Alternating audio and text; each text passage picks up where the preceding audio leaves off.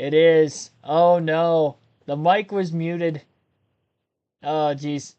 I don't even know if I should go through the entire intro again. Well, I guess I got to introduce myself. Welcome to KRC. Oh boy. This is the live commentary for the NASCAR Cup Series race here this weekend. I was talking for like 2 minutes and I didn't realize that the mic was muted. Thank you, chat, for letting me know on that. Yeah. All right. Well, an embarrassing start to the day, but it can only go up from here. So that's a good thing. If that's going to be the worst thing of the stream, I think we'll be A-OK. Homestead-Miami Speedway today, Straight Talk Wireless 400 live commentary as this is our 6th NASCAR Cup Series race of the season.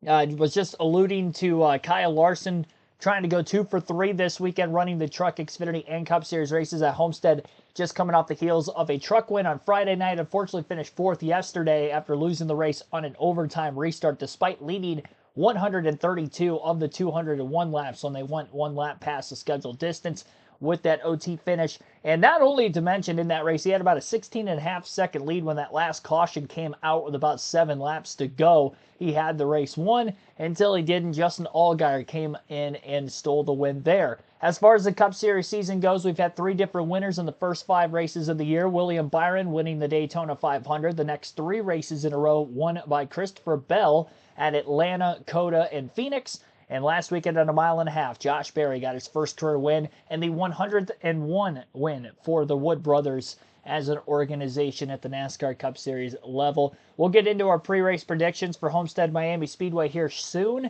Before we get to the drop of the green flag for today's race, we do have plenty of time. By the time the stream started, we have 50 minutes until the drop of the green flag for this race, so we have a lot of stuff to cover, obviously, in the pre-race, who I think will run well, not run well. We'll highlight the Fantasy League. We'll go through the starting lineup, and then we'll get this race kick-started soon. For trivia this week, because we've been doing Sporkle NASCAR trivia every NASCAR race weekend for the Cup Series live commentary Sunday race streams. Here we are yet again, another Sporkle trivia quiz. We have 12 minutes to name all 77 drivers who have ever won on a mile-and-a-half track at the Cup Series level.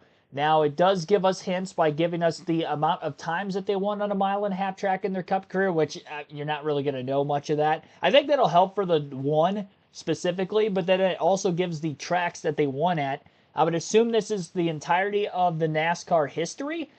Maybe it's just modern era. I have no idea.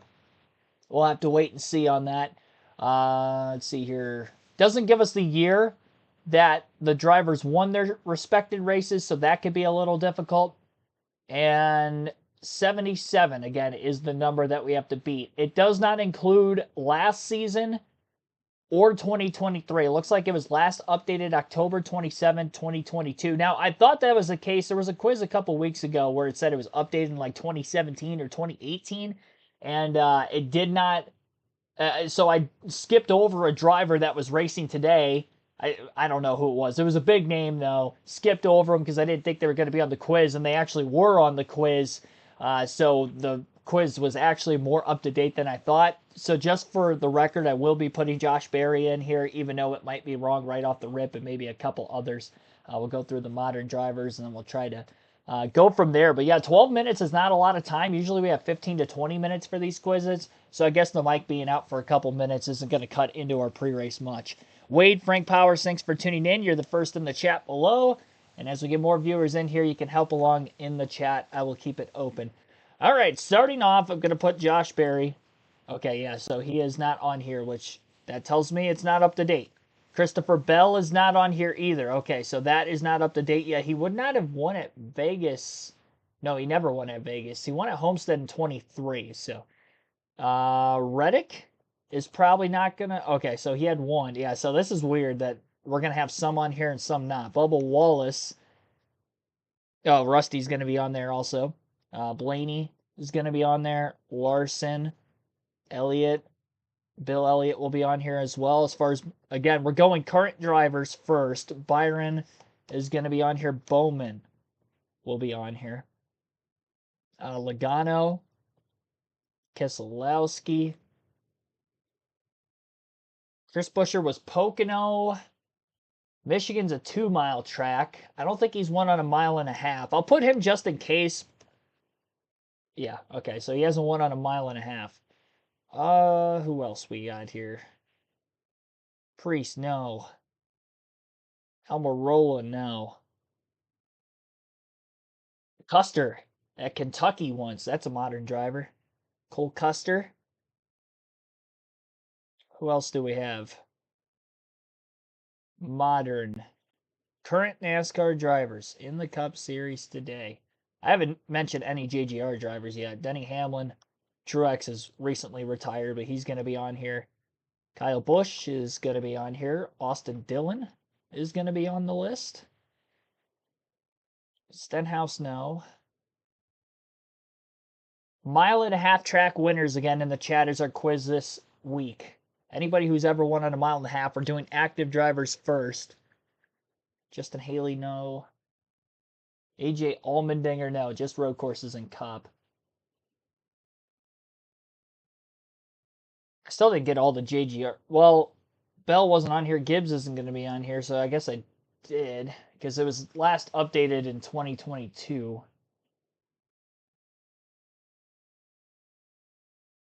Like we got the Toyotas. There aren't many. Briscoe hasn't won on a mile and a half. Darlington's not a mile and a half track. It's 1.33. And that was last year. Before that, Phoenix was it for him.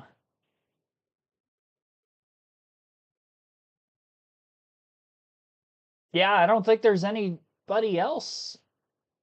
Eric Jones? No, because Darlington and Daytona.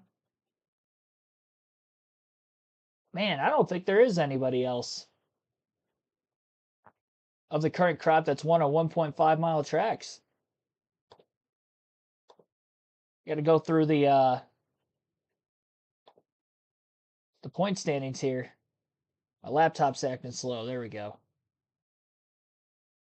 Might be cheating a little bit. Oh, Ross Chastain. Well, I don't think Chastain's on here yet.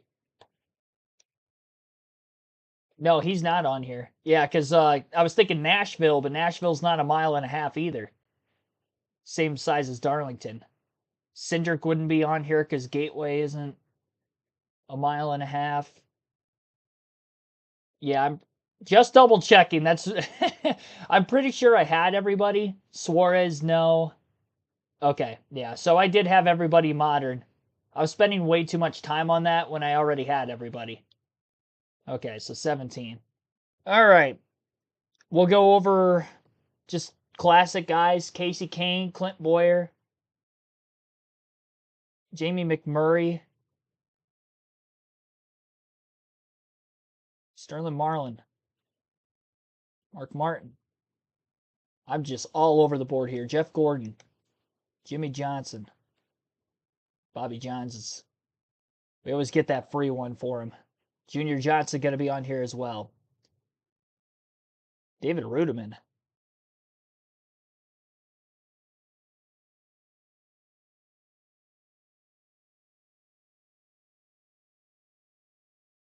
All right. Michael Waltrip, no. Earnhardt, yes. Dale Jr., Dale Sr., Harry Gant's going to be on here.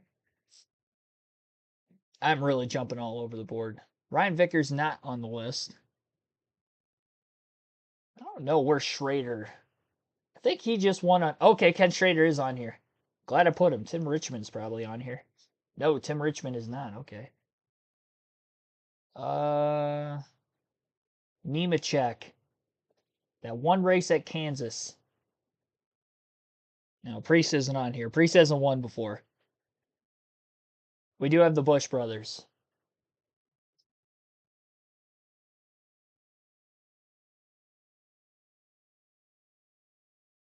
I do have Hamlin. I have all the modern drivers. Newman. Ryan Newman. Deborah Dobson. Welcome into the stream. Jeffrey C. Welcome, Neil Bonnet. Yep. Bonnet. Why am I putting the first name? Forgot. Bonnet. All right. Bodine is going to be on here. Oh, wow. Jeff Bodine only has 1 mile and a half win. Spencer only won on restrictor plate. Okay, just making sure. Allison. That knocks out 3 of them with Allison on there. Who else was I thinking in my head before I just Petty, Pearson, Labonte, both of them. Wiki. No, Alan Kulwicki's not on here.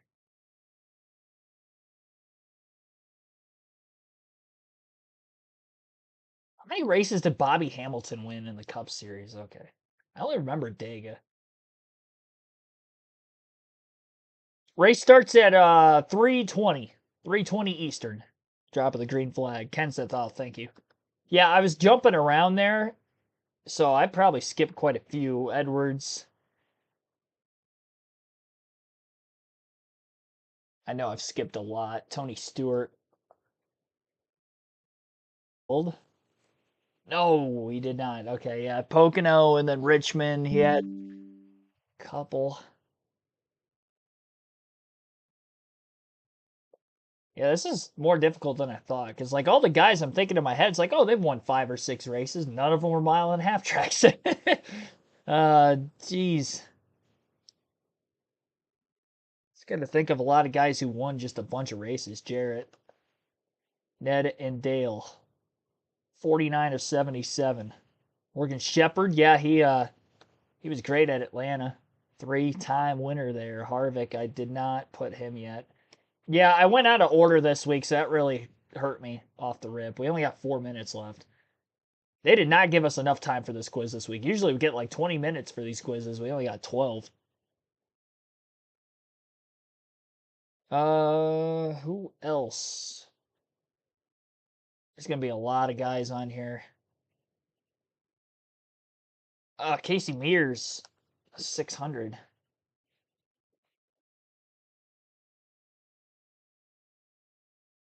Where else did Derek Cope went? Okay, I think it was Martinsville outside of Daytona, wasn't it? And then Craven was only Martinsville, and there. John Andretti, where did he win? Martinsville. Just making sure. AJ Foyt ever win on a mile and a half? Oh, there we go, Atlanta. Dave Marcus. Lorenzen. I'm just thinking of Charlotte, early 600 winners. No, Montoya's not going to be on here. Neither is David Reagan. Mile and a half. Man, I skipped around. That really hurt me. Burton. Okay, so we got Jeff Burton.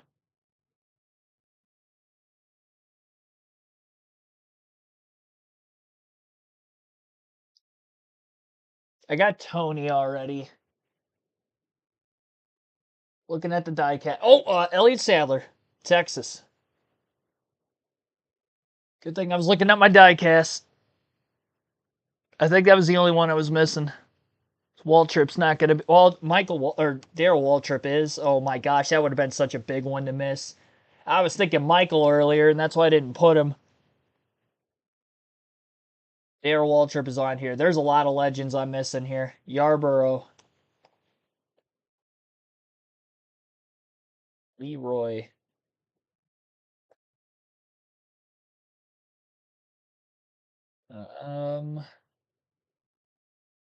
Ernie Irvin.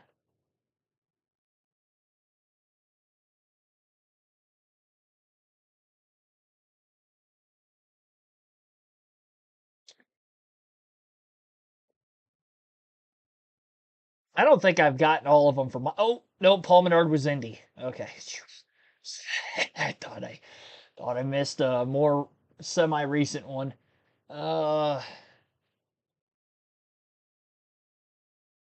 Dang man, this is tough. This one really makes you think.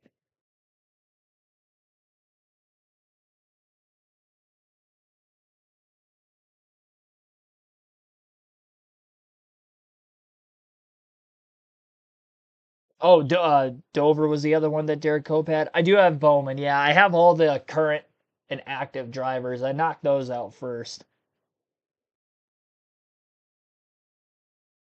Yeah, that was a shot in the dark to do that. There's going to be a lot on here. I just didn't have enough time for this quiz this week. Trickle? Wasn't sure. I'm stumped right now. Like I'm just trying to circle around to guys I know I've skipped a lot this week in particular.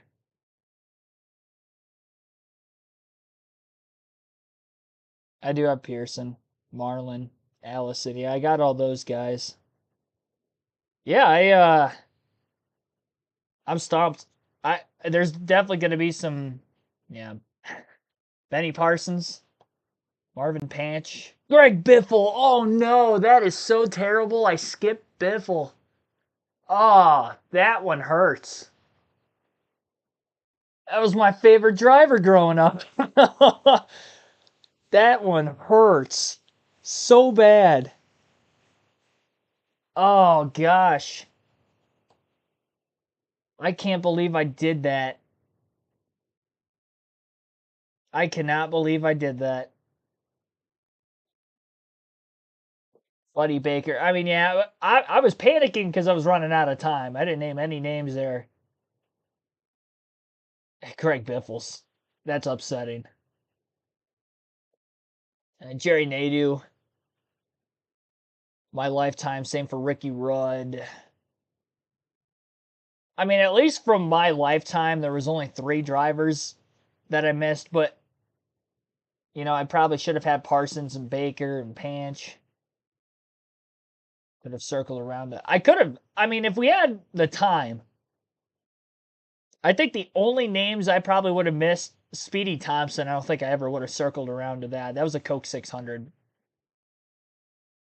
Nelson Stacy, I would have never circled around to, and I probably wouldn't have circled around to Burdick, Hutcherson, Glotzback, or Hergebies. I cannot believe I messed up on Greg Biffle. That's so sad. He's For those of you that don't know in the chat, obviously you know I'm a Ryan Blaney fan. When I grew up watching NASCAR, Greg Biffle was my favorite driver. I literally had a Greg Biffle diecast on our Stage 2 diecast showing this week too. That is so bad. And I looked at my diecast, thinking I had everybody.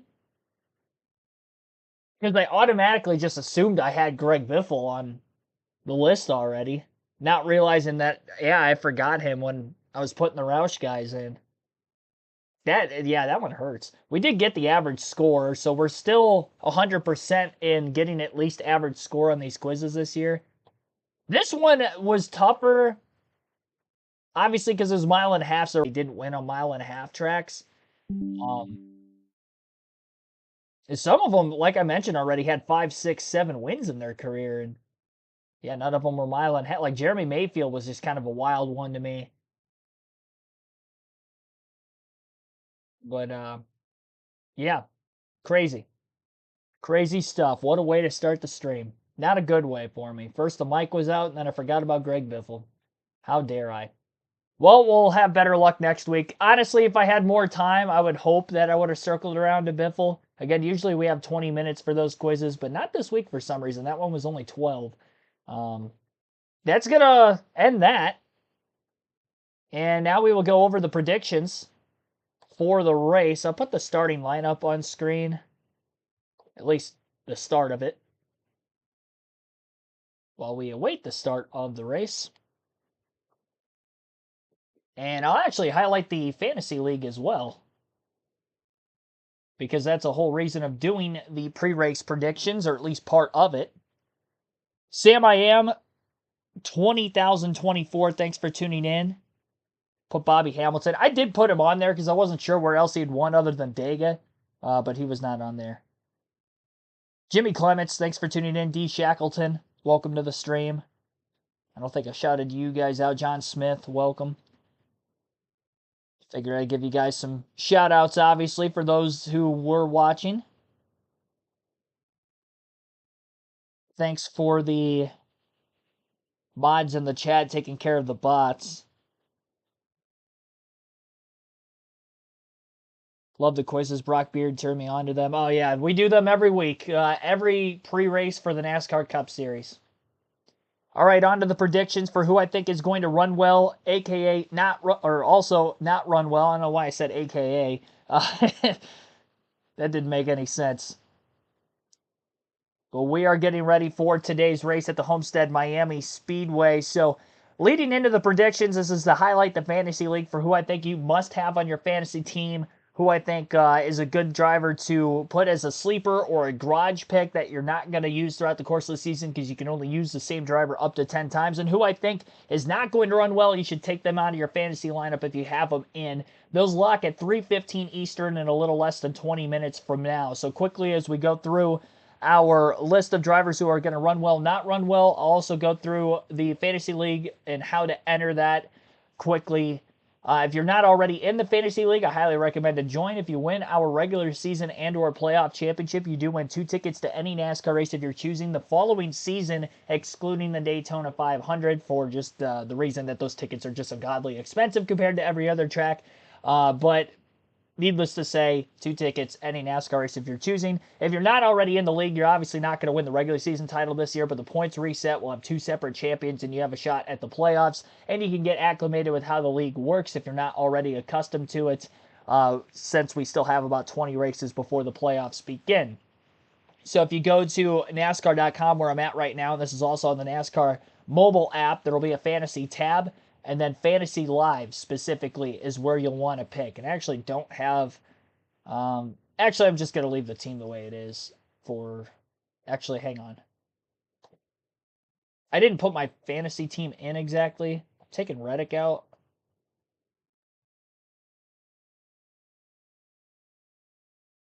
Yeah. It's going to be a bold pick. I'm taking Tyler Reddick out. I'm putting AJ Allmendinger in because he's one of my sleepers. I usually have this ready before the stream starts. There we go. Okay, now my team's up to date. I've already used Reddick a couple times this year, too, so I'm saving him for when he gets more on a hotter streak, like he had last year, winning the regular season championship. All right, but anyway, yeah, you can join on the NASCAR mobile app, NASCAR.com website. As you saw me go to the Fantasy and then the Fantasy Live tab. Our league name is KRC League, KRC in all caps, space, capital L on League. So I'll put the name of it in the chat, and it is free to sign up. All you need is your email. And then obviously, again, join our league for a chance to win 2 tickets to any NASCAR race if you're choosing the following season. As far as my drivers who I think are not going to run well today or that you should stay away from, I'm going to start off with Chris Buescher for RFK Racing.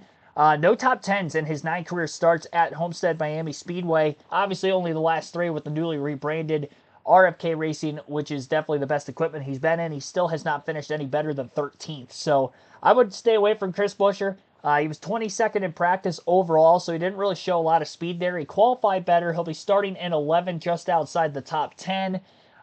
Didn't run well at Vegas throughout the course of last week. At times he was in the top 10, but for the most part was barely sticking around 15th or so. That's not great for your fantasy league. There are a lot better options there. So at the end of the race, I'm predicting Buescher to at the very least not finish inside the top 10.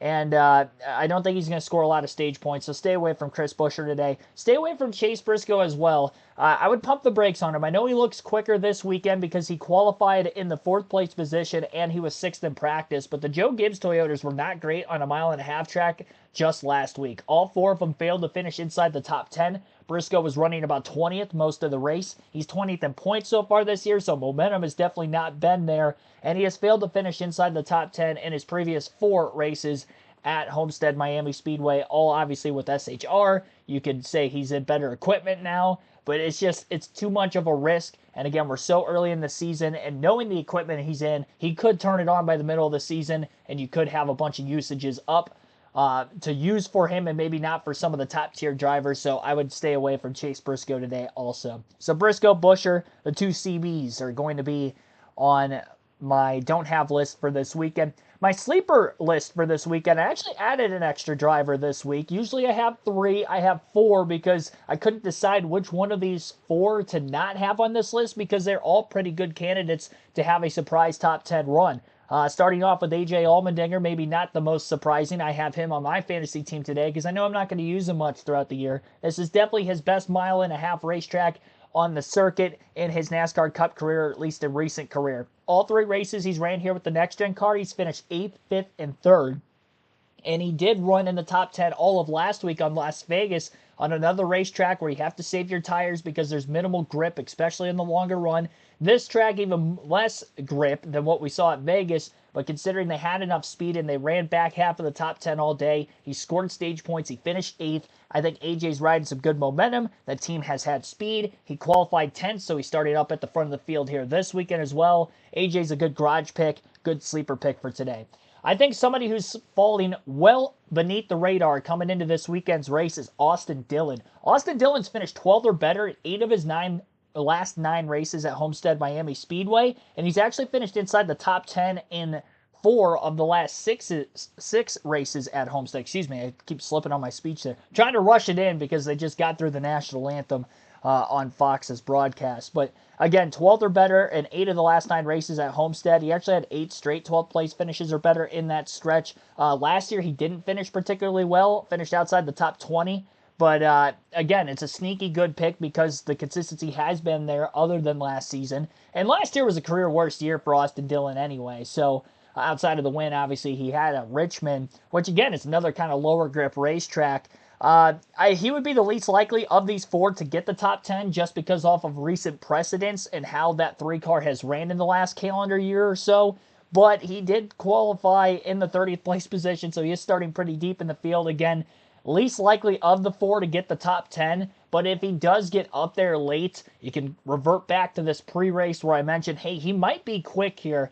By the end of it. I do think he's not going to score a lot of stage points, so you probably shouldn't put him in your fantasy team. He's not going to be up at the front for most of the day, but I think by the end of the race, he could get a good finish. And if you want to, again, save usages, maybe he could be a good garage pick if it looks like by the end of stage 2, he's working his way closer to the top 10, and one of the other drivers you might have had in your starting lineup isn't performing as well as you would have thought. Austin Dillon could sneak his way in there.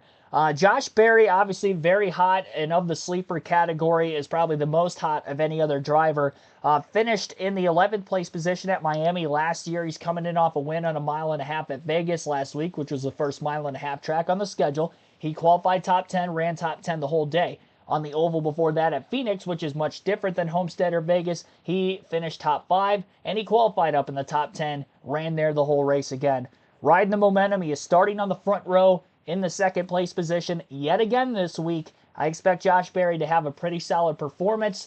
At the very least, I'm predicting him to get a top 10 finish at the end of the race. And yeah, Josh Berry, one to look out for again this weekend for the Wood Brothers. Carson Hocevar finished 9th in this race a season ago, is the last of the 4 drivers I'll touch up on for the sleeper pick. 9th at Homestead last season, as I mentioned. His lap averages on the long run in practice looked very promising. And the 10, 15, 20, and 20 lap averages in practice, he was 8th or quicker. And he was actually top 5 in 25 lap average in practice. Long run speed looks to be good for him. It was great at Las Vegas last week. He didn't get a great finish because of issues on a restart. And that also had a tire or something coming apart on the car, vibration, whatever it was. He had an unscheduled pit stop, so he actually finished outside the top 30. But he had top 10 speed for most of that race. I expect that to be the same out of Carson here this weekend. And kind of much like last year, ran top 10 for a lot of the second half of that race. Had he managed his tires a little bit better, he might have even had a top 5 finish by the end of it. So Carson Hocevar could be another good sleeper or garage pick for your fantasy team. My 3 must-haves and who I think are the 3 favorites for the win today. I'll start in descending order. My number 3 pick is going to be William Byron. 1 win, 2 top 5s, and 4 top 10s for Byron in his last 5 races at Homestead. His worst finish here is 12th in those last 5 races. He qualified 5th overall in practice, not great, but the long run speed was. He was top 5 in the 20, 25, and 30 lap averages in practice, only behind his teammate at Hendrick Motorsports, Kyle Larson, the likes of Ryan Blaney. I think Denny Hamlin had a better long run speed as well. But William Byron has been on a hot streak, obviously, this season compared to those other drivers. He has been to victory lane, and he's the current points leader. He's scoring more stage points every weekend than any other driver. I've used him 3 times in my fantasy lineup already. I'll use him a 4th. But you want to know what? It's got me the points lead in the fantasy league early on, and it's because I'm putting the best drivers so far this season in that slot. Christopher Bell as well, who I've used twice, and Blaney. Those guys are consistently just scoring a lot of points every week. I know Blaney hasn't had great finishes the last couple weeks, but he's still scoring stage points outside of last week specifically, but he's still up there.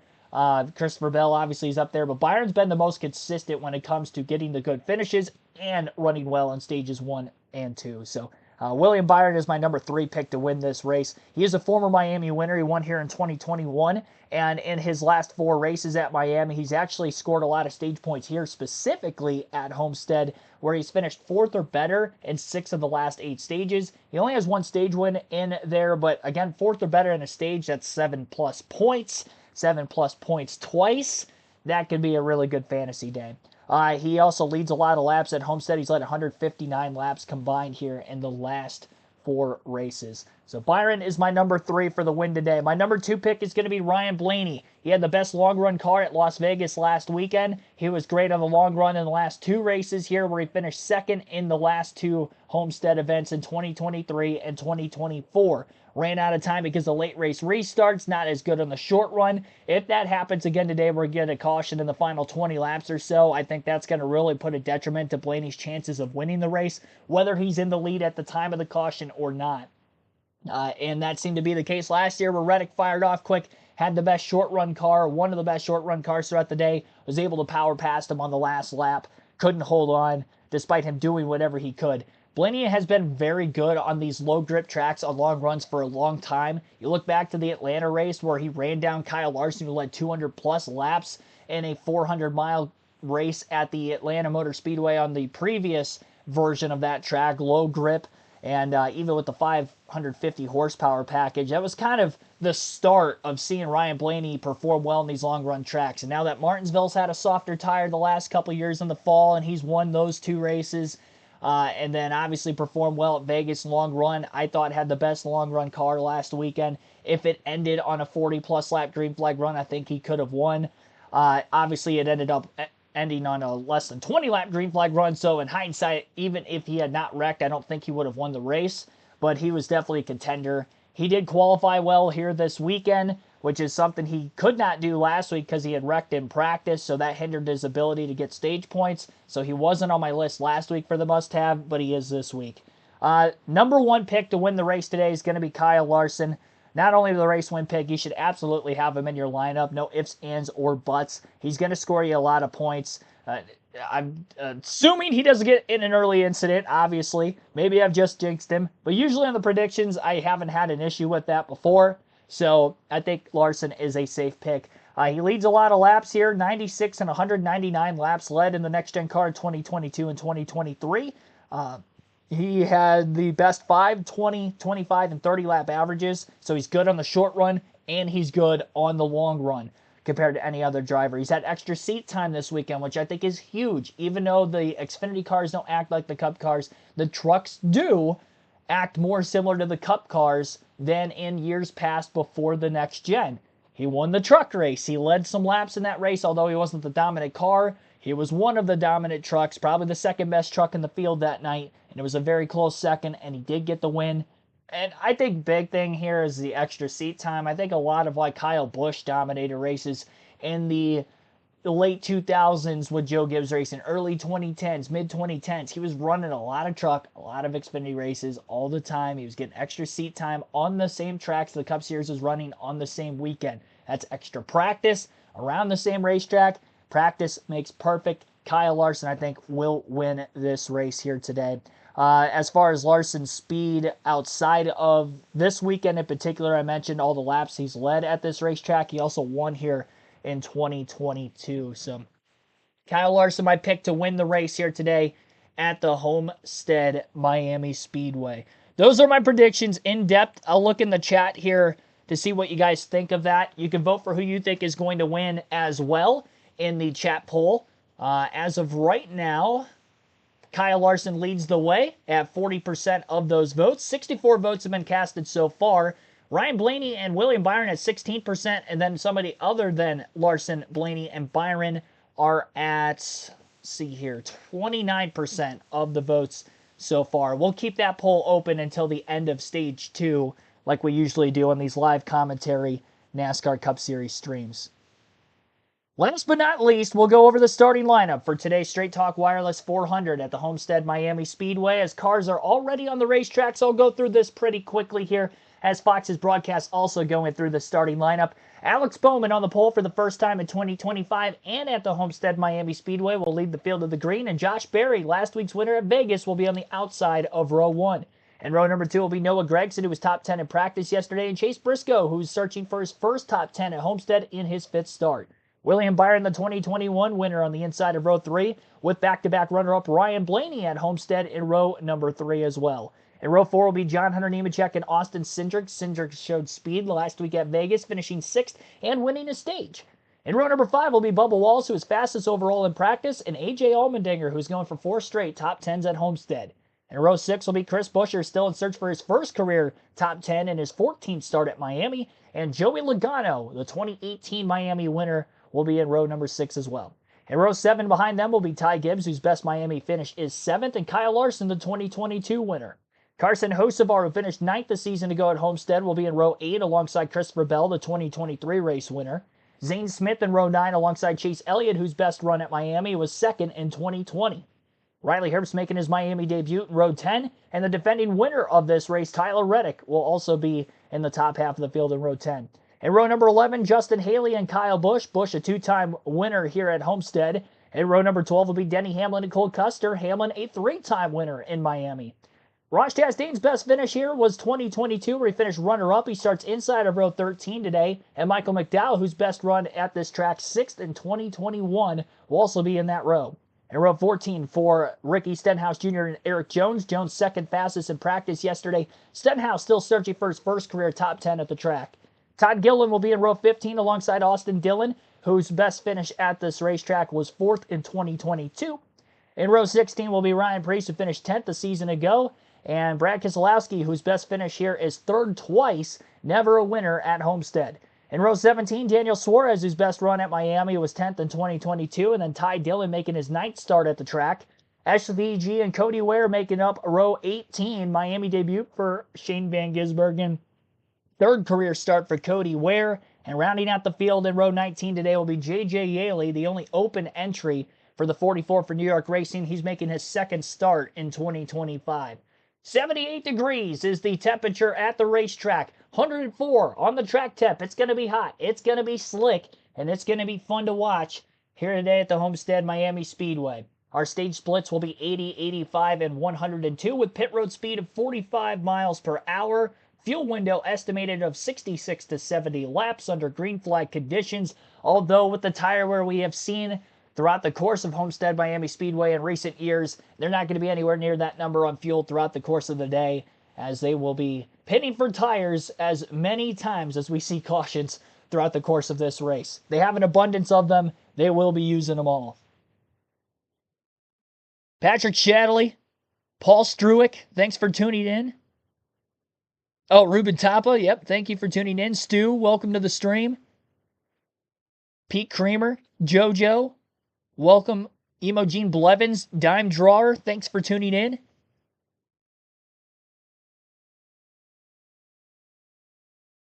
Jeffrey Giordano, welcome to the stream. He's pulling for Alex Bowman. Mike G, Kyle Lance, welcome as well. And many others who are in the pre-race helping along with our Sporkle NASCAR quiz of the week, where we had tried to guess every NASCAR Cup driver who had ever won on a mile and a half, and we got above the average 81% of the votes, so that was good. And we will have another new quiz, obviously, for next week that we have not attempted yet. No rain in the forecast today, so clear skies enough to run this race. Overcast, despite the higher track temps, and as well as, obviously, the air temps, despite being 78. It is Miami, after all. Lights are out on the pace car, so they will be going green this time. Alex Bowman elects the inside line, by far the dominant line of the Xfinity and truck races this weekend. When it comes to the restarts, and even Row 2 has been very quick as well.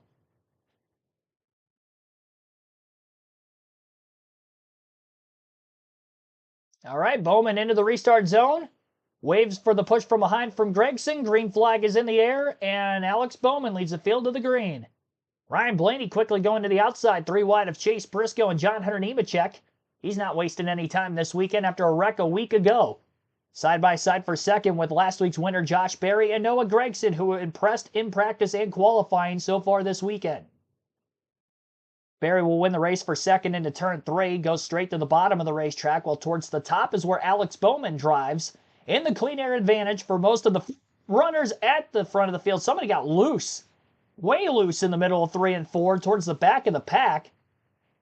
Had to catch their car. No caution. We stayed green. I don't know who that was, but they were sideways. Looked like they overcorrected and then corrected it back in the right direction without losing complete control, as cars were racing around both the inside and the outside. Blaney already up to battling for third with fellow Ford driver Noah Gragson. Blaney to the outside. Noah Gragson still down low in the bottom. Though Blaney outside of the 4 is not all the way near the wall. That's because the 21, the 48 in front of him were there, and he tried to get some clean air in the nose.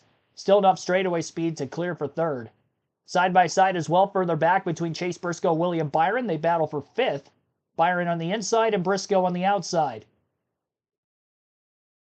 Bubba Wallace trying to make headway in that outside lane as he made a pass for 8th place as he sits in line just behind Austin Cindric. Byron's slingshot move into turns 3 and 4, though not going to be clear of Chase Briscoe yet. They're still side by side. Wallace picks up another spot as he clears Cindric off turn 4 for 7th. Bubba had great short run speed last weekend at Las Vegas, but then faded on the long run, so that seems to be the case here early, at least as far as the short run speed goes. He was quickest in practice overall, which just takes the fastest lap time from the session, which would typically be earlier in the run, especially on these low grip tracks like Vegas and Homestead we've seen in the last 2 weeks. So firing off well, he can just keep track position and run up in the top 5 long enough, get a late race restart. That's where he could capitalize off of that. Was unable to do so last week. Toyota struggled as a whole on the long runs. I mentioned already in the pre-race, JGR failed to finish inside the top 10 with all of their cars, and really the only time we saw Toyota towards the front of the field. Bell was in second for a brief moment in stage 2, and then Tyler Reddick on pit strategy was leading in the final stage before pitting early. Caution trapped him a lap down, had to take the wave around, and he finished pretty deep in the field as well. Blaney finally able to get by Josh Berry for second. He had been working the bottom of the racetrack the last several laps, especially in turns 3 and 4 to make that pass. Now he's clear and going after the race leader Alex Bowman, who has led the first 5 laps of the race. Bowman to the white line on the bottom of the track in turns 1 and 2 with Blaney running the middle groove, trying to get a little bit more of a run down the straightaway. Using the draft, pulls to the bottom. Blaney for the lead, turn 3. Bowman goes right back to the outside, riding on the wall. Blaney not going to be able to clear on corner exit. He'll pull alongside Bowman, though, and try to side draft him on the front straightaway. Not going to be able to do that. He'll still take to the bottom of the track again. More of a defensive line from Bowman, as instead of running the wall, he runs the middle on entry. Trying to pinch the 12 car off and keep him at bay. And a successful move there on the defensive side of things for Alex Bowman. Clean, despite the defensive move, still pretty good. Showing a replay off turn 4, Kyle Larson had scraped the wall for the first time today as he was battling Tyler Reddick. He's just behind him. Looked like he might have gotten a little tight off the exit of the corner, resulting in that wall contact. Nothing major for Larson as he's back in 17th, right around where he qualified for today's race. Top 5 on lap 8 has Bowman in the lead. Ryan Blaney second, Josh Berry third, Noah Gragson fourth. Chase Briscoe won that battle for 5th on Byron in the opening laps. Blaney again going for the lead. Off turn 4, he's side by side with Bowman. He didn't go all the way to the bottom that time, so his straightaway speed's going to be better than if he had gone to the white line. Now he's able to stay side by side with Bowman enough to side draft, goes all the way to the bottom in turns 1 and 2, and now clear by several car lengths off the exit of the corner. First lead change of the day. After the pole sitter Bowman led the first 8 laps, Ryan Blaney, should he hold on in front through 3 and 4, will end up leading lap number 9. Now he's going to take Bowman's line away back to the outside of the racetrack, and Blaney will lead this time by. Full screen commercial break on Fox Sports 1 for those of you watching visually on that side of things. We'll go through the full field running order rundown here on lap 10 in the early going of stage 1. Alex Bowman is our race leader. Ryan Blaney is second. Josh Berry third. Noah Gragson fourth. Chase Briscoe still in fifth. Top 5 hasn't changed other than the pass for the lead for Blaney over Bowman. 6th place is William Byron. Austin Cindric 7th. Bubba Wallace 8th. Chris Buescher 9th. And A.J. Allmendinger in 10th. Joey Logano 11th. Christopher Bell 12th. Tyler Reddick 13th. Zane Smith 14th. And John Hunter Nemechek 15th. Carson Hocevar in 16th. Chase Elliott 17th. Kyle Larson 18th. 19th for Kyle Busch and Ty Gibbs 20th. Justin Haley 21st. Michael McDowell 22nd. Austin Dillon 23rd. Ross Chastain 24th. Todd Gilliland 25th. 26th for Ryan Preece. Daniel Suarez 27th. Riley Herbst 28th. Ricky Stenhouse Jr. 29th. Denny Hamlin 30th. Brad Keselowski 31st. Ty Dillon 32nd. Eric Jones 33rd. Cole Custer 34th. Shane Van Gisbergen 35th. Cody Ware 36th. J.J. Yeley rounds out our 37-car field. Caution free in the first now 12 laps complete in this race. The number 12 leads. 5 spots gained from position number 6 to get out in front. Most spots gained since the initial start of the race. It looks like 7 apiece for Austin Dillon up to 23rd. Tyler Reddick up to 13th. 10 positions lost for Cole Custer is the biggest loser of any driver since the start of the race. Riley Herbst also down 9 spots to 28th. 7 spots lost for Ty Gibbs to 20th. 8 spots lost for John Hunter Nemechek to 15th. Those are the drivers who have moved furthest back in these opening 13 laps. So we'll continue to see movement, especially in this first stage. Some of the drivers who didn't qualify as well that might have better long run speed than those that qualified up in the top 10 and might be better on the short runs.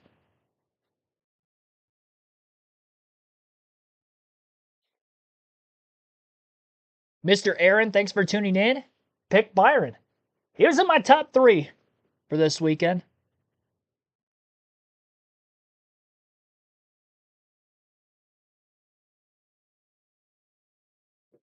It's about 7 o'clock for Paul from the UK.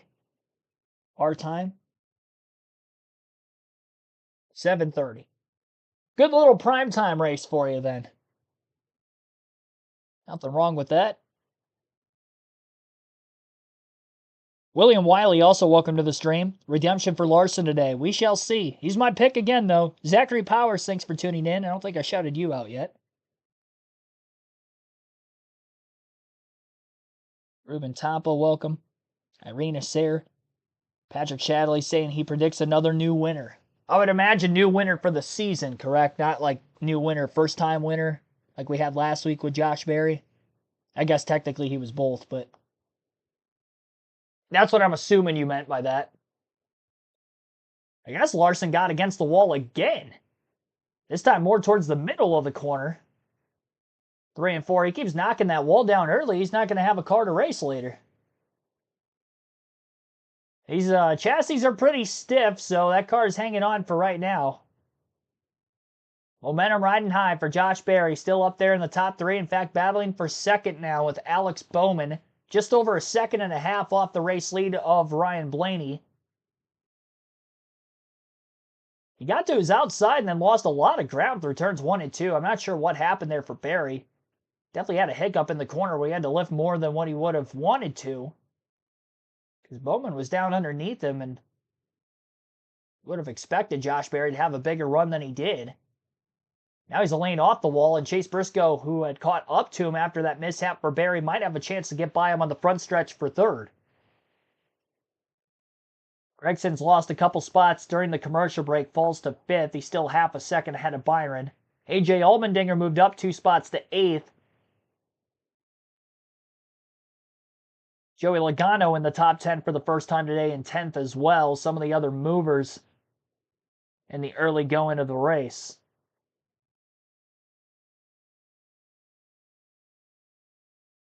New winner this season, all right. I mean, obviously, I'm pulling for Blaney because he's my favorite driver. Unbiased prediction, I have Larson for the win. Already a 2.5-second lead, though, for that 12 car. You don't usually see that fire-off speed out of him, but we do here this weekend, and can he continue to manage his tires over the course of a long run as well? Knowing most of these teams are going to try to split these stages in half, 80 laps in this first stage will likely see pit stops right around 35 to 45 laps to go in the stage. Some may try to pit a little earlier than others. Some may try to split it right down the middle, just depending on where they are in traffic and where they think they can position their cars for that second stint, which will take them to the end of the stage, assuming we don't get any cautions.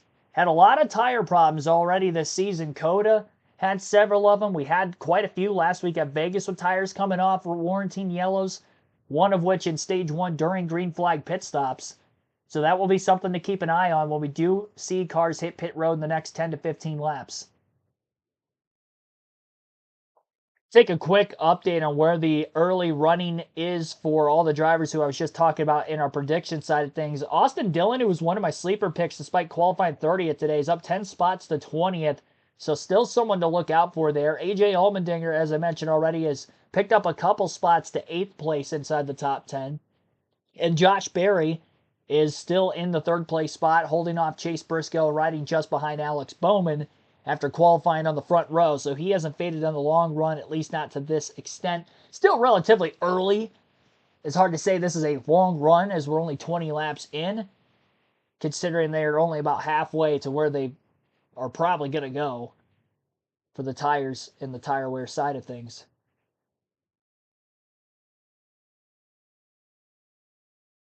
Carson Hocevar would have been the outlier there. He's in 14th, up one spot after starting 15th. And the three must-haves, Blaney at first, Fire in 6th, and Larson, my win pick, still right where he about started. He actually qualified 14th. He's down 3 spots to 17th. He's been up against the wall a couple times. Definitely struggling in traffic, which was the case last weekend as well at Vegas.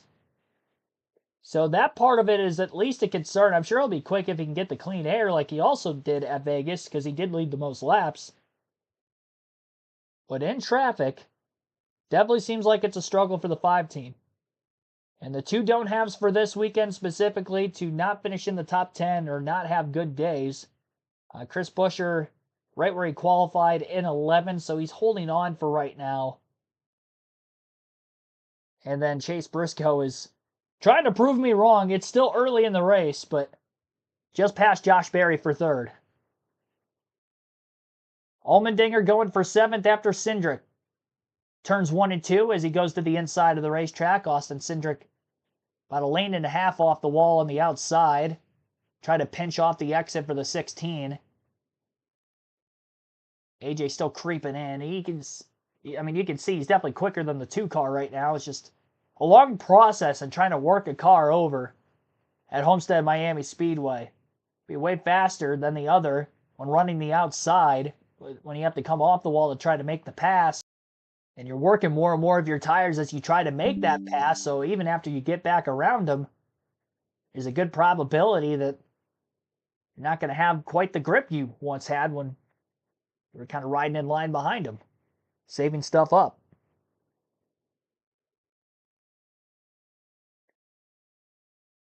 Our like goal for today is 100 likes for this live commentary stream. We did get to 100 during the Xfinity race yesterday, and our goal was 50 for those, but 100 for these cup races. And we are at 45 here in the early going of this one. Still haven't seen our first pit stop yet as we're only 25 laps in. Another full screen commercial break on Fox Sports 1 for those of you watching visually.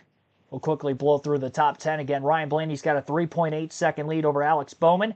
5.9 seconds back to Chase Briscoe in 3rd. Josh Berry in 4th is 6.6 seconds back. Noah Gragson 7.4 seconds off the lead in 5th. And William Byron 6th is 8.3 seconds off the lead. Just behind him in 7th is Austin Cindric, 8.7 seconds behind Blaney. 8.9 back for AJ Allmendinger in 8th.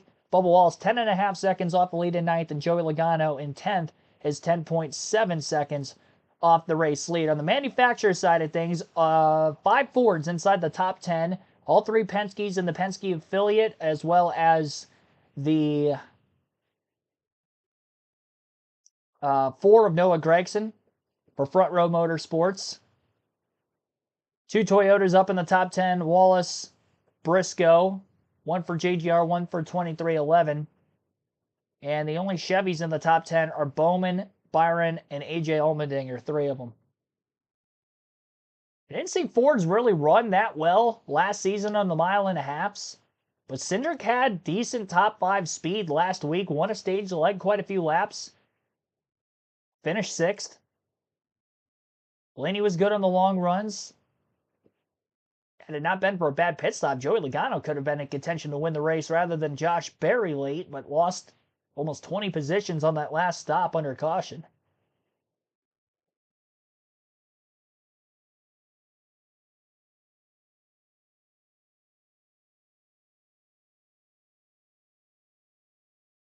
Yeah, Blaney's definitely a contender. For sure. He was my number 2 pick, but knowing he had the long run speed last week and he was good in traffic, that's why I almost took him for this week. But I really liked Larson having the extra seat time coming into this race on top of the speed he showed in practice, which was pretty much equivalent to Blaney, if not a little better. And the combination of those two things is why I took Larson. But he's definitely struggling in traffic. Blaney, he started 5th. He hasn't dealt with heavy traffic. Obviously, he had to make passes to get to the lead, which he was able to do, and he's still managing his tires well enough, as well as pulling away from everybody else behind him. About a 4.6 second lead over Alex Bowman on lap 29. Sunshine as Ryan Blaney leads this race by 4.5 seconds. Blaney finished 2nd here the last 2 years, leading 53 and 47 laps. In the process, wants to take that 2 and turn it into a 1. He's led the most laps so far. Great battle going on with Larson and Reddick. We talked about them at the beginning of this show being the standouts on this high line racetrack. They're battling it out. They've been crossing each other over, slide job after another. Finally got the job done, Larson. Puts Larson up to 15th, right in front of Reddick, and now chasing Chase Elliott, who had driven away from that pair. Takes me right back to yesterday's practice session. You see Ty Gibbs right there. We haven't seen much of him this year, but Ty Gibbs' long run speed, Kevin, was standout. That standout material. He did a great job running the outside. This car's fast this weekend. Maybe this is the weekend things turn around. Yeah, it really looks all these guys are really struggling in traffic. We're not seeing a whole lot of big moves from cars that we thought would go forward. I think, as we get just past lap 32 here, Ryan Blaney's got that clean air, and right now he's just been driving away. But at some point, he's going to catch the back of that field and have to work his way through traffic, and that's when it gets hard. Wow, pit road. Here's Austin Cindric on pit road. A few takers early. Cindric, Logano is in. William Way Byron early. is in. They're coming. And more.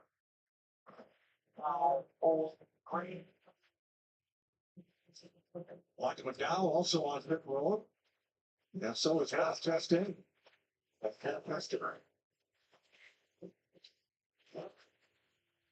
Larry, 32 laps in, a little early. No, this is exactly what we anticipated. This is about 8 or 9 laps shy, splitting it in half. They want to get advantage of those fresh tires. A lap or two could mean 4, 5, 6 seconds advantage. Yeah, we saw Austin Cindric slide out of his pit box right there in front of his teammate Joey Logano and had to take evasive action. All right, Briscoe is in along with Bell, 2 of the Gibbs cars. Jackman dropped the jack on the 19. Blaney on pit road. Well, it's forced everybody's hands. So Slow stop for Briscoe. Time, so the guys that pitted first, they're most likely going to leapfrog the guys that they were racing around, and that's what you want. You want to get in there first to be able to gain those positions. That seems to be the easiest way that you can gain those positions right now. Coleman on pit road now, and the leader with Josh Berry. Allmendinger in. Bubba Wallace. Daniel Suarez in, and he had gained the most positions in this initial long green flag run. And this is And where Kyle Busch. and this is where you don't want to have those speeding penalties. You don't want tires to fall off. We've just seen an amazing amount of mistakes on and off of pit road. So This is a tough place to get onto pit road with the way that that apron is so flat compared to the banking on the racetrack as Josh Berry comes into pit. Keep an eye on the blend. And if we complete this, this will be the first complete green flag pit stop of the season. And we're already at race 6. Well, Byron was the first one that started that cycle. See, he ran down, made a little bit of ground up on your lead by pitting one lap early, but Zane Smith picks up the lead in the 38. And on the flip side, some of these guys are going to run a little bit longer, hoping that the tires advantage at the end. We've seen Christopher Bell pull that strategy a lot, but the hope is that your tires are a little better at the end and you can make up some track position. also maybe somebody has trouble in the pits. We've seen that, and a caution comes out. Yeah, it's true. It just makes it a little easier to pass at the end of the runs, but definitely looks like it's going to be a tough day to pass.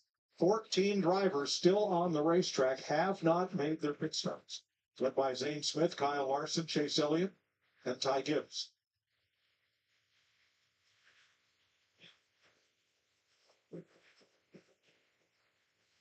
Everybody else kind of holding their breath that we don't see the caution flag.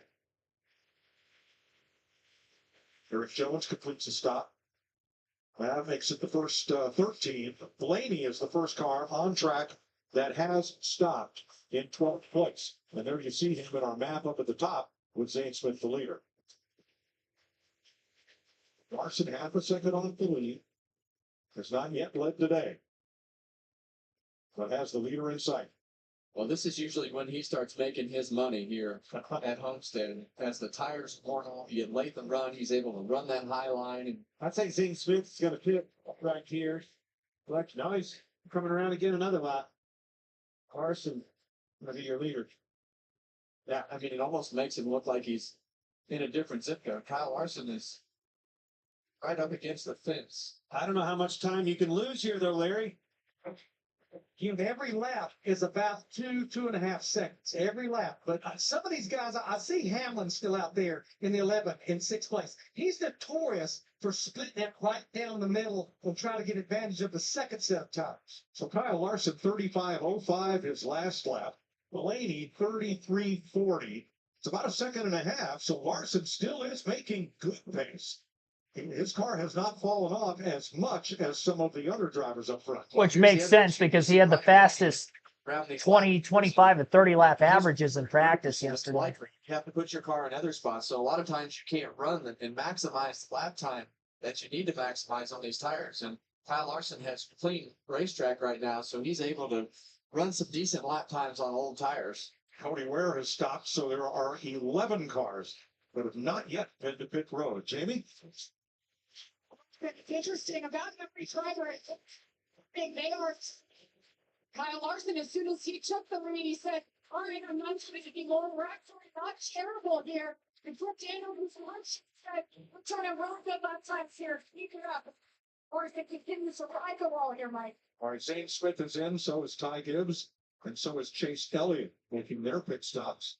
And Brad Keselowski comes in as well. All right, crew chief. I know these guys are smart.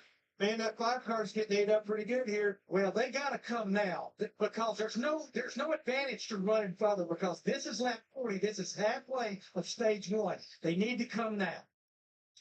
Larson's last lap, 35 flat. Ryan Blaney got caught with a little traffic there. And on pit road are Austin Dillon and Zane Smith, too fast and on his stop. So that would be a drive. For Smith, who got to lead a couple of laps. Denny Hamlin is in. Here he comes. He's on the bottom of the racetrack. Spot on, Larry, just like you said, splitting it in half. So Larson led 4 laps and comes to pit road.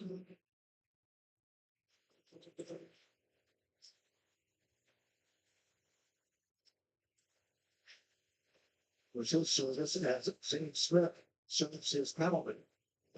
Back over in our final. And Shane Van Gisbergen. So Ricky Stenhouse is the only driver who has not yet come to pit road.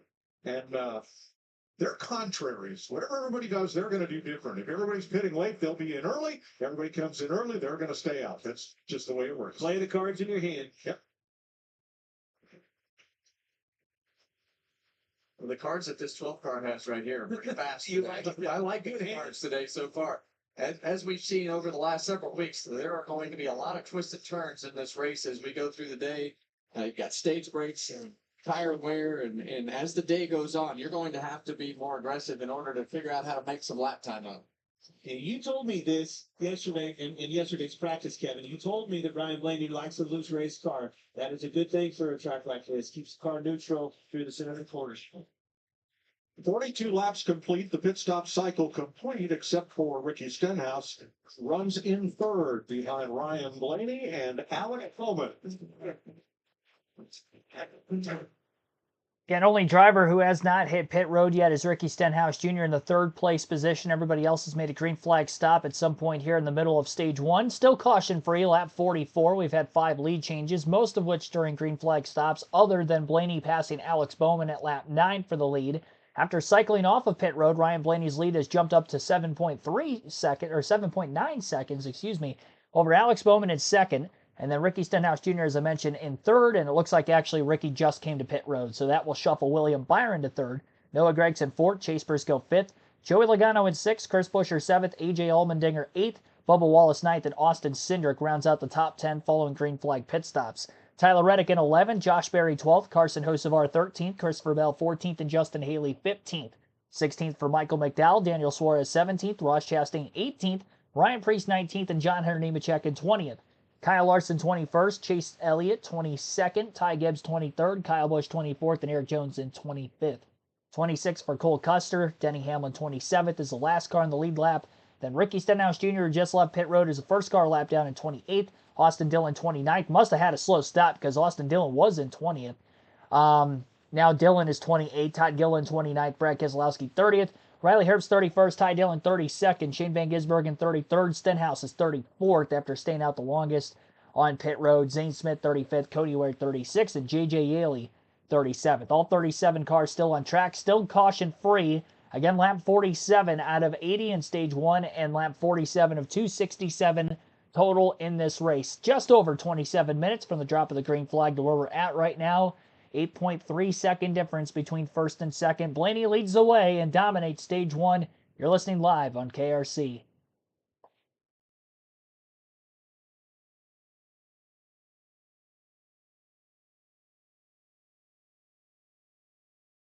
Yeah, I haven't heard of that, Paul.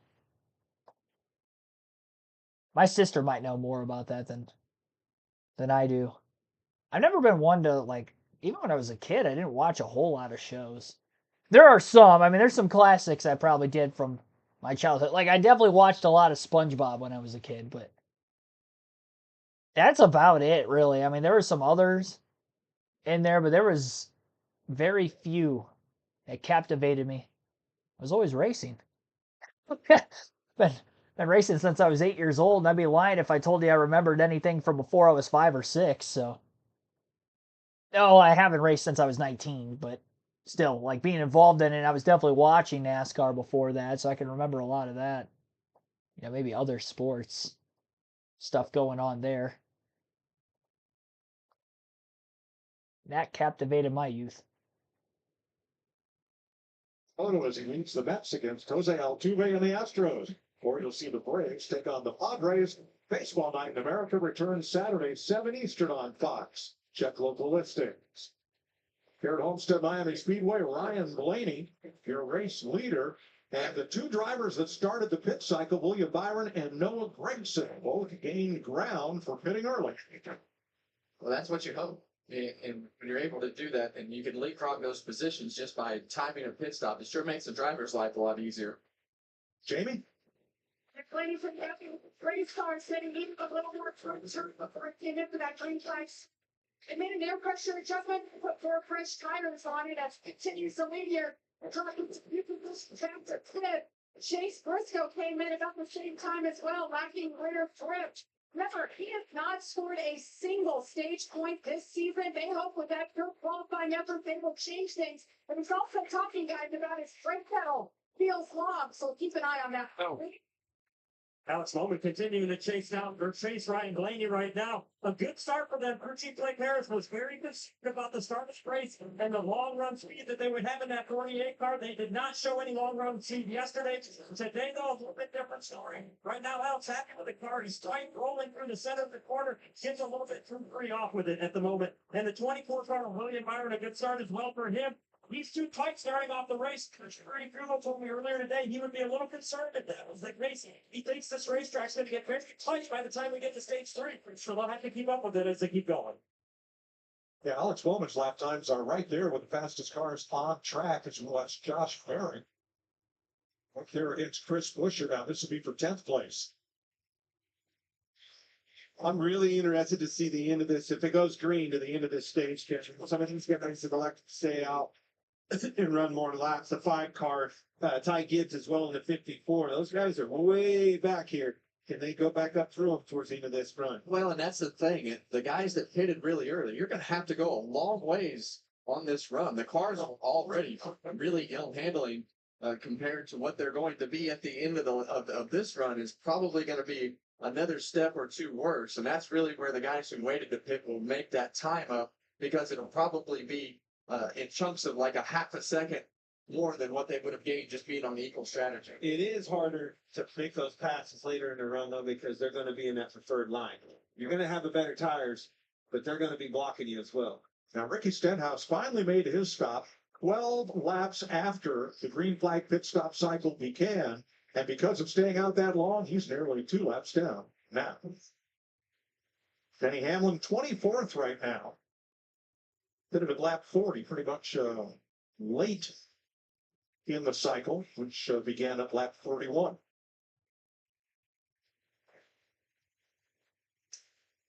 Well, he was able to get by leader Ryan Blaney and put himself back on the lead lap.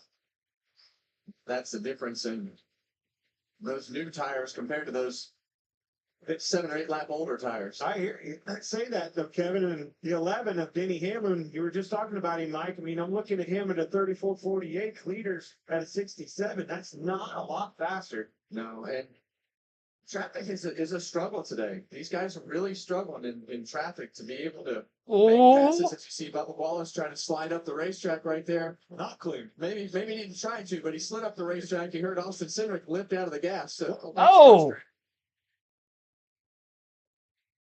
Contact there with Josh Berry looking on. This battle is for 8th place. And that's what happens get at this heated. racetrack. You get extremely frustrated with a guy that's right up against the wall, riding on your quarter panel when you're trying to finish the pass, and drivers get frustrated. But Bubba Wallace was not happy with Austin Cindric right there.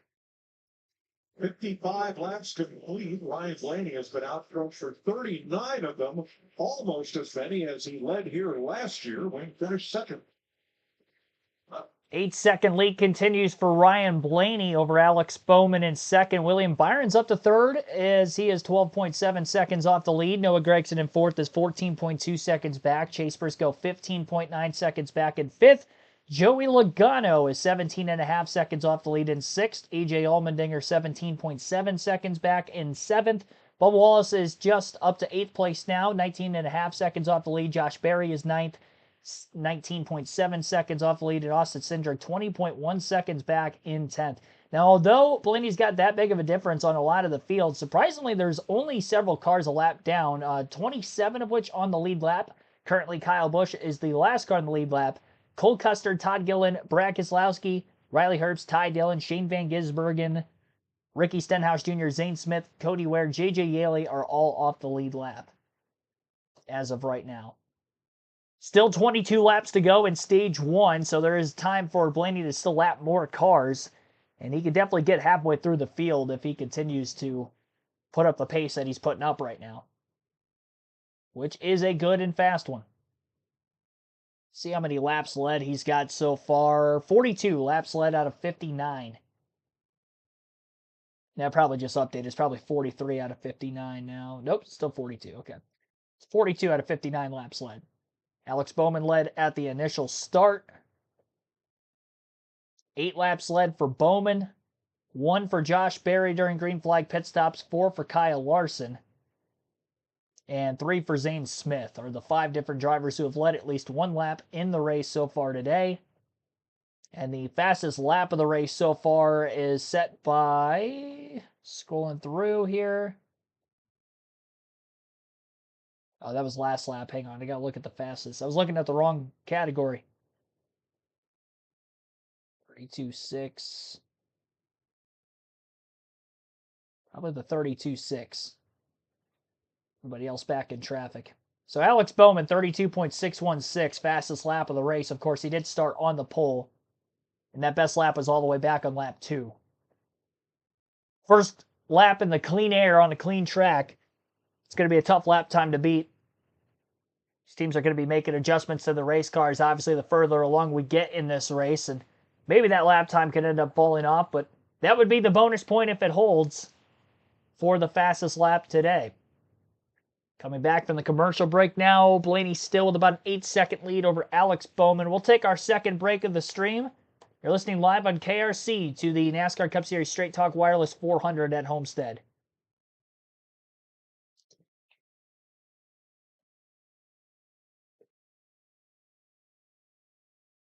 Athy Dorda Bruno, thanks for tuning in.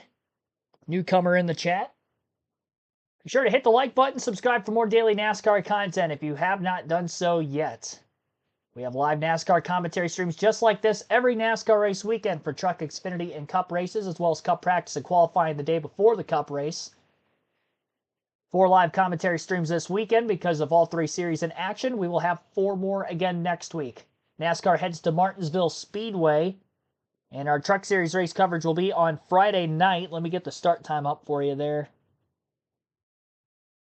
Pull up my NASCAR app on my phone real quick. Start time for our hang on. Not there yet. One more click. Start time for next weekend's Truck Series race on Friday night, which will be airing on Fox Sports 1, will be a 200-lap event, and that will begin at 7:30 p.m. Eastern. Our Xfinity Series race coverage on Saturday afternoon will be at 5 p.m. Eastern, a little bit later start in the evening. And the NASCAR Cup Series race on Sunday with our pre-race will be same start time as today, 2:30 p.m. Eastern at Martinsville, 400-lap race for them. Xfinity will be 250 and 200 laps at Martinsville, all 3 series at that racetrack. Cup practice and qualifying would end up taking place on Saturday next week. And there's no start time for practice and qualifying yet on NASCAR's website. No, hold on. Let me go to the Martinsville Speedway website here. Might be able to find it. Some tracks have it up there. Without having to navigate too far, I don't want to have to wait too much.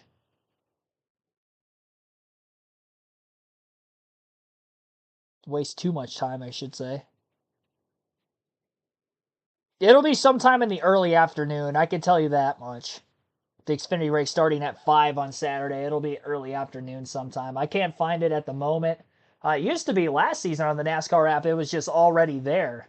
Didn't even have to go onto the track website itself. So further navigation, I'll obviously post the community tab, the schedule for next week when we get closer to next weekend. But as far as right now goes, I only have the start time for the races. But we will be live for practice and qualifying again on Saturday afternoon.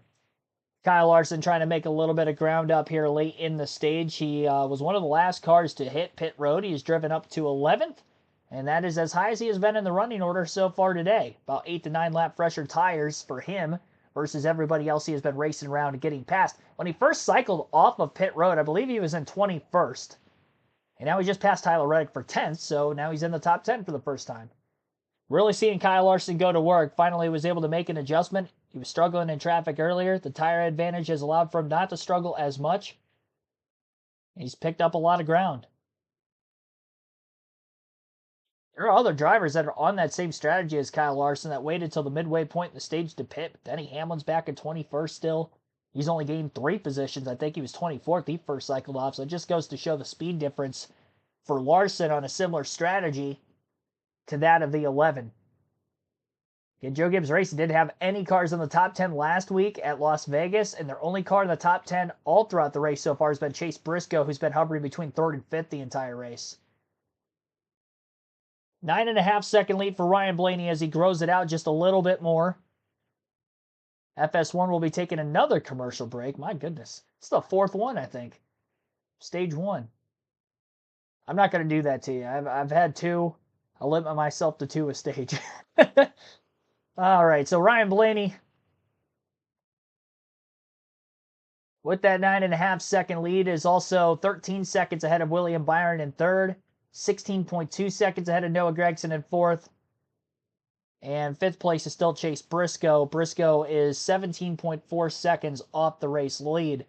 Since the last commercial break, Eric Jones, Kyle Busch have both gone a lap down. Currently, Jones is in the free pass position in 26th. Austin Dillon in 25th is the last car on the lead lap. It's going to be interesting to see if Blaney catches him because Dillon was one of the last cars to pit. He's 33.7 seconds off the lead.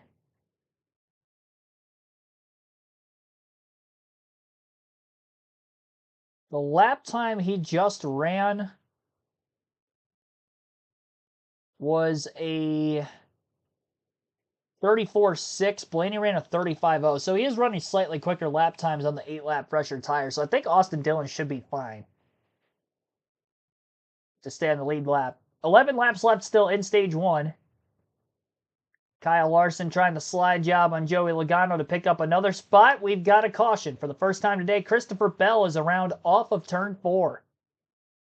The 2023 Homestead winner, the 3-time winner already this season in 2025. He's been struggling early. He hasn't cracked the top 10 yet today, but now problems for Christopher Bell. And he's got some damage to the nose of his race car, so he definitely hit the inside wall when he was spinning down the racetrack more towards the right front. Doesn't look like it had any indentations to the front bumper necessarily, but definitely scuffed the paint off of it at the very least. Should be able to continue. Hopefully he doesn't have too much nose damage. But again, under caution with 10 laps to go in stage 1. Lap 71, time of the yellow, Christopher Bell for a spin off of turn 4.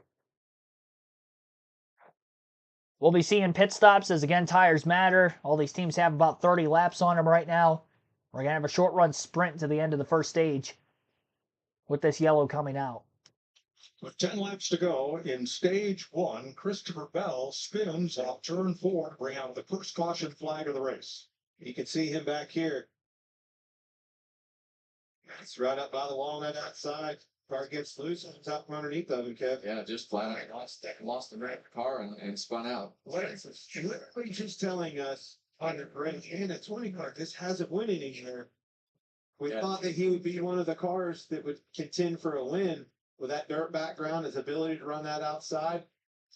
Minor front end damage as he got into the inside wall at the end of that spin, close to the start finish line, but look at just cosmetic damage. Well, either way, with as tough as these cars are to drive today, any of that splitter damage, or if it put it up or down, see the right rear tire is flat right there. I'm wondering, surely, was that the cause of the spin, or did that just go down when he slid? I think it was just a product of blocking him down on his slide, flew out. So we're at caution with 9 laps to go in stage 1. Ryan Blaney has led 55 of 71 laps. Here's what Kyle Larson had to say about our leader. Smells must be really good, huh? You got up for it. That's how you coach your driver up right there. Well, there's that. Yes. He's definitely, Cliff is definitely right. Even if he doesn't, he's going to make Kyle believe that he has something for him. Larry, he drove all the way up to 7. This will be feeding time. But this may be a good opportunity to use those 1-lap qualified scuffs for a short run if you're concerned about running out of stick. Wow, that's a great point. Yep, usually those don't come into play, but If you're at the back of the pack, yes, but if you're at the front of the field, heck no. Eric Jones gets the free pass on this first caution flag of the day, and yes, pit road is a busy place. Why our leader lines like Jamie? It's rather he's happy with the air pressure just for even 4 tires. The great just spread 2, 3, and 3. Run that fence. He loves run the fence down there. Wants some help with that for air pressure. Bring it. Like Byron in the 24 car felt like the run around the track because of green flag stop. Just to start the run. Tight at the end of it, he would run to work better. And the 48 of Alex Bowman was very similar to the first run. He was shooting like the job. This will be a sprint to the end of stage 1.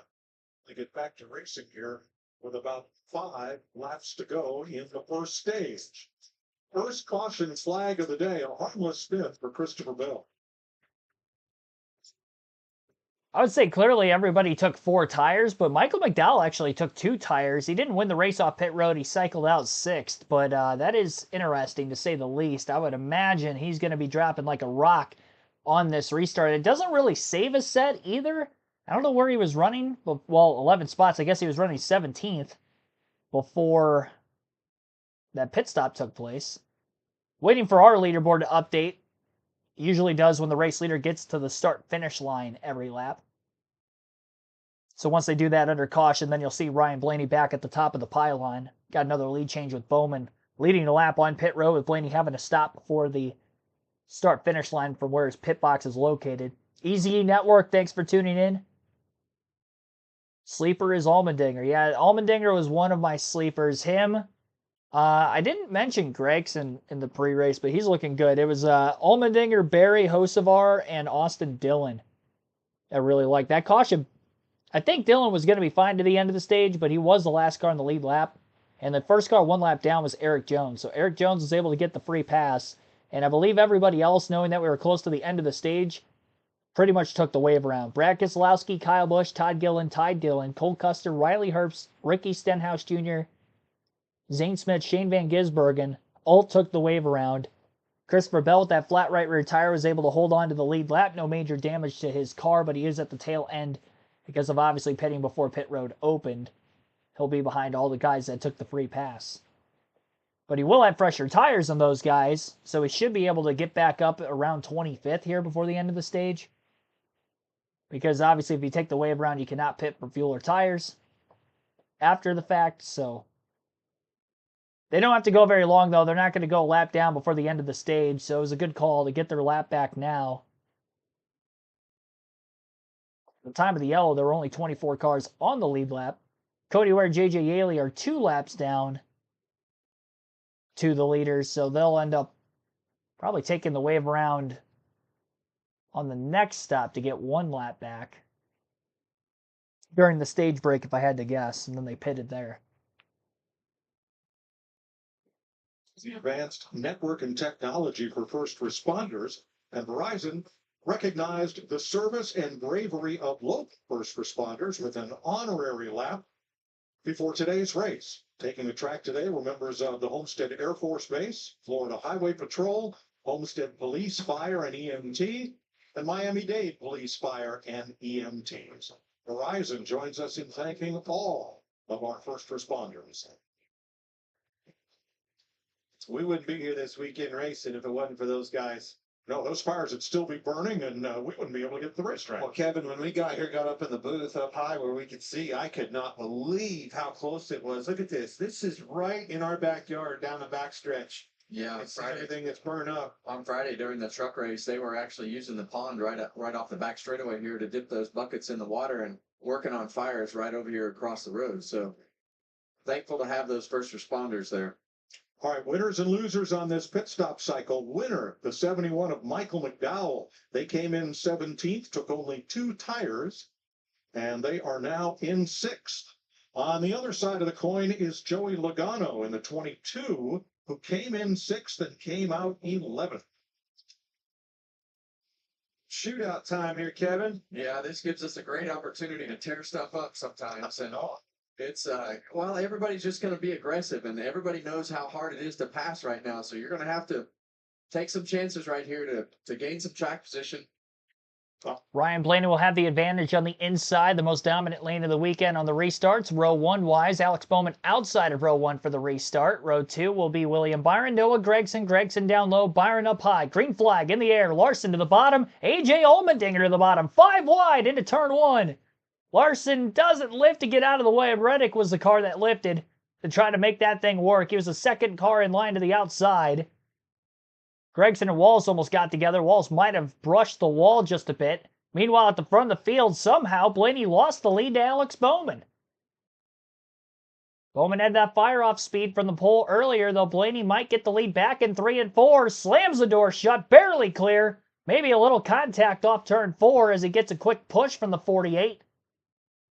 And Blaney right back out in front after Bowman had the lead down the back straightaway. Larson to the outside, trying to get by the 24 of William Byron, already up several positions from the restart from 7th to 4th. And as Chase Briscoe right in front of him, as Larson shoots to the bottom of the track for 3rd place on Briscoe into turns 3 and 4, he overdrives it. He slides up the racetrack, hangs on. The 19 had to lift. He probably thought the 5 was going to run him into the wall. And here comes Byron and Allmendinger trying to get those 2 cars back. Allows for the leaders of Blaney and Bowman to pull away at the front of the field. Bowman charged the entry pretty hard on Blaney. Blaney blocked to the inside through 1 and 2. 2.5 laps to go in stage 1. Allmendinger with a big block on Cindric. They almost made contact down the back straightaway. Gregson, who was inside road 2 of the restart, falls all the way back to 9th. Valuable stage points he's losing out on here after running top 5 all the way through stage 1. 2 to go in the stage. Larson back around Byron for 4th again. Tried to get by Briscoe through 3 and 4 as well. Couldn't do that. He'll run a wider lane through 1 and 2, trying to get a little bit more momentum. He's definitely quicker than the 19, so Briscoe doing what he can to hold on for that extra stage point. Bowman not going anywhere behind Blaney yet. It's the long run speed where the 12 was really able to pull away. Had as big of about a 9.5 second lead before that caution came out. Blaney extends his gap over Bowman this time off turn 4 by about a car length to a car length and a half. Final lap of stage 1 this time by at the line, about a 3 to 4/10 of a second lead for the 12. Runs the bottom of the track here through turns 1 and 2. Gives Bowman the outside. Bowman going to carry a little bit momentum down the back straightaway. Ryan Blaney to the outside. Bowman takes a shot to the bottom. Big run for the 48, hooking on that white line, but he's not going to get alongside Ryan Blaney. Ryan Blaney will hold on and dominate to win stage 1, even with the late caution. Alex Bowman 2nd, Chase Briscoe 3rd, Kyle Larson in 4th. Austin Cindric rounds out the top 5 in 5th. Cindric got by William Byron on that last lap, I believe.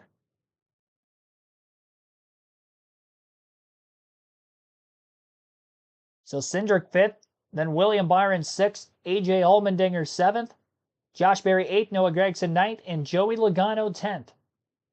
We'll round out the top 10, all receiving stage points, 1 point per position, and a playoff point to Blaney, his 2nd stage win of the year, and no wins, obviously, for Ryan so far, so 2 playoff points in the bank if he does qualify at the end of the regular season. Stage yellow at lap 80 is our 2nd of the race. First not for an incident. And we'll take another quick break while we wait for probably more pit stops again, even though they only have about 5 laps on their tires during that green flag run to the end of stage 1. You're listening live on KRC to the Straight Talk Wireless 400.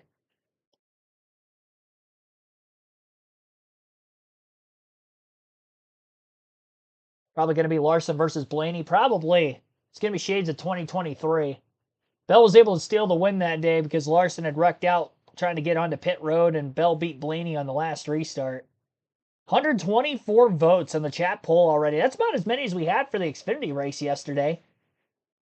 And we're already there with still one more stage that you can vote for, as we'll close that at the end of stage 2. Asked you who you thought was going to win today at Homestead-Miami Speedway. 40% still taking Kyle Larson, as he was 4th at the end of stage 1. Ryan Blaney, who's dominated so far at 18% of the votes, 13% for William Byron, and 29% taking somebody other than Larson, Blaney, or Byron for the win.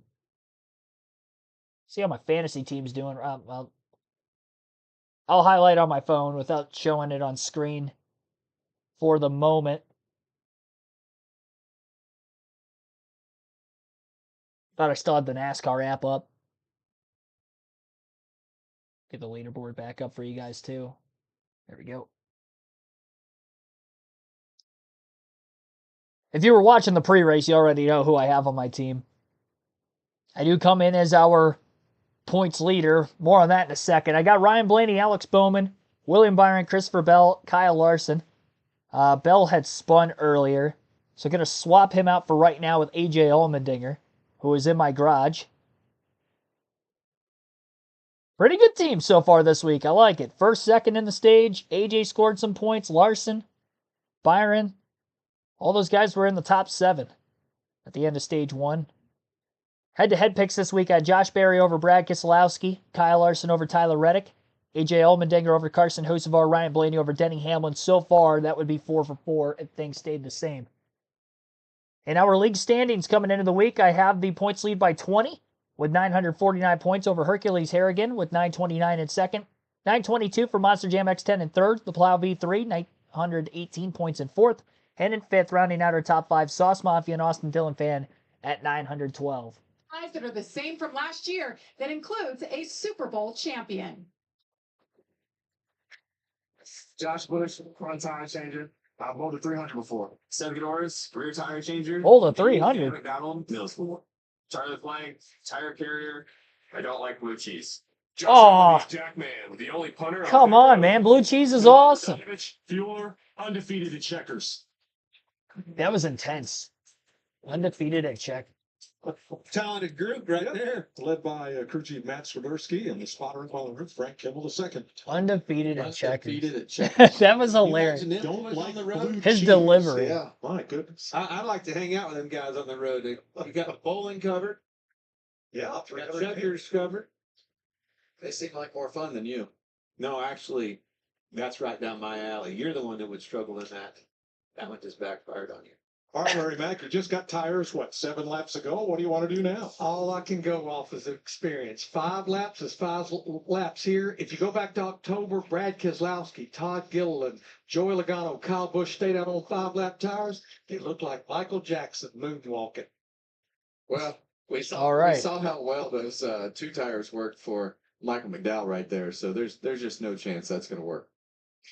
So here are the most laps led by a team that had not yet won in the first 5 races. And when they eventually got that win, and you see Team Penske on that list this year, and then when will they score? You see Joe Gibbs didn't win until race 17 Wow. in 2007, after leading 600 laps in the first 5 races. They haven't won the race yet, but they keep winning the war at the end of the year. Blaney the leader, Cindric in 5th, and Logano 10th right now.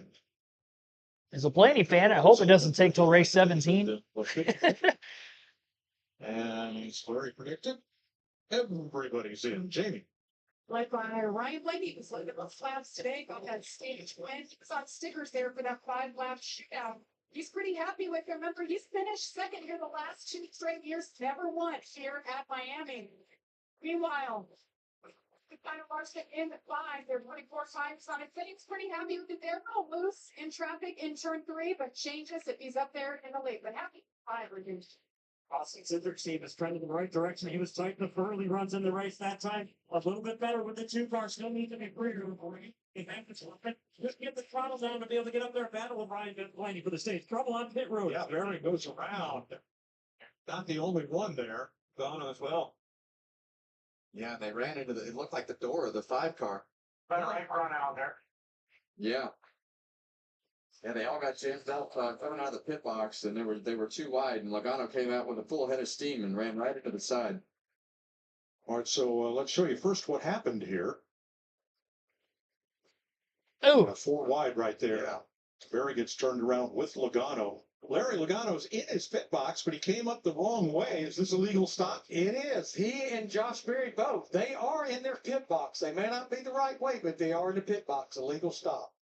Logano was 10th. Barry was 8th coming onto pit road. Damage is done right there. You said it. Lost the track. And you see that hood up on the 22 car right there. That's what you want to see. Well, they'll get turned around as Todd Gilliland leads his pit in the conventional direction.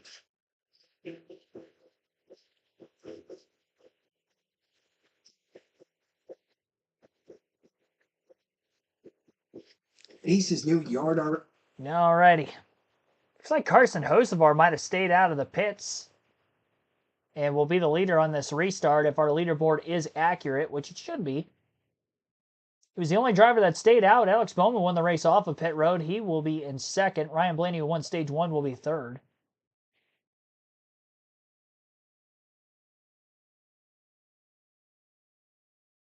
And you got Christopher Bell, William Byron, Austin Cindric up there. AJ Allmendinger, Noah Gragson would be the top 8 for this next restart.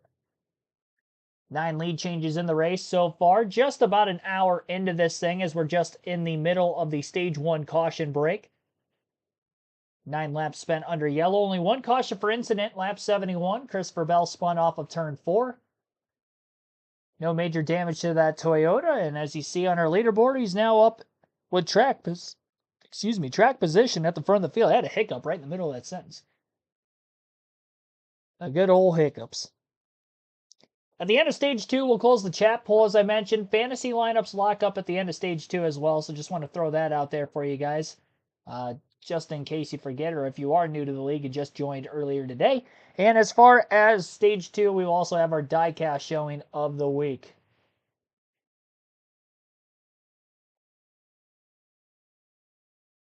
Yep, Josh Berry, Joey Logano losing time on pit road. 4 wide in the pits as they were leaving, spun the 21, 22 around. A little bit of damage on the 22's right front. Josh Berry probably right around the door. Maybe a little bit of damage. We'll be able to continue, but see how much that's going to affect them. Both cars were in the top 10 at the end of stage 1. Logano was 10th, and Berry was, I believe, 8th, a couple spots ahead. Berry had qualified on the front row. Joey Logano started 12th, and I believe he was as high as 6th. He lost time on pit road during the first stop, or the first caution flag pit stop specifically. Lost about 5 positions and then only got 1 back on the restart. And now he's going to have to get a lot more back than that at the rear end of the lead lap. Free pass went to Cody Ware, who would have been 1 lap down. J.J. Yaley took the wave around. He's back to 1 lap down. 35 cars on the lead lap. Christopher Bell, by the way, pitted after everybody else had hit pit road as he's looking for more repairs on the 20 after spinning off turn 4 earlier. So that shuffles our leaderboard a little bit. Carson Hocevar again did stay out of the pits. And up at the front, along with Hocevar, we'll have Bowman 2nd, Ryan Blaney 3rd, William Byron 4th, Austin Cindric 5th, AJ Allmendinger 6th, Gregson 7th, Larson 8th. And around go those 2 Fords. Justin Haley blocked in. Miami, one of the narrowest pit roads, and you see the consequences here. Yeah, it feels narrow when you're on this pit road with that outside wall that it has here. Jamie? Well, just listening to Kyle Larson, they say they have a hole about larger than a baseball on the left side rocker panel. He was going to bring it down for them to fix it. They just told him to stay out, but something that they will repair next time they come down pit road. Larson was 8th when he entered pit road.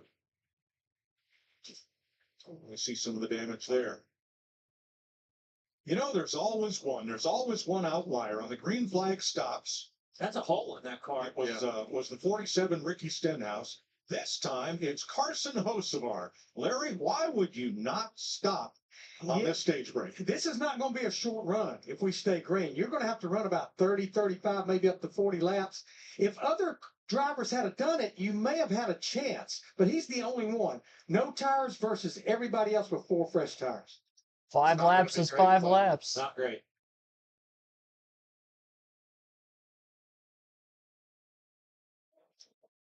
Remember Josh Berry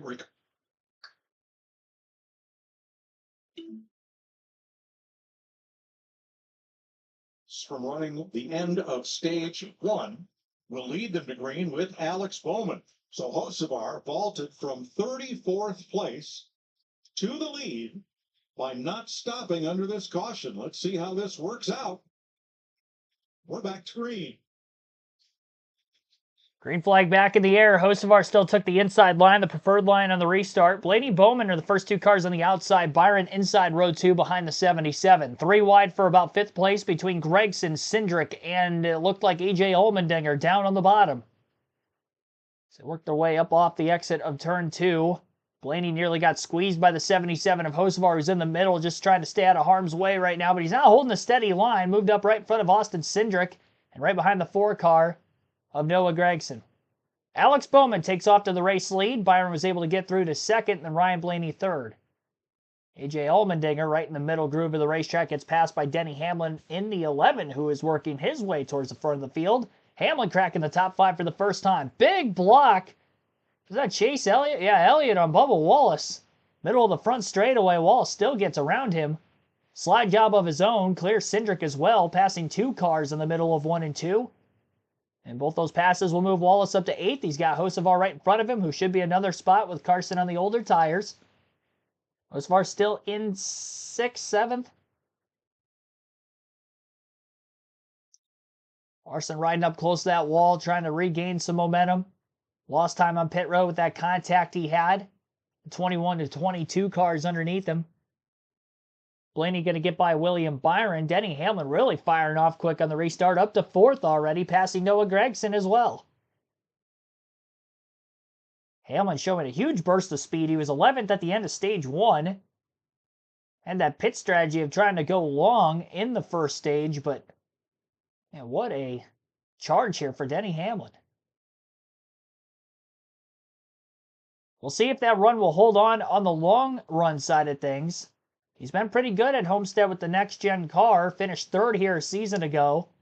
It was one of the contenders for the win throughout because of that long run speed and strategy by trying to split the stages in half with having long green flag runs in that race.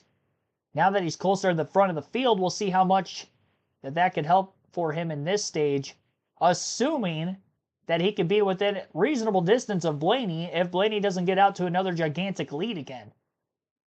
It's very like the start of the race where Alex Bowman led the first 8 laps. And then Ryan Blaney eventually got around him and pulled out to a 9.5-second lead, even with green flag pit stops taking over in the middle of it. Blaney and Bowman pitted on the exact same lap as well, but they still cycled out 1st and 2nd and ended up finishing 1st and 2nd in that order with Blaney 1st, Bowman 2nd, even on the last restart. Blaney's taken to the bottom of the racetrack a couple times on both ends, but he's not quite close enough to get past the 48 yet. Hamlin is on the inside of William Byron. He got to the inside off turn 4, side drafted him on the left rear corner panel, pulls low and tries to make the pass again in turns 1 and 2. And he's clear this time. Denny Hamlin up to 3rd. Hocevar still holding on relatively strong on the 5-lap older tires. He's 7th. He was running right around 15th for most of the race. If he does settle in longer into this run, this could end up working out fairly well for him if he remains in the top 10 where he's running now. Cindric and Gragson, the 2 Fords behind him, are side by side for 7th off turn 4. Cindric was on the inside, and now he'll go to the outside. Gragson charges to the bottom in 1 and 2. Still flip-flop lanes.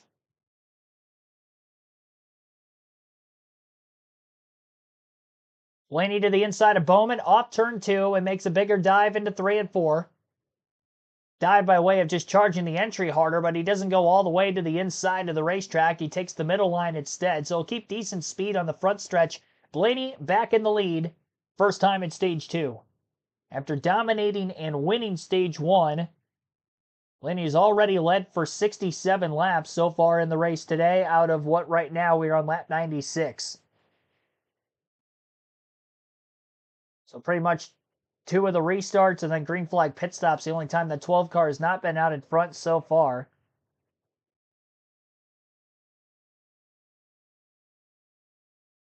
Top 5 after the restart. Ryan Blaney out in front. Alex Bowman 2nd. Denny Hamlin 3rd. William Byron 4th. And Bubba Wallace in 5th. But Carson Hocevar with a 2nd head of steam. After losing a couple spots initially in the restart, has settled in very quickly. And right now he is putting the battle to Wallace for that 5th spot. Tried the slide job through 3 and 4 the last lap, but couldn't really get the pass completed. Turns 1 and 2, he was still inside of him and had to slide up in line behind him on the back straightaway. Blaney riding the wall up on the outside as he tries to set the pace here early in stage 2. Still half a second lead over Alex Bowman as Bowman continues to hold off Hamlin, who is also within a second of the lead still, and then Byron a 2.5 back and 4th.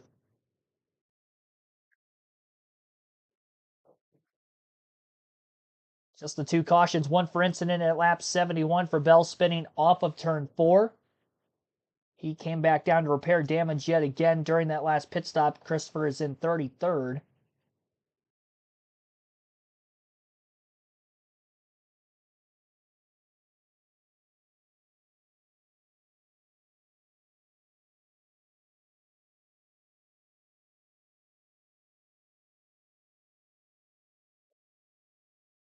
So pre-race predictions.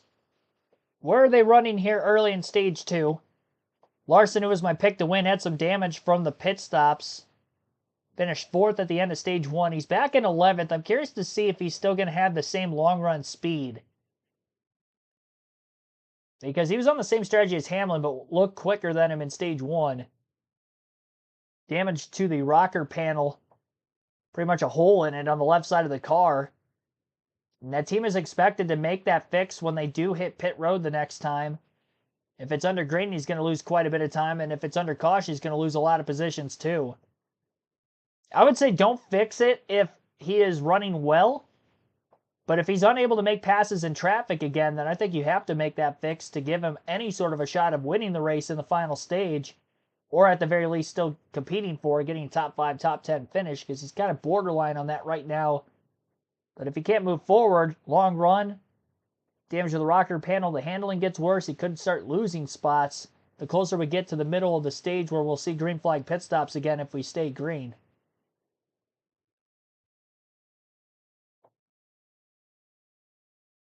But anyway, he is in 11th. He was my win pick. And then the other two must-haves, Byron 4th, Blaney in 1st. Denny Hamlin, by the way, just made a pass for 2nd on Alex Bowman on the racetrack. Of the sleeper picks, Carson Hocevar in the 6th place position. Josh Berry, who was up in the top 10, 8th at the end of stage 1, qualified 2nd, had fell behind after getting spun on pit road. Berry, since the restart, is up 9 positions to 24th. Austin Dillon is in 18th place. He's lost 1 spot since the restart, was also on that list in the pre-race.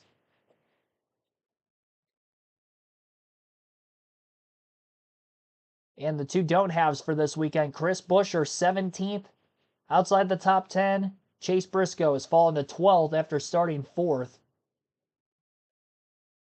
And for Buescher, he ended up starting in the 11th place position, so he's down 6 spots since the start of the race. He's also down 6 since the restart, which is where he was in 11th to begin stage 2.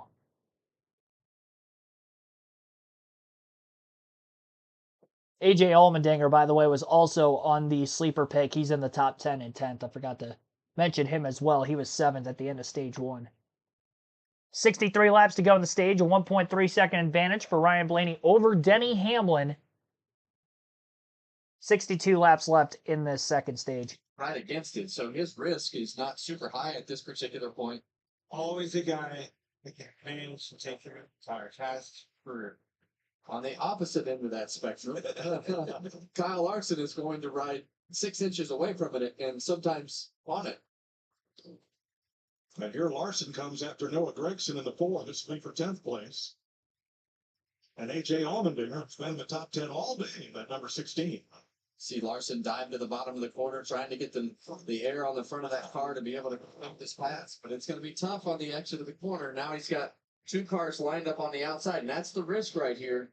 He was obviously behind Noah Gregson, but you don't want these cars behind him to get stacked up and lose 2 spots that you had already worked to get past. So frustrating. As he moved down, Allmendinger takes his line away, starts the process all over again. And here comes Chase Briscoe in that camel car.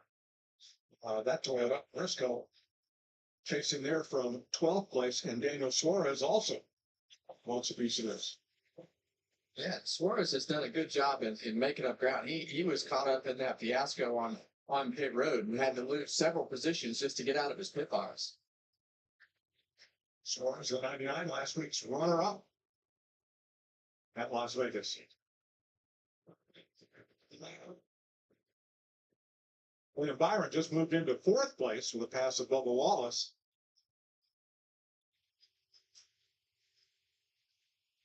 Jamie? Well, get the picture and history getting here is just later. What is Richie this morning? The way they unloaded it, they too much. They got too close to really they wanted to. This morning, tighten him up and hit too much in that first run. He was just too tight and snappy loose on the back end. But now they found that happy medium and just air pressure adjustments. Guys, and it's got cloudier, a little bit cooler down here. That 11 car has really come to life. You saw how much that mattered yesterday during qualifying. Just a little bit of shade on this racetrack picked the lap times up almost a tenth and a half over the guys that had already gone in the sun. So Yeah, that was a great point by Jamie right there. very, very temperature sensitive racetrack. Briscoe in 13th. In the 19, going after Gregson, changes his line down at this end of the racetrack. See the 45 car of Tyler Reddick right behind him. We expected him to be in the mix today, and he has been nowhere near as we run the first part of this race. Suarez continuing to move forward, 10th place now. If he can hold off Allmendinger here, and does. Yeah, I want to go back and just emphasize what Regan Smith reported about Carson Hocevar in 77. What Luke Lambert did was absolutely brilliant. Remember that caution came out. We restarted about 5 laps to go in stage 1. Luke was not chasing stage points. He put sticker tires on, sent right around easy, take care of the tires, and then they stayed out and got that track position to start this stage. Well, that makes a lot more sense to see the way that his car has run since the restart. I really expected him to go straight back, and I think if he'd have run 5 hard laps on his tires, that would have been the case. But yes. What a strategy. Yeah, he went the strategy, took him from 34th to 1st on the restart, and he's holding on to a top 10 spot. Absolutely. 109 laps complete, 56 to go on stage 2 here at Homestead-Miami Speedway. Ryan Blaney leading Denny Hamlin by 2.2 seconds. Alex Bowman another 8/10 back. And Bubba Wallace the top 5. Going to be having some green flag pit stops coming up probably during the next TV window. Ryan Blaney again 2.3 seconds ahead of Denny Hamlin in 2nd. You got Alex Bowman 3rd, William Byron 4th. 5th place is Bubba Wallace. Austin Cindric in 6th. Carson Hocevar still in the top 10 and 7. Chase Elliott 8th. Kyle Larson 9th. Daniel Suarez is 10th. And that rounds out the top 10. Lap 32 of 85 in stage 2. Lap 112 of 267 total in the race. A little bit before halfway yet. Thanks for listening to our live commentary stream of the Straight Talk Wireless 400. Be sure to hit the like button if you haven't done so yet. We're at 65 likes on our goal to get to 100 on the stream. Subscribe for more daily NASCAR content as well. We have live NASCAR commentary streams like this every NASCAR race weekend for Truck Xfinity Cup races as well as Cup practice qualifying. 15 likes away from 5,900. That means we'll be 100 away from that point on to get to 6,000 on the channel. So be sure to hit that subscribe button. Helps the channel out a ton. Helps the views out. Same with that like button. I greatly appreciate all of you guys watching every weekend. Definitely be sure to do those two things as well.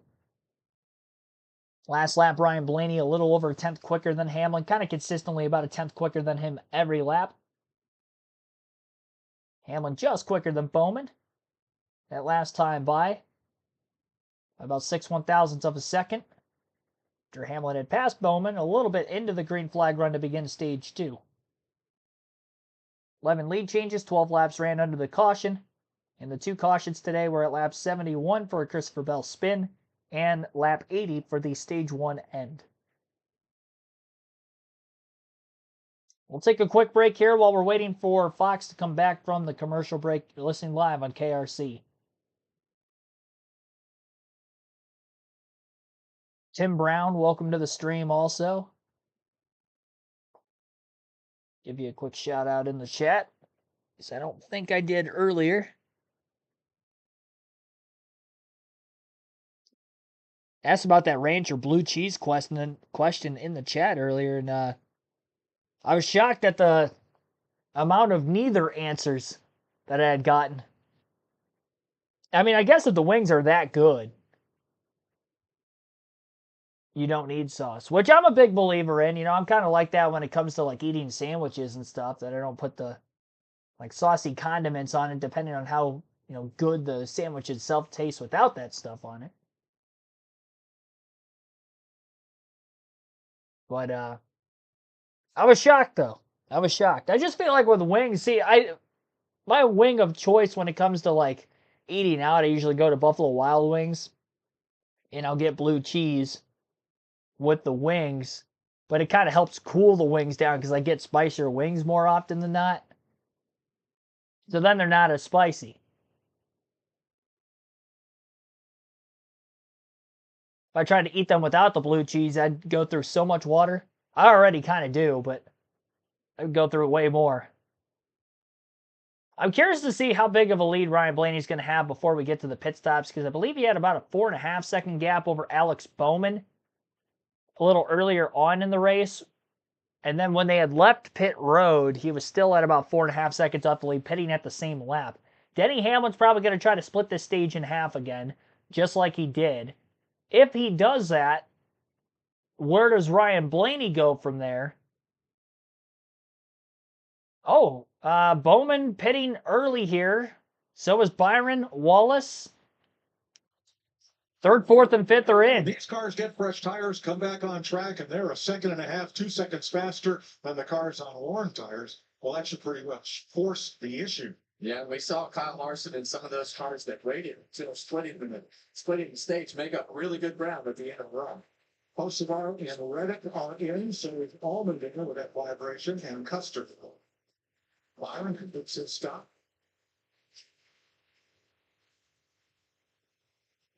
And Blaney, the leader, is in. 4 tires and fuel. Remember, each team started with 9 sets of new Goodyear Eagles and a carryover stuff set from qualifying. It's like in the first stage, 11 elected to stay out there a little bit longer. You see, that's pretty common for them, Larry. As well as Larson. They should, if they're going to split this totally right down the middle, they'll go to about lap 125, 126, 5, 6, 7 laps from now. Elliott, Gregson, and Gibbs are in. From Cindric, he has surrendered 3rd place. So Hamlin, now your leader, for Larson.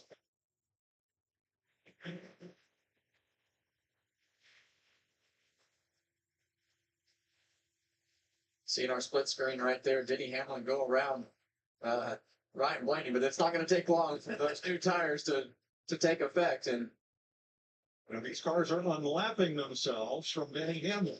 Byron once had a good stop right there. He did a good job of shrinking that gap. Priest and Van Gisbergen in getting service. As now the top 15 cars on your scoring pylon have not yet been to pit road in this pit cycle.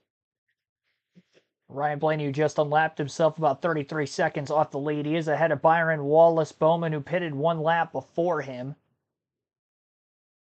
Bowman unlapping himself on Denny Hamlin, who's probably going to take it to halfway through the stage from when we restarted, so I would expect Hamlin to stay out probably another 5 or 6 laps. Kyle Larson was on that same strategy in the last stage. He's in second behind Hamlin, but he's 3.4 seconds behind the 11 car. Daniel Suarez, Chris Buescher, Zane Smith, Josh Berry, John Hunter Nemechek, Brad Keselowski, Eric Jones, Joey Logano, Ty Dillon, Ricky Stenhouse Jr., Todd Gillen, Riley Herbst, Christopher Bell. They all have to pit yet. They will obviously be 4 tire stops when that takes place.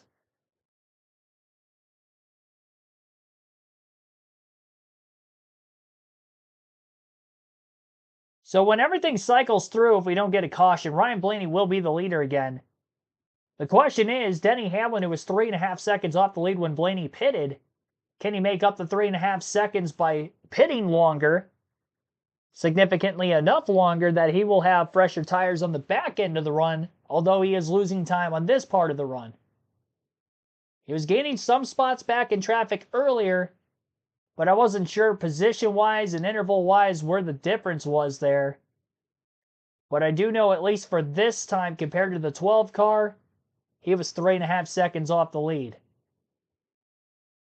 Blaney's had the car to beat. Denny Hamlin obviously couldn't keep up with him even in the first nearly 35 laps that we ran before those last pit stops when Blaney hit pit road. Only way to beat him is going to be on strategy for this 11 car. We'll have to wait and see if it's going to be the right way to do so.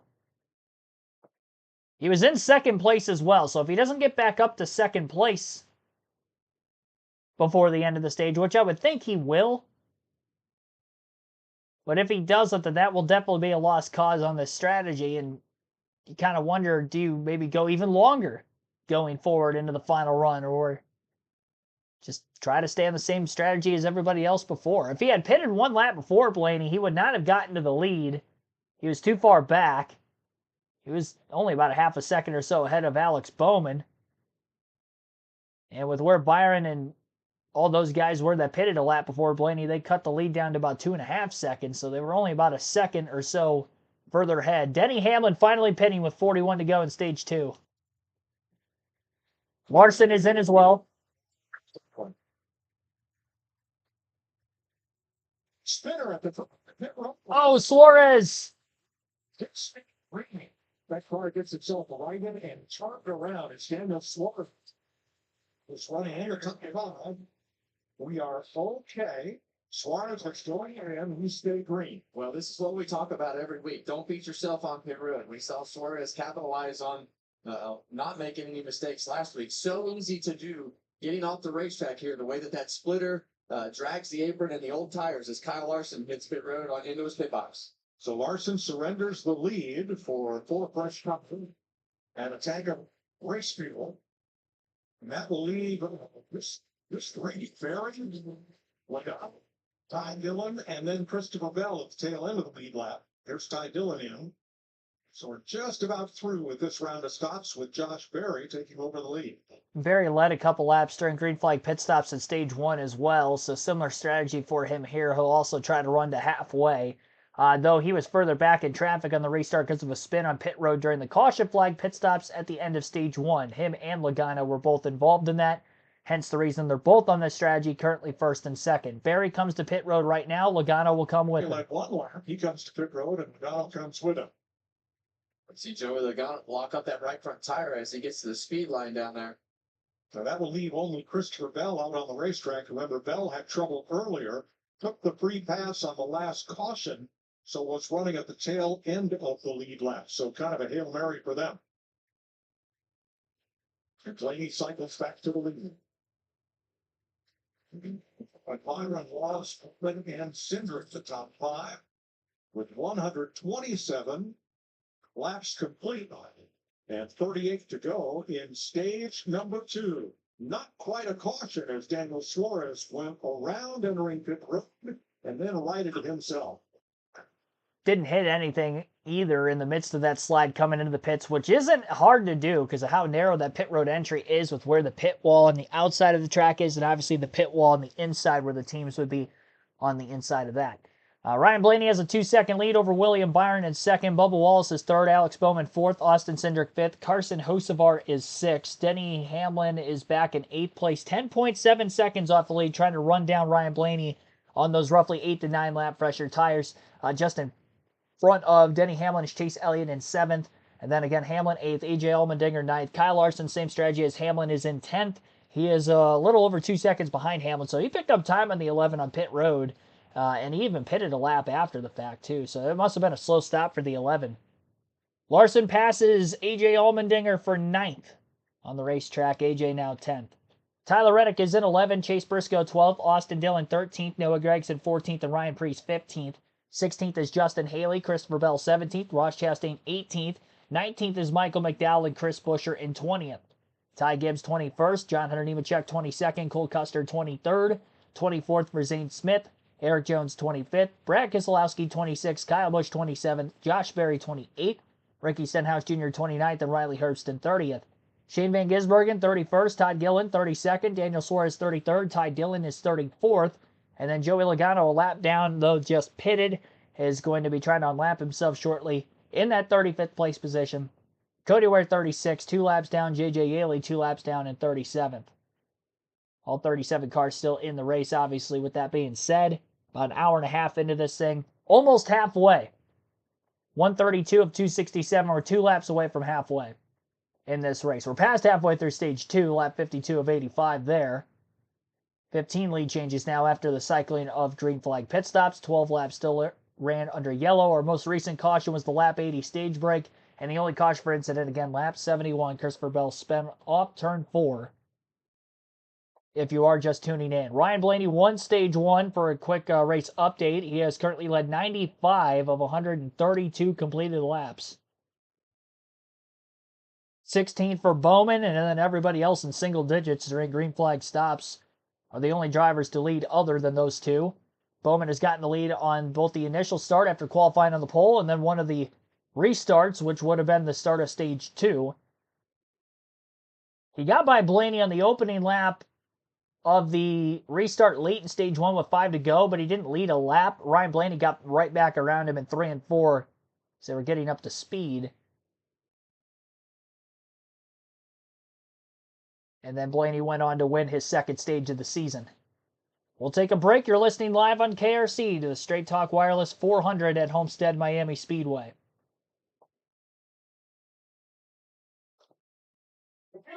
Up and down pit road today. Right now, we're happy if he's going to go back to the lead. Meanwhile, Denny Hamlin back in. Right now, Splitters, Ben Blaney backing overall rips off of 4. And the sun, I'll tell you, keeps going in and out. They've been messing with these drivers to handle this. Well, I think it's 24. William Byron, as Mike just mentioned, a very nice job on that pit sequence to gain a couple of positions. Still struggling with the front turn on the car. The front tire is not working quite as good as he would like to, especially early on the runs for that white car. The 48 balance Coleman, very clear today about the long run of the race car, but right now it's the short run he's been commenting on the most. Short runs, he can't get the right rear grip the way that he would like to. Feels like it's bouncing a little bit too much and spinning too much off of the corners. And the 77 Carson hooks are a great pit sequence for them, staying up, gaining all of that track lifting, holding it still as he's running right out. He was clean up a bumper earlier, but right now the balance is very good. And Luke Lambert told me one of the strengths of the driver is his ability to have creativity and move all around on the racetrack. I think that's part of why they had confidence seeking with it. Great strategy for the 77. You see him right behind Joey Logano, who did not have a good stop, and Logano is a lap down. Christopher Bell finally stopped, and because he was out for so long, he is now a lap down and not that far from 2. Larry, what happened to Logano? Yeah, Mike, at first, as I was watching it, it looked like a lot of trouble in the left front, but it wasn't necessarily trouble in the left front. The tire changer had to index his own tire because the guy that was going to index his tire went back over there and did more repair work on the area that was damaged on that pit road accident. So Logano 34th, Bell 35th after this green flag round of stops. Yeah, we see the damage on the right front back. Look at Denny Hamlin right here. He's definitely doing a good job of keeping himself in contention. He's got pressure tires on his car, waited a little bit longer to pit, so he's having to go back in traffic.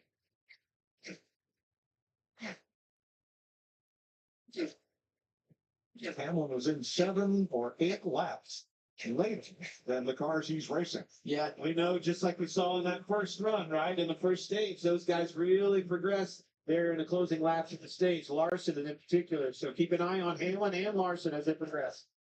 Yeah, he's still got about 28 laps to go in this stage, and Denny Hamlin's about nine and a half seconds back. He was about 3.5 seconds back from the leader when that cycle started. So we'll see how much ground he can make up over these next several laps.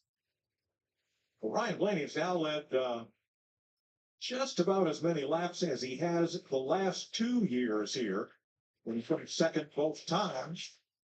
Penske now ranks 1, 2, 3 in laps led this season. Logano, Simrick, and now Blaney. When you have a race like this going your way, Kevin, you've got to start looking, where's his left hook coming from? Well, it happened to Carson yesterday in the Xfinity race. Had a late restart there at the end, spun the tires with a big bump from behind, and wound up losing a race that he absolutely dominated. So you know how this is when you're in this position. It seems like everything's going right. The other part is it's hard to keep up with your car because you're just kicking everybody's butt so bad that you don't make big swings at your car. But it's fun to lead laps. Difficult to keep up with the racetrack sometimes. Saw Ryan Blaney's stats there.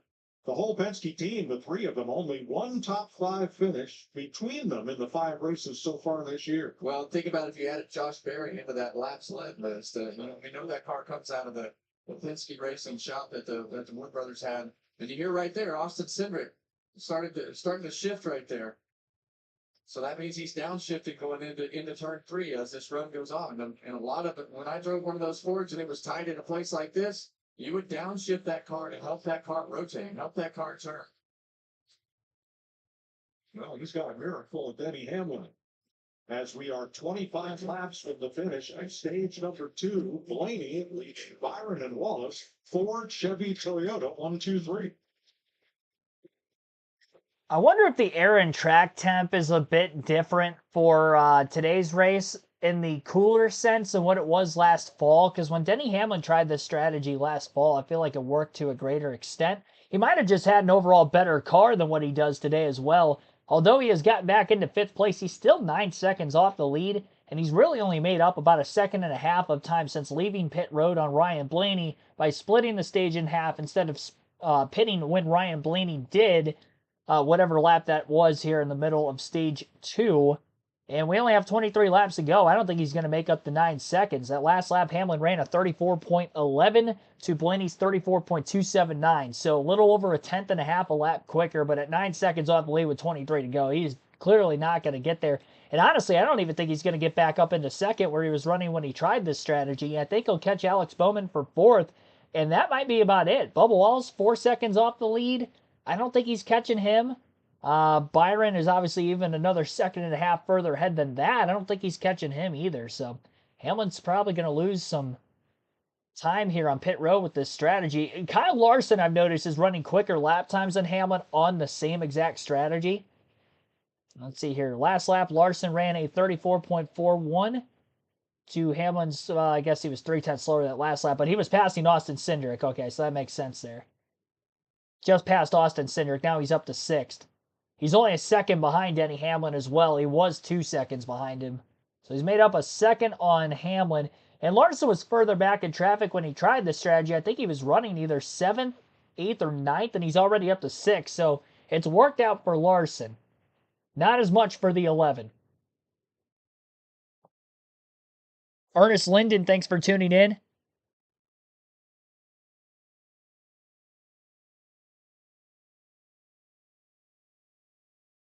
One of the newcomers in the chat. 3.6 second advantage now between 1st and 2nd. Blaney really opened it up here these last 3 laps. That last lap, he was 3/10 quicker than Byron.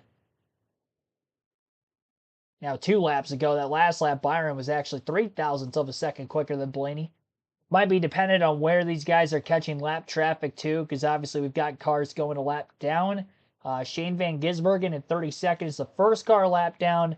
Todd Gillen in 31st, last car in the lead lap, with where we currently stand. Another update on those pre-race predictions. Lap 147 of 267, 120 laps to go. Where are they running now? Ryan Blaney, my number 2 pick for the win. Larson was my number 1. Larson 6th. Blaney 1st. My number 3 was Byron. He's in 2nd. Those were the 3 must-haves for this weekend. Sleeper picks, 2 of them in the top 10. Carson Hocevar in 8th. AJ Allmendinger currently in 10th. The other 2, Austin Dillon up to 15th after starting 30th. And I believe that's as high as he's been in the running order, so he's still clipping away. And then Josh Berry in the 21, who had spun on pit road, has gotten back up to 18th. 15 positions gained for Berry since the last restart, which would have been the beginning of stage 2. Only 2 on the don't have list this weekend to finish outside the top 10, both currently running outside of it. Chase Briscoe in 12th, Chris Buescher in 14th. So far as everything stands, predictions are looking fairly good for me.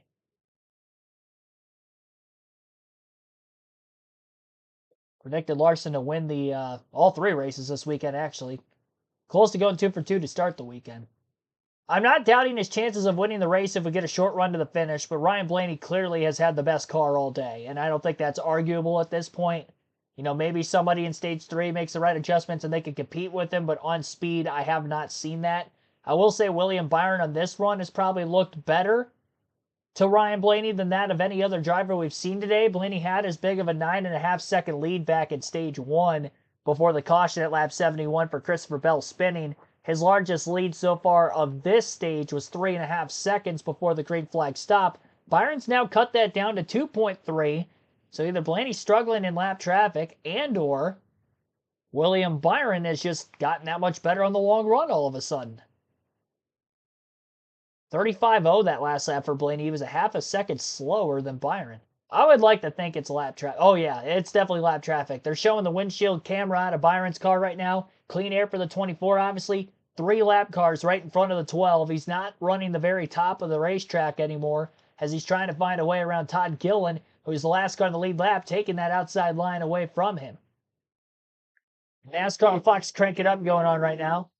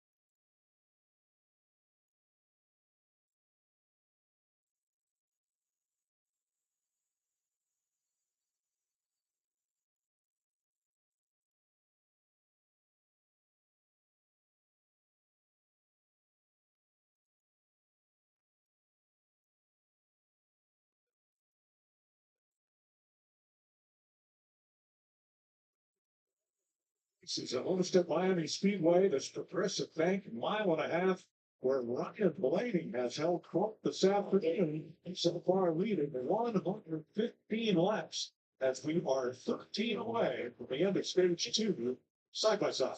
Yeah, 12 laps to go in the stage. William Byron is within just a couple car lengths behind the 12 of Ryan Blaney now. Blaney trying to get some clean air on the nose, goes to the inside. Not all the way to the bottom, couple lanes off the top, but Gillen ran that same line because Gillen's battling with the car in front of him. Once Blaney caught the back of lap traffic, his lap times have slowed down exponentially, and who knows if he was using his tires too much trying to make the passes on those cars and wasn't able to do so. But Byron has definitely closed the gap. And Bubba Wallace is closing as well. He's only 2.5 seconds off the lead. He was 4 to 4.5 seconds back just several laps ago. Meanwhile, Denny Hamlin and Kyle Larson on a slightly alternate tire strategy are up to 4th and 5th. Byron taking a peek to the inside through turns 1 and 2 on Blaney. Can't pull alongside of him and lose time down the back straightaway.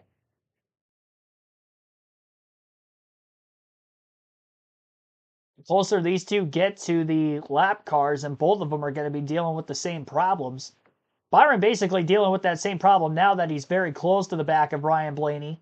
Within a half a second of the lead where he wasn't before, had a lot of clean air to try to mitigate the gap that he had built over him.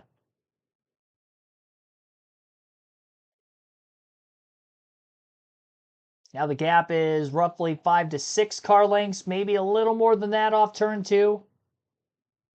9 laps to go in stage 2 this time by. Again, fantasy lineups will lock at the end of stage 2. We'll have our diecast showing. We'll close the chat poll down as well. All coming up at the lap 165 mark in today's race.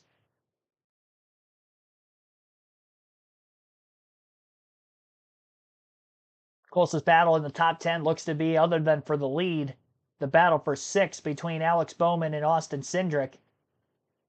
Cindric looking to the inside of the 48 car through turns 1 and 2. Not going to be able to get him. And Kyle Larson has finally caught Denny Hamlin on the same strategy. They're less than 3 seconds off the lead. And battling for 4th. Larson takes to the inside through turns 3 and 4. He'll complete the pass on Denny Hamlin.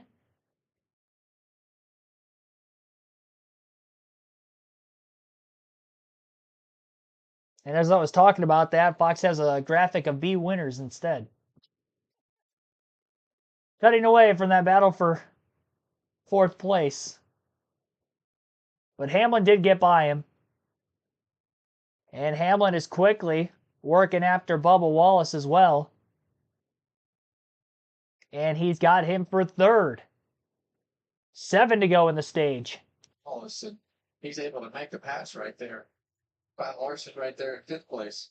Well, we're only 7 laps from the end of stage 2, so everybody trying to stay on the lead lap going into stage 3. Look how close Hamlin and Larson have caught. They have caught Blaney and Byron here, having trouble with these lappers. Yeah, having trouble with those lappers. That's the big thing. And those lappers do not want to get lapped right here at the end of this stage. So if you're one of those guys that are on the tail end of the lead lap, hold your line. Don't come off that top groove. Run wherever that leader is running. You want your car right in front of him to take that air off of his nose. That would be Custer, Chastain, and Gilliland just in front of Ryan Blaney and William Byron, and they may split them. Trying to get by that. Whoa, that's close. Blaney the high road, Byron looking the low road, but not making the pants here. And Hamlin has passed Byron for 2nd.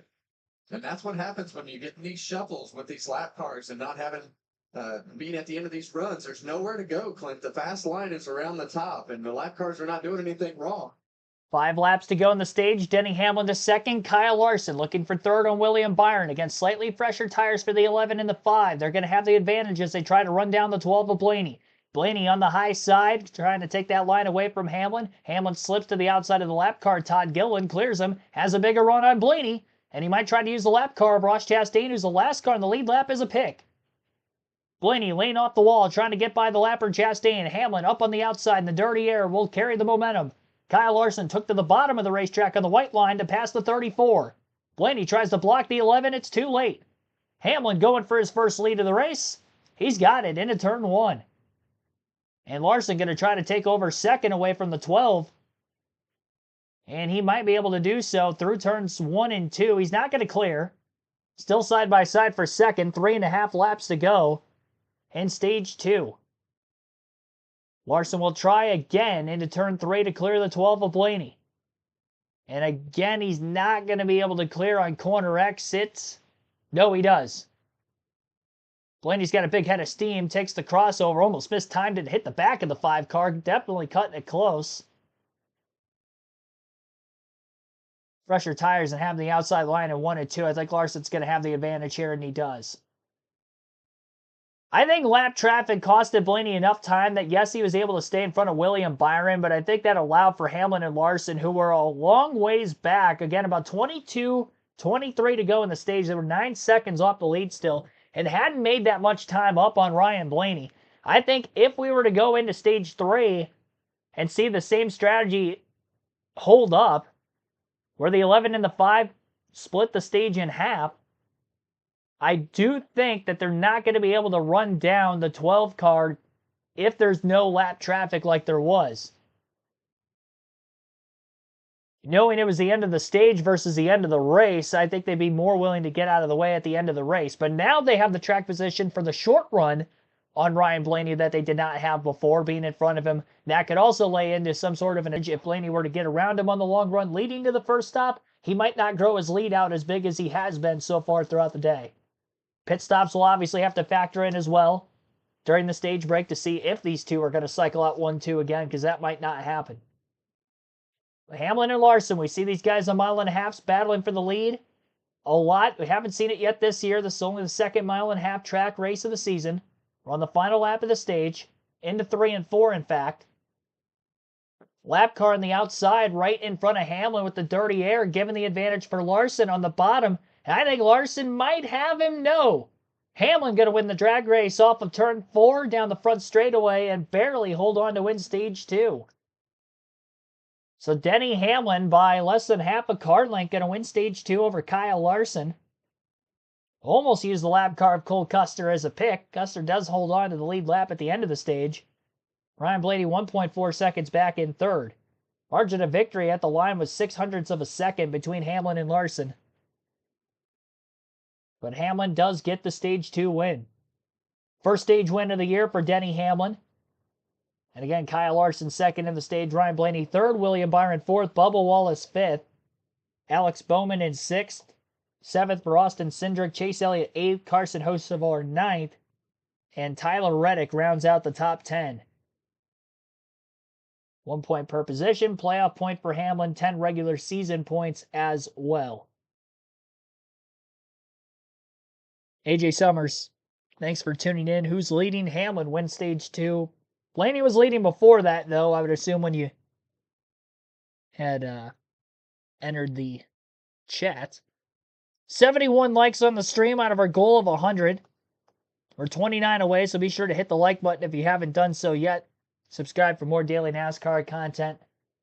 We'll close the chat poll at the end of stage 2 here. And you guys are voting for Kyle Larson to win the race today. He was 4th at the end of stage 1. 2nd at the end of stage 2. Hasn't led yet in this race, but he's close. Was putting a battle up for Hamlin for a large portion of that run, even when they were catching other cars in front of him. Byron, Blaney for position there late. Larson was battling with Hamlin pretty much every step of the way.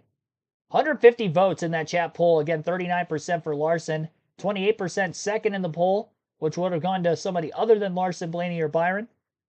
Blaney at 19%, Byron 12%. Those are my top 3 for the win, so that's why they were the 3 in the poll this week. All of them in the top 4 at the end of the stage. But Hamlin, who would fall under the other at that 28%, was the stage 2 winner. And we'll see how the pit stops will shape up. No cautions for incident to record in stage 2. Only yellow for incident so far, still back in stage 1 at lap 71 for Christopher Bell spinning off turn 4. No major damage for his car, but he is a lap down in 35th. So maybe he does have more damage than what we initially had thought. Joey Logano in 29th place will get the free pass. Made up enough time to get by Chastain there late in the stage on his slightly fresher tires. He was on the same strategy as Hamlin and Larson, so it worked out well enough for him to get the free pass. He'll be back on the lead lap.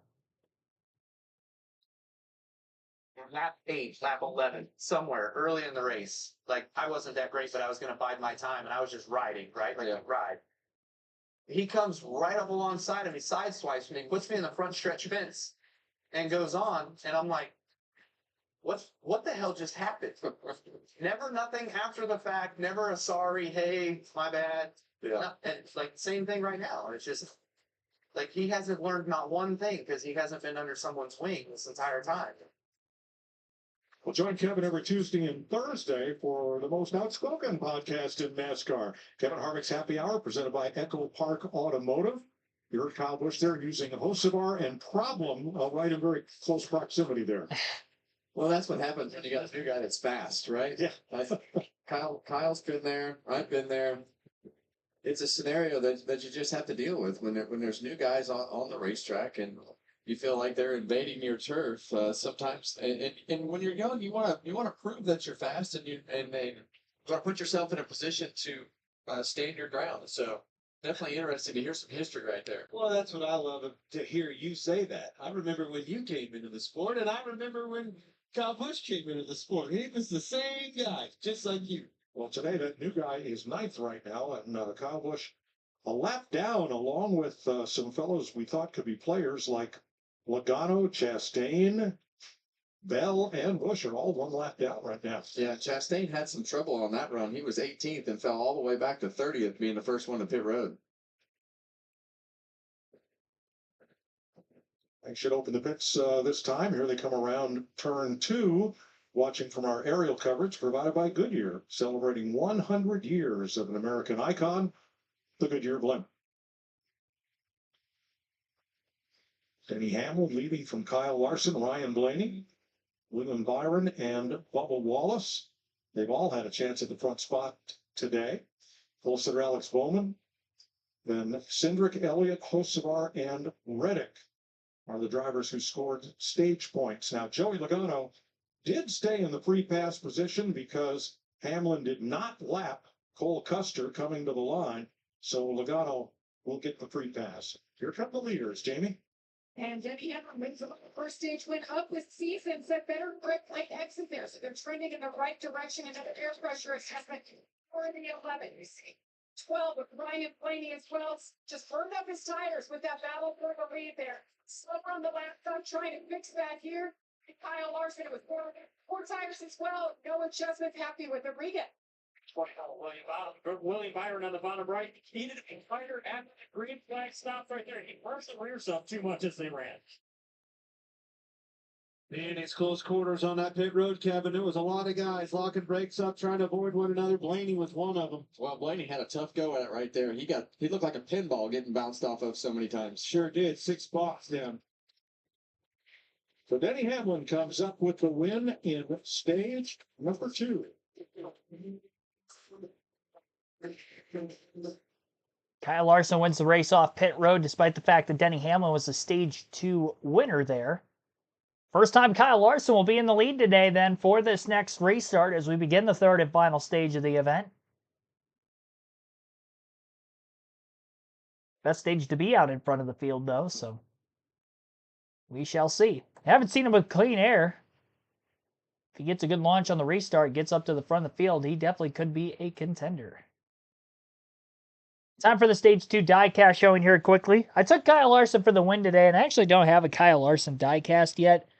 At least of the 124 scale, or 124 scale diecast, excuse me. And this is a 5-car, a classic one of the few that I have of Terry Labonte, so I figured I'd show off this 5-car instead. This from the 1996 season, Kellogg's on the car, classic. Probably Terry Labonte's most recognizable race car throughout his career. And definitely my favorite of the ones that I have of him. The Tony the Tiger car is up there for my childhood personally, but of the ones that I have, I feel like this one just pops so much better than the others. So here is the diecast showing for today. Again, Terry Labonte, 1996. Kellogg's Corn Flakes, the classic. Hendrick Motorsports number 5. Chevrolet Monte Carlo. It is a throwback. Alpine fan. That'll be our diecast showing for today's race. It's one of the older diecasts that I have, too. Got a few of them from the 90s. But I think that one, I don't know if the Dale Senior number 3 is older or not. I'm not sure exactly what year that one is from. The Good Wrench diecast that I have. It's probably from around the same time. Those are probably the 2 oldest. But that'll be our diecast showing for today. We'll highlight the point standings here quickly on the season. I didn't get to that in the pre-race. Ran out of time. But William Byron comes in as the current points leader. And with the day he's running, a lot of stage points for him currently as well. Christopher Bell, 29 points back, despite 3 wins to Byron's 1 is second in the standings. Tyler Reddick is third. Chase Elliott fourth. Alex Bowman fifth. Kyle Larson sixth. They're all within 1 race worth of points of Byron. And then Ryan Blaney, 64 points back at 7th. Joey Logano, 8th. Chris Buescher, 9th. Ross Chastain rounds out the top 10. And that's scrolling at the top of the leaderboard throughout the course of the stream as well here today. Ryan Blaney, who has led the most laps. He also was the Stage 1 winner. Here's a quick recap of the race. And problems not like last week on pit road, but Joey Logano, Austin Cindric, some contact here. Joey Logano, a 3-time champ who's won here before in trouble. Christopher Bell, who had his 3-win streak snapped last week with a spin, went a lap down. And more problems in the pit. Was it on-car view, and it looked like the in-car view with Josh Berry kind of causing this. Yeah, guys being so aggressive getting out of their stall. You see Josh Berry gets into the side of Kyle Larson right here. Joey Logano again, kind of an innocent victim. Both he and Berry end up the wrong direction on pit road. And then Denny Hamlin taking stage 2. He has 3 wins here. That's tied for the most in the history of this racetrack. So we have the you have Blaney. What are you keeping an eye on? Well, strategy has got both Hamlin and Larson to the front. They seem to have the best cars on the long run. Ryan Blaney finds himself a little bit behind right now. It's going to be interesting to see, can he work through traffic? He struggled with that at the end of that stage. Pit strategy, pit mistakes, and who has the fastest? Let's go back to Mike. Thanks, Chris. Well, pit road has been an interesting place on this round of stops. Ryan Blaney came in 3rd and came out 9th. Here's his radio.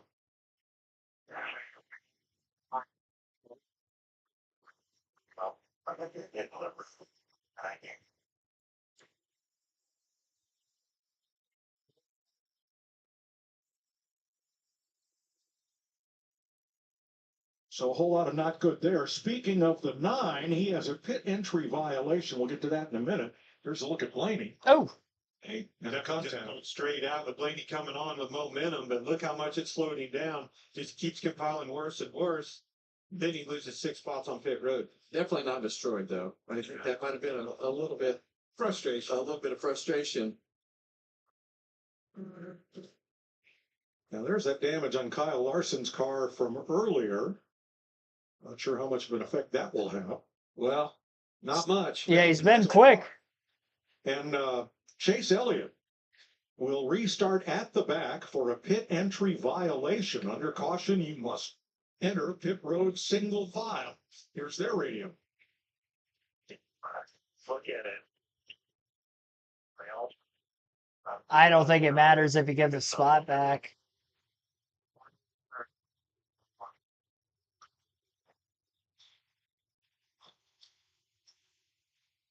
I don't think it matters if you can. Yeah. It's a single file. Kevin, short run speed really hasn't been in the 5's favor. It'll be interesting if he can hold off the 11. All right, 94 laps to go. Larson, Hamlin, front row for the restart. Green flag, back in the air. Hamlin, pretty good launch on the outside. We haven't seen that much so far this weekend. He's got the 24 of Byron Push, Larson's teammate, coincidentally enough. And Larson in the middle of turns 1 and 2, going to be able to pull clear in the center of the corner. 4 wide off turn 2.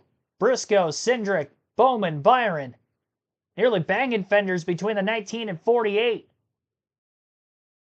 As they jockey for position into turn 3. Second place going to be lost for Hamlin. Bubba Wallace, who's fired off fast on the quick run so far, was 5th at the end of the last stage, is now up to 2nd. As Larson leads his first green flag lap of the day and the first green flag lap of stage 3. Blaney back in traffic for really the first time today. Lost a few positions on pit road after finishing 3rd. And now he is back in the 11th place position, still losing time here as we get up to speed. Reddick is up to 4th. First time that Reddick has gotten himself into the top 5 so far today. And he's going for 3rd on Denny Hamlin. Not going to be able to do it. He pulls up in line right behind him. Chase Briscoe slinging out a line. Big run from the top side, trying to get by A.J. Allmendinger for 8th. He's got him all but cleared. And Wallace is gaining ground here on the short run after Kyle Larson. It's as high as Wallace has been in the running order today. He had a great run off turn 2 despite not running any wider than the 5 of Larson. And now he looks to the inside going for the lead. And he's there, door to door. Larson leads that lap of the line, but Bubba Wallace with the side draft, and he will shoot to the inside into turn 1 and take it from him. Bubba Wallace leads for the first time today at Homestead-Miami Speedway, but is it just the short run, and can he manage his tires as we get to the long haul, assuming we have another long green flag run like we've had for most of this race. Outside of the yellow at lap 71, which led into a 5-lap restart before the end of the stage. Obviously, 71 laps green to start the day. Just longer than that green in stage 2 for when we restarted from the stage caution to the end of that second stage, as we didn't have any cautions for incident there. Byron gets back by Reddick for 4th after Reddick had passed him initially on the restart. Bowman got by him as well and also gets by the 24 of Byron to get to 4th. 2-for-1 special for Alex Bowman in the last lap. Just over a second off of the race lead from Wallace. And Ryan Blaney, after falling to 11th on the restart, is closing in quickly. He looks to the inside of the 45 of Reddick, currently for 6th. As they battle, Wallace continues to put time over Larson and Hamlin. Bubba Wallace 0.8 of a second ahead and still pulling away slightly. And Blaney, who has had the fastest car in the field today, got beat on tire strategy in stage 1.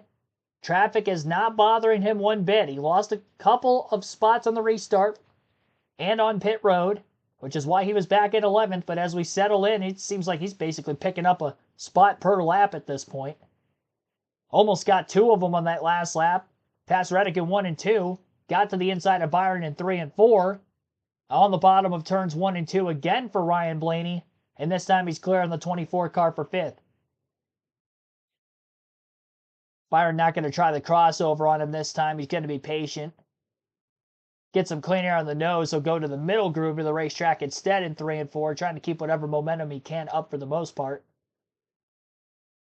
Bowman is quickly pulled away from the 24 after passing him, and had gotten close to the back bumper of Hamlin in the middle of 3 and 4 that last lap, but couldn't make the pass.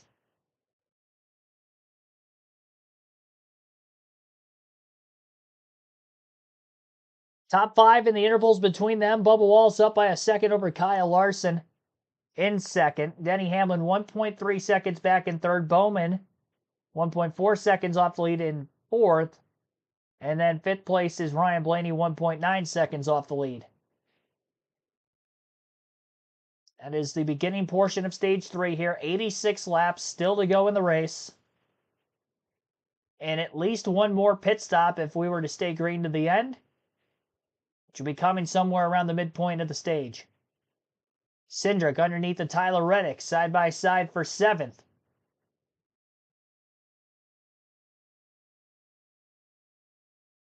And Ryan Blaney, meanwhile, will pass Alex Bowman for 4th through 3 and 4. Blaney cleared by several car lengths.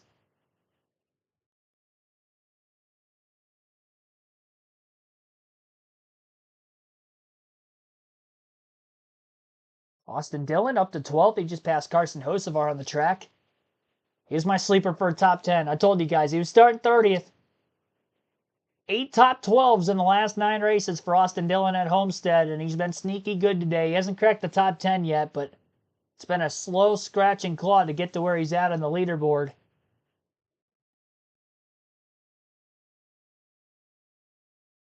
I'm proud of that pick. I did my investigative research on every driver every weekend, and I saw that earlier in the week, and I'm like, huh.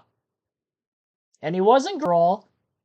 Didn't see anything alarming on the long run speed, but I'm like, you know what? Recent history, and the next gen car is his best finish here, 4th in 2022. I still took him anyway. He's not on my fantasy team, and that's because I know he started deep in the field and he wasn't going to score a lot of stage points too. So that's why I had AJ as my sleeper pick on the fantasy team instead of him. But Austin Dillon, trying to keep that top 12 streak alive in 12th. I'm proud of that. I'm glad the research is paying off. Carson Hocevar on pit road. In overtime, I'm telling you, Mike, the batteries are going. There Wow. will be 3 potential strategies here, but let's go down to Regan on Carson Hocevar first. Under the Somebody hood. else's battery's having trouble right now. Larry's Carson Hocevar. He came on the radio a few moments ago, said, I'm losing power. They're going to check the alternator on the car. Unfortunate, after they had a good run going earlier out. All right, Hamlin retakes 3rd for Blaney. Back to Larry. Yeah, Mike, We've seen a lot of engine/power issues, electrical, whatever it may be, all weekend, really. Corey Heim in the truck race costed him a win more than likely. Ended up finishing 3rd. Then Heim again in the Xfinity race, and there were a couple other drivers that had issues as well. Chandler Smith, or sorry, not Chandler Smith. He's not in the 16 anymore. Christian Eckes in the 16 for Kaulig blew an engine in the first stage of the race yesterday as well. And there might have been somebody else. I think Matt DiBenedetto pulled off the track late yesterday with more problems as well on the engine side of things. So it's been across a few different manufacturers so far this week. And unfortunately, in the Cup race, Carson Hocevar from about 13th place pulling onto pit road with some sort of an electrical issue. Meanwhile, Ryan Blaney is up to 3rd. He just passed Denny Hamlin that last lap. Blaney's still about a 1.5 seconds off the lead. Bit of a gap to catch Larson, so he'll be back on the outside in clean air until he gets closer to the 5. And Larson, who was a 2nd off the lead on Bubba Wallace after Wallace had taken the lead on the restart, is now within about 0.4 of a second and closing on the 23. Full screen commercial break as of right now on Fox Sports 1. We'll go through our current race statistics here. 11 laps led for Wallace and Larson at the front of the field. Blaney has led the most. He won stage 1, 124 laps led. Our stage 2 winner, Denny Hamlin, has led for 15. Pole sitter Alex Bowman for 16th. Everybody else in single digits, mainly leading during green flag pit stops. And that was the only other time we've seen anybody out in front of the field so far today. Top 10 on the leaderboard. Again, Bubba Wallace in the lead. Kyle Larson 2nd. Ryan Blaney 3rd. Denny Hamlin 4th. And Alex Bowman in 5th. 6th place for William Byron. Austin Cindric 7. Tyler Reddick 8th. 9th for AJ Allmendinger. Chris Buescher rounds out the top 10. Just over 2 hours into the race so far, as we have a little bit less than 80 laps to go at the Homestead-Miami Speedway. At least one more pit stop out from the finish. You're listening live on KRC to the Straight Talk Wireless 400.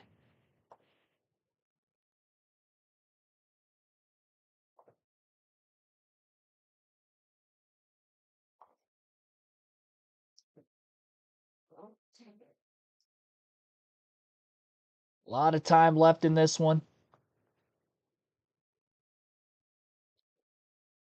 We're still over 40 minutes from the checkered flag, even if this stayed green to the end. So there's a lot of time. I think the big thing here is I wonder what strategy that Ryan Blaney's going to try. Larson and Hamlin are probably going to be committed to pitting at halfway through the stage. Will we see many other drivers try to stretch that window as well, knowing the success that they had in stage 2 specifically?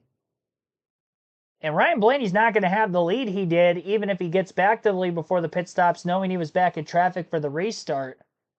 So he's not going to be 3.5 plus seconds ahead like he has been the first 2 green flag stops in stage 1 and stage 2.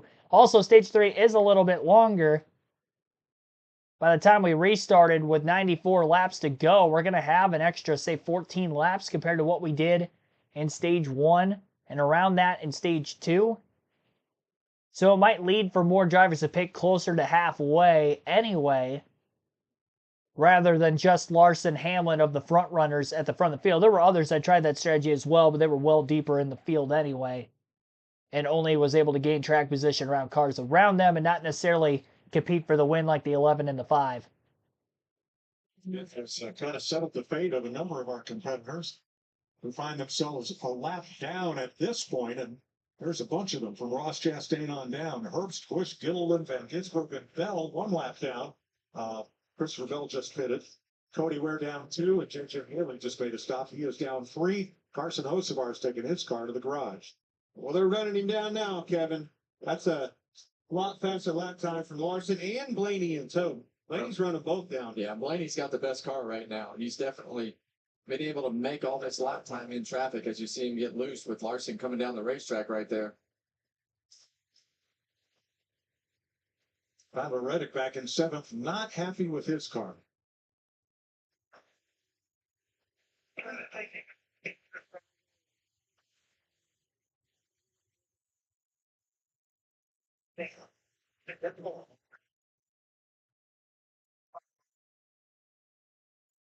Restarted 7th, running 7th, 4.3 seconds back of the leader. Yeah, restarted 7th, and he kind of got up into that top 5 mix with a good restart. Definitely doesn't like the way that his car handles at the beginning of these runs.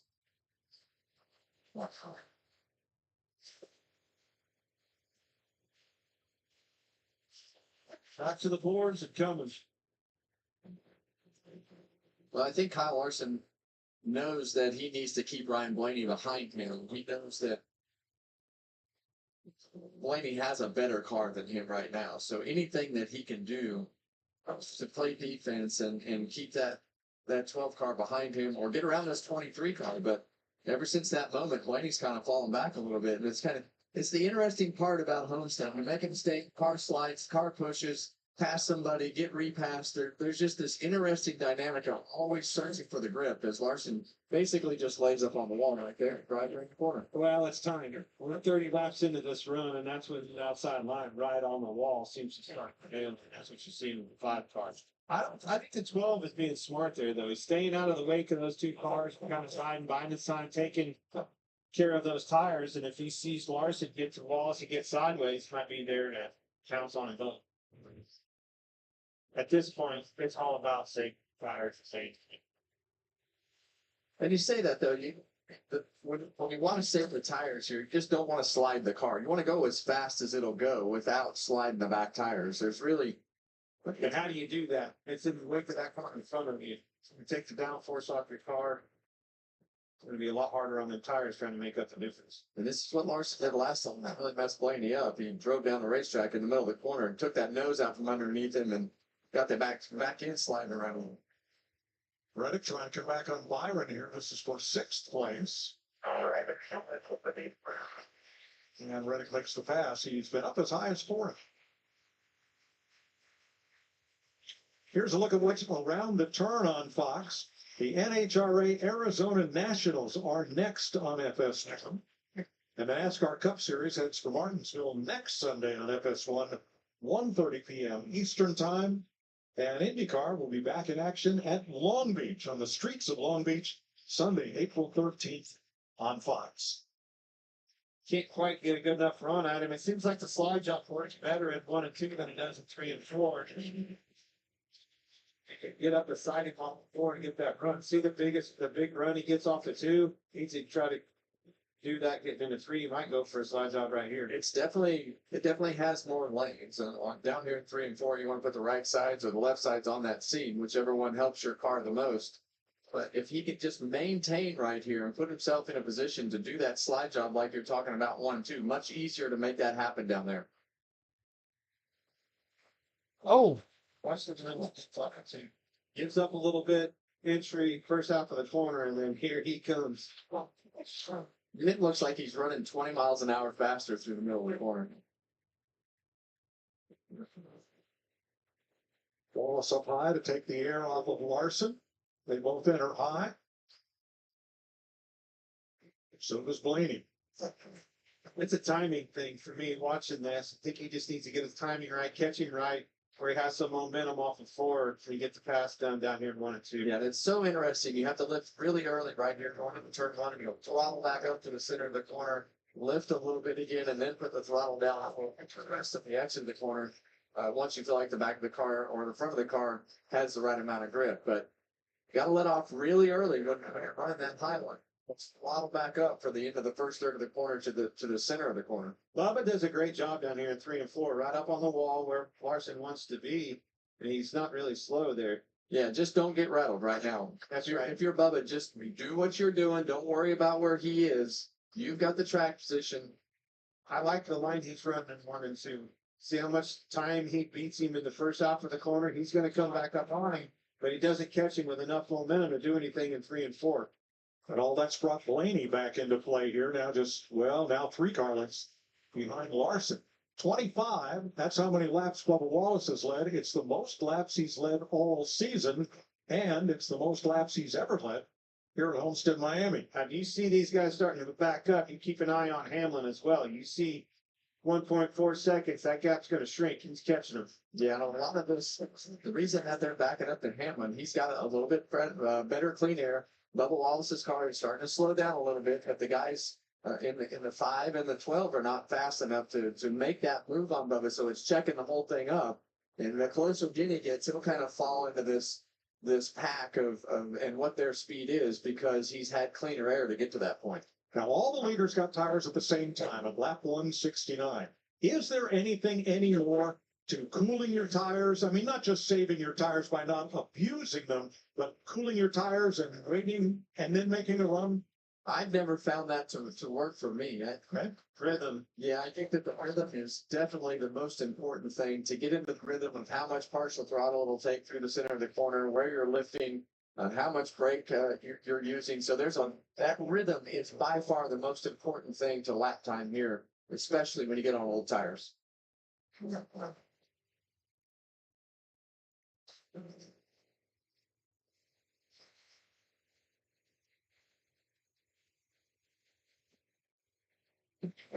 Bubba Wallace running 34.66, the last lap, quickest car on the racetrack, ahead of Kyle Larson by half a second. all right. Fuel window is about open to the end of the race. We'll probably start seeing pit stops shortly when they come back from the full screen commercial break on Fox Sports 1. We'll go through the full field running order here quickly before taking a break of our own. Bubba Wallace is the race leader, Kyle Larson second, Ryan Blaney third, Denny Hamlin in fourth, Alex Bowman fifth, Tyler Reddick sixth, William Byron seventh, AJ Allmendinger in eighth, ninth for Chase Briscoe, Austin Cindric rounds out the top 10. Chris Buescher in 11th, Austin Dillon 12th, Noah Gragson 13th, Michael McDowell 14th, and Ryan Preece 15th. 16th for Justin Haley, Zane Smith 17th, Josh Berry 18th, Chase Elliott 19th, and 20th is Eric Jones. Daniel Suarez 21st, Ricky Stenhouse Jr. 22nd, Brad Keselowski 23rd, Joey Logano 24th, and Ty Gibbs 25th. 26th for Ty Dillon, John Hunter Nemechek 27th, Cole Custer is the last car in the lead lap at 28th, And Kyle Busch in 29th will get the free pass because caution is out right at the edge of the fuel window here. So Kyle Busch 29th will get the free pass to get back on the lead lap, and then a lap down in 30th is Riley Herbst. Shane Van Gisbergen in 31st, Ty Gillen 32nd, Ross Chastain 33rd. I really don't know what's going on with him today. Christopher Bell 34th, had that spin earlier. He probably has damage to the underbody diffuser of the car when it came off of the wall, I would assume, or maybe that nose damage is worse than we had thought. Whatever the case is, he has been a lap down pretty much ever since. Cody Ware 35th, J.J. Ailing 36th. Carson Hocevar had power issues, electrical issues to his car. He is 37th and has been off the track for 23 laps. So again, caution flag is out at lap 208 with 60 laps to go. And we'll have to wait and see exactly what the caution is for when they do come back from this commercial. My, oh my, oh my. We're definitely going to have pit stops here. And if we were to stay green to the end of the race, this would be the final stop. And then it would be about tire management to the end and who's going to have the best late.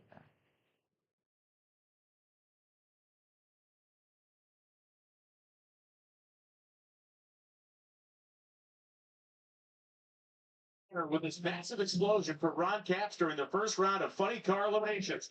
It is an incredible sequence, and you'll see it all following the NASCAR race as the NHRA Arizona Nationals blows its down here in the desert. Oh, jeez. And then, Oh, no! his engine goes up in smoke. Second engine failure of the year for the number 12. They lost one at Phoenix. Damn it, man. Oh.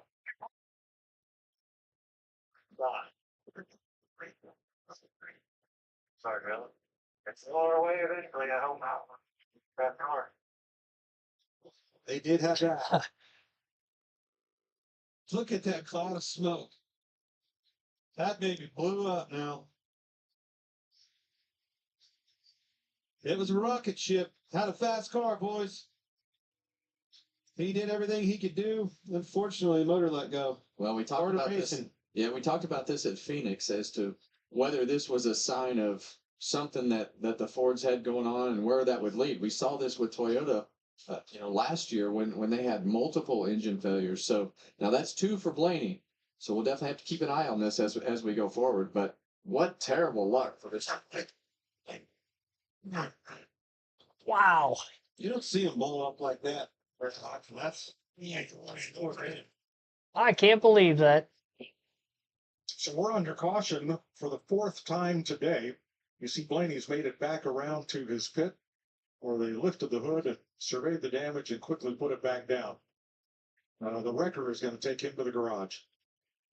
Well, his car, that is. He's out. And short day for Ryan Blaney after leading 124 laps. 2/3 of this race. He was the first place car. They need a fire extinguisher right there because that is officially burning. So frustrating. We've all had it, Kevin. It's part of it, part of motorsports. You're asking a lot out of these race engines, pushing them to the max. Well, that's 2 out of the last 3 races, and the only Ford, as you pointed out, to blow up like that in these last 3 races. Well, I know it's part of racing, but man, does it stink. It is the worst. I mean, he had the fastest car. I mean, there's like crap. It always happens when they're fast. You say stink, literally. I smell the oil now. It just came into the booth. You smell that? Yep. they put it on the Still on fire. Yeah, they're going to be a while cleaning this one up. So with 58 laps to go, we'll take a break from Homestead-Miami Speedway. I'm going to take you side by side. Jeez.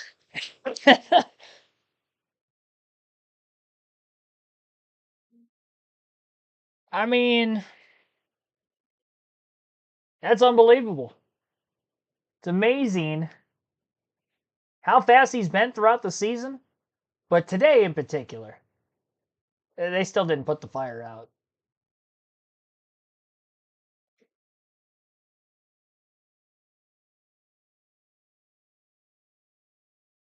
NASCAR officials taking an awfully long time trying to put that fire out, but he's got it out now, I do believe.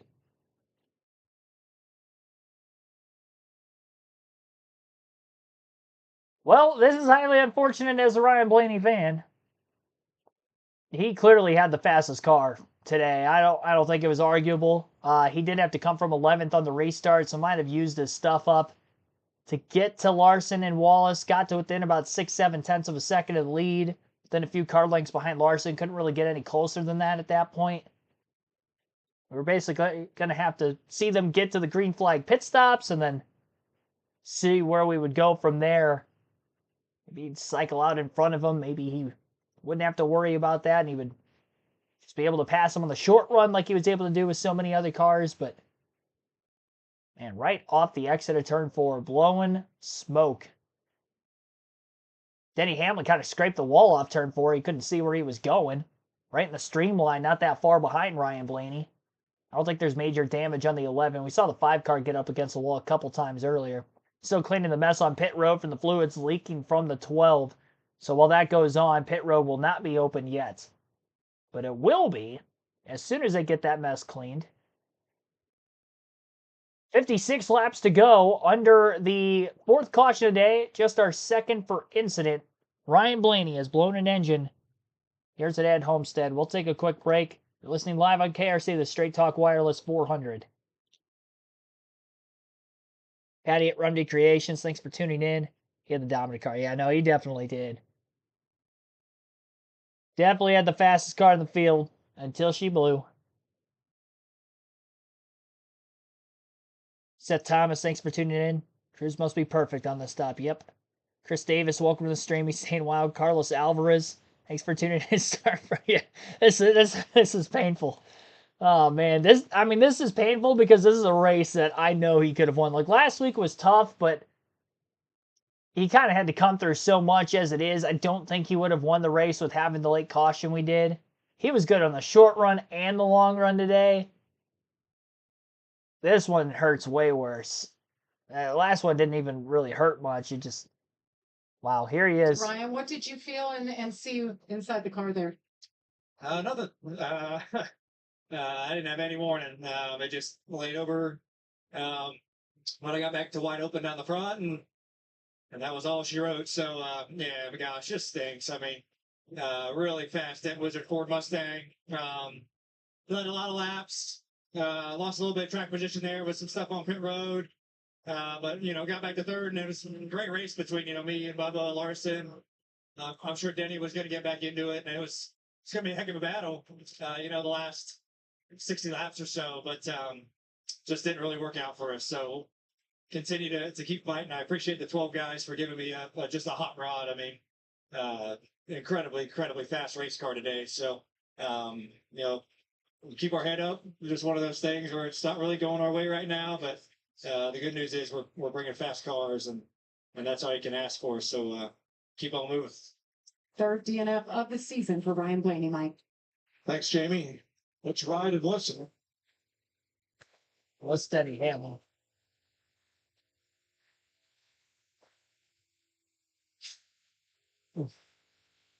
Little scrape. And that was from Denny Hamlin. And here's the 12. There, Flashing road. Never a fun feeling from the driver's standpoint, especially when they're unexpected like that all of a sudden.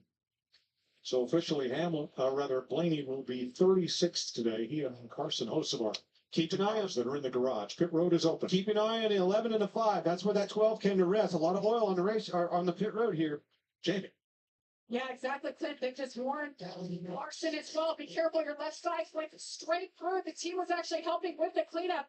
Larson saying it's a little too free. They're going to make small adjustments here. Just an air pressure adjustment for the 5, the 20 free. Bubba Wallace, 1 top 10 in his well. Here having a stellar day. 4 tires there, air pressure as well. 3 days. 24 William Byron, too tight the entire run as he has been all day after yellow flag stops. The 48 of Alex Bowman as well, too tight. So Blake Harris, I just need front turn. Please get me front turn. Well, leaves them off pit road. Alex Bowman picks up a spot. Austin Cindric, Chris Buescher each pick up 3. 0525, thanks for tuning in. See in the chat. Yep, that's what I mean. Racing's a difficult thing. Can have the time to switch hats. I like that comment. I'm not switching hats. Just throw like my regular NASCAR hat on for the rest of the stream. I'm now rooting for the sport to have a good finish to the race. Bubba Wallace wins the race off pit road ahead of Kyle Larson, Denny Hamlin, Alex Bowman, Tyler Reddick, Austin Cindric just behind them. Reddick lost a spot, Bowman up 1, up 3 spots for Buescher and Cindric, up 2 for Gregson, back in the top 10. Byron surprisingly loses 2 spots on pit road, falls to 9th. That 24 team usually very, very solid on pit road. 53 laps to go. This time by the time we restart, we'll have a little more than 50 laps left. Byron, Cindric too fast entering. Oh, geez. Well, so much for them being up inside the top 10. So much for the 3 positions gained for Cindric and 2 lost for Byron, because it's going to be more loss for Byron, and Cindric's going to be going to the back with him. Yep. Speeding police is out. That was the money stop if it stays green to the end. If we get any more cautions, we'll see more pit stops. And this will not be the final pit stop of the race if that is the case. All right, run out there. Back around here. You're good. Keep it off. We're going to get stop bull drive. Back by only. Yeah, left for on. For one. Seven was narrow pit on the NASCAR circuit, narrow pit road that is. They're all the way around, going past the Corvette pace car as we get ready to restart. Wallace ahead of Larson and Hamlin. Toyota, Chevy, Toyota, the first 3. The first Ford is Austin Cindric in 6th, but he's under penalty. So we'll make that Chris Buescher. You got AJ Allmendinger here. I was just praising him under break, Kevin. We've been watching this for a couple weeks. Had a bad pit stop there, guys. 12-second stop, lost 5 spots. Can he gain them back? Well, he's gained them back all day. He's done a really good job today. His car's handling well, and look for him to gain some of those spots back. But great day for that team. So Cindric dropping to the back. In fact, Allmendinger, the cars either side of him. Austin Dillon in 11th, Ryan Preece in 13th. All having a good fight for a top 10 spot today. Great stop for Buescher and company in the 17, gaining 3 spots. And guys, we talk about long run. If we go green to the end, this will be the longest run of the day. And how about the pit crews? The 20 On tires. Not longest green flag run, but longest run on tires. 9-7 on that stop right there. All right, Larry, William Byron stopping to top off and to check something there on the right rear, and now they're going to the left side. Yeah, they're just making adjustments, Mike. There's no benefit to topping it off with fuel with basically less than 50 laps to go. That's right. They're under penalty, so they have to restart tail into the longest line anyway. In fact, they were lowering the back of that car down a little bit, Kevin. Round out of the right rear, half round out of the left rear. Yeah, and that's hard to get that right here. You want the back of the car as low as you can to get the diffuser as low as you can to the car, but we've heard some of the drivers talk about the bumps and things, and so the lower that you can make that and have the stops right, the more downforce it's going to make. Well, he's going to need it back there in that dirty air. New player in the first 3 rows, Chris Buescher. He's the highest Ford in this race. He is in 6th. Chase Briscoe 7th. Noah Gragson 8th. Dillon and Allmendinger fill the top 10 ahead of Preece, McDowell, and Haley. So a bunch of new players up toward the front. This is exactly what we've been watching with Buescher. Just steady Eddie, and all of a sudden here at the end, right in position for a solid finish. Wallace and... All right, here we go. Bubba Wallace, front row for the restart, inside lane. Kyle Larson on the outside, green flag back in the air. Larson gets a better launch out of the restart zone. Wallace trying to side draft into the corner. Hamlin takes to the bottom, 3 wide for the lead. Bowman towards the outside, nearly 4 wide. Hamlin drops back a bit. They are 4 wide further back. Inside the top 10, Wallace, despite not launching as well through the restart zone, still gets the lead off turn 2. I think the 11 on the inside, the 48 on the outside of the 5 helped him out. And Larson, who was stuck in the middle, now falls to 4th with the 11 and 48 side by side for 2nd in front of him. Chase Briscoe, Chris Buescher, that's Chase Briscoe, Tyler Reddick We're still side by side also, just behind the 5 of Larson for 5th. Alex Bowman in the 48. Been great on the short run so far today. Pretty good restarts went up at the front of the field. Another good one here as he battles nose to nose with the 11 of Denny Hamlin. It's allowing Bubba Wallace to pull out ahead. Hamlin going to slide up and try to take the line away of the 48 of Bowman, but has to lift to keep it off of him. Slides in front of Larson. Contact made right across the nose of the 5. Bottlenecking everything up there. That was an over-aggressive move there from Denny Hamlin. Larson going to try to slide up and side draft the 11. It looked like Hamlin might have almost got against the wall in the center of turns 1 and 2 that time as well, as they continue to back traffic up behind these two. Reddick 3 wide middle between the 17 and 19. Larson clear for 3rd on Hamlin. Busher almost got by Briscoe that time, but there wouldn't have been enough room to clear high anyway with Denny Hamlin not that far in front of the 19. Briscoe back in the top 5 for the first time since stage 1 today.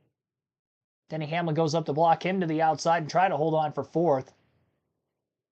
Alex Bowman 1 second off the race lead from Bubba Wallace, who's out in front of the field. Kyle Larson 1.3 seconds back in 3rd. Hamlin is 1.5 seconds back in 4th. And Briscoe right there with them 1.6 seconds off the lead in 5th. Briscoe still going for 4th place. He's on the inside of Hamlin, and he'll stay there off the exit of turn 4. Side draft him just enough, pulled to the bottom of the track, and he'll try to complete the pass in turn 1.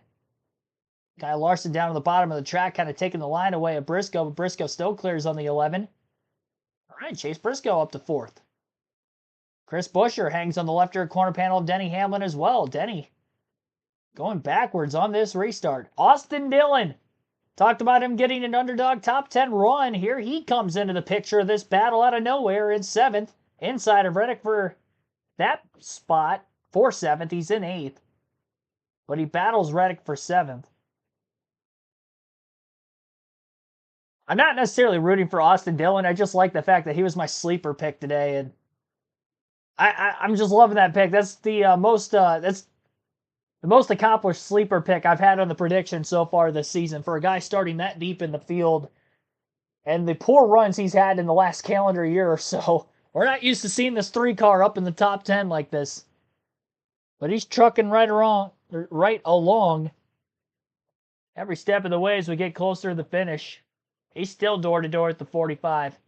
AJ Allmendinger was on the sleeper pick earlier in the pre-race as well. He has been running top 10 all day, basically between 7th and 10th the entire race. Stage points in both stages, and he's currently in 9th as well. Dillon completes the pass finally on Reddick. Briscoe's closing in on Larson for 3rd. Denny Hamlin is right there still with Briscoe as he gets back to the inside through 3 and 4. And they'll stay nose-to-nose down the front straightaway and drag race for turn 1. Hamlin will have the advantage on entry on the bottom. Briscoe going to try to pinch him down. Also getting clean air on the nose himself with Larson up high. 19 and 11 still side by side. And because of how tightly they were running with each other, Chris Buescher in the 17's got a massive run behind these two JGR Toyotas.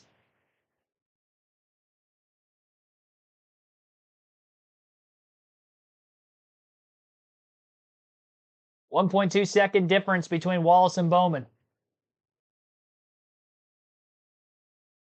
And Austin Dillon might get a top 5. The way this thing's going right now.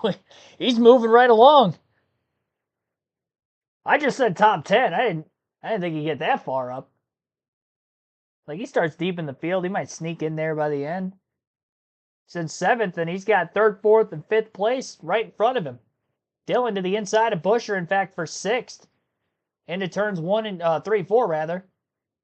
Buescher to the middle groove of the racetrack as he was also simultaneously trying to get by Denny Hamlin. Reddick with a big run off the top might have an ability to try to cross Austin Dillon over, and he's got the spot for 7th place. Dillon going to try to get him back through turns 1 and 2 on the inside. And he gets alongside of him for a brief moment, has to duck back in line behind him before entry into 3. Good crossover by Tyler Reddick. Had so much momentum off turn 4 that last time. Ryan Preece up in the top 10 as well. First time today that number 60 car has gotten up there. He finished third at Vegas a week ago. And here he is late at Homestead-Miami Speedway looking for back-to-back top 10 runs. Top 5 has changed just a little bit, but still Wallace in the lead, Bowman second, Larson third, Briscoe fourth, Hamlin in fifth. This time by at the start-finish line, 40 laps to go at the Homestead-Miami Speedway. The 3-car of Austin Dillon, they've been very good as well. Just slowly making the car not great. Might take it off. Right now, it's the same thing. This seems to be a little bit tighter on entry. I'm going to run out to Tyler Reddick here. He's up as high as fourth, but now backslid to seventh and into the clutches of Dillon. Think about when you used to race at RCR, Clint. What RMO was always at the end of the race when you were the best. It was always a long run, and it was always around at the end of the race. And that's kind of the thing that Austin Dillon has had today. He's 100% And needed. all the races I won there, all the races. My first one, all of them. Oh, right here. Managed those tires. It's a good track for him, though. I mean, can't take anything away from that driver. Well, Larson's been into the wall again. Here's a look. We need a Larson wall counter. I think that's 17. I've been trying to keep track of that. 17. That was 17 through 20 right there, Clint. No, the judges, go back to the judges. Only counts as one. All right. At the Chili Bowl, it only counts. It doesn't matter how many times you roll over. It only counts one point. Yeah. Just because you flip 17 times doesn't mean you get 17 flips out of it. All right. That's one correct. I'll just this side of this car is going to be see-through, though. Well, it started on practice. Ty Gibbs was hopeful of a good day. He stayed on the lead lap pretty much all day. He's back at 25th right now, 10 seconds off the lead. Valerie in the front of the line. Bush, Keselowski, and Nemechek. So back up front to Bubba Wallace, whose last win came 84 races ago, Kansas, September of 2022. Who's got a I was at that race. lead on Alex Bowman. It's hard to believe it's been that long. Can't say enough about Alex Bowman. Doesn't feel like that race was that long ago, I guess is what I'm getting at. Running second. Can it be their weekend?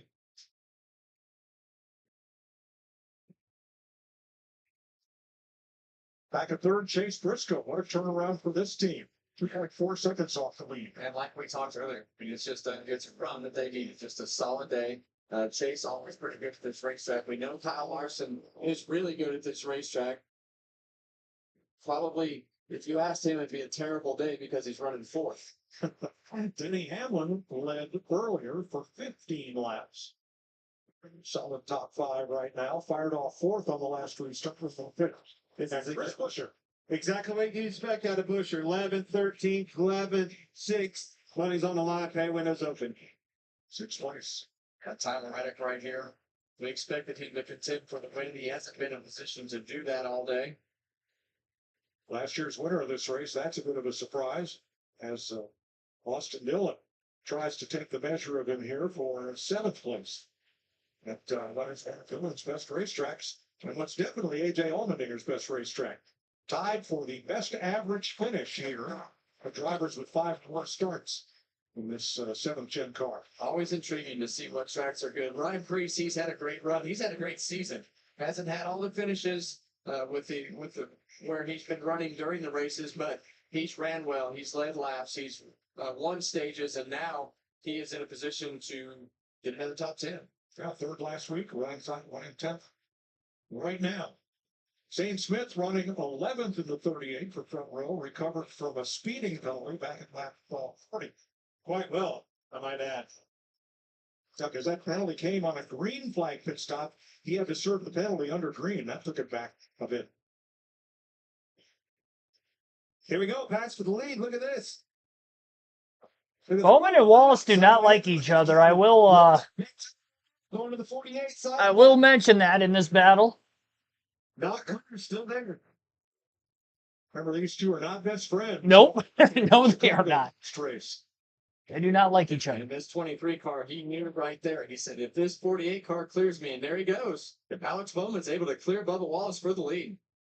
With 33 to go. Bowman the showman. Larry, what are the trends telling us? Well, Mike, I looked at the 3 races that we've been here to Miami with the Gen 7 car the last 3 years.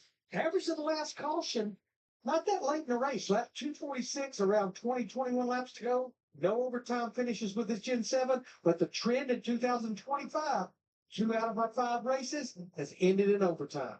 Right? Well, this race had a lot of long green flag laps. Other than the stage breaks, only 2 other caution flags today. Briscoe caught the wall a little bit in the center of 3 and 4, slowed him up. Here comes the 5. He's running right in his line though. This is for 3rd place. Yeah, and you see the back of that 5 car step out on the bottom of the racetrack. We know at this point in the run, he wants to be up against that wall. And I think at this point in the run, to your point right there, Kevin, I think the 5 car and his ability to run way up on that outside wall, deep into these runs could prevail, but he's got a long ways to go and some tough cars to pass. There you see AJ Allmendinger going by Austin Dillon for 7th place, and that is going to allow Reddick, well, nope, not going to quite make it, but AJ Allmendinger making his way back towards the front. Reddick back to 9th with Ryan Priest closing in. Ryan this time would take 9th away. Keeps it away in here.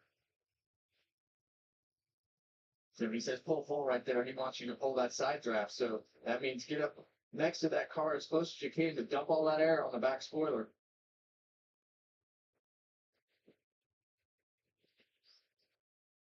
We'll have to regrid and try again. 29 to go. Just outside the top 10 with Simone, Zane Smith, Noah Gregson, and Joey Logano, who has come back from being a lap down. Got the free pass last caution and is on his way up to 14th place. Larson and Hamlin for 4th.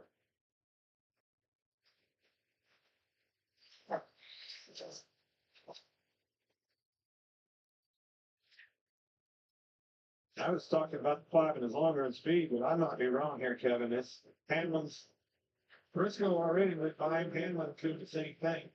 Yeah, it doesn't seem like the 5 is as good this run as he has been in the previous runs throughout the race. So Denny Hamlin has been pretty even on the long runs with what the scenarios that we've had before. So we'll be able to find out if he's able to complete this pass. Just look at the lap times alternate between them.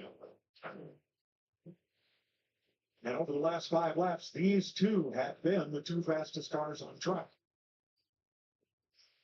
Oh, they touch a little. Briscoe, really good lap by him. Yeah. And what happens when you battle side by side like this? You immediately just slow both of you down, but you know you can't give up the spot as you see Kyle Larson won't Denny Hamlin off. That's brought Chris Buescher right to their back bumper. Kyle looks loose to me, Kev. Briscoe and Reddick right now, fastest cars on the track that lap, as Christopher Bell, he is right now, makes a good stop. Well, we heard Reddick talk earlier about his car not taking off and how bad it was on a short run. So being the longest run of the race, maybe he'll be able to make up some more ground than what he has in the runs earlier in the race.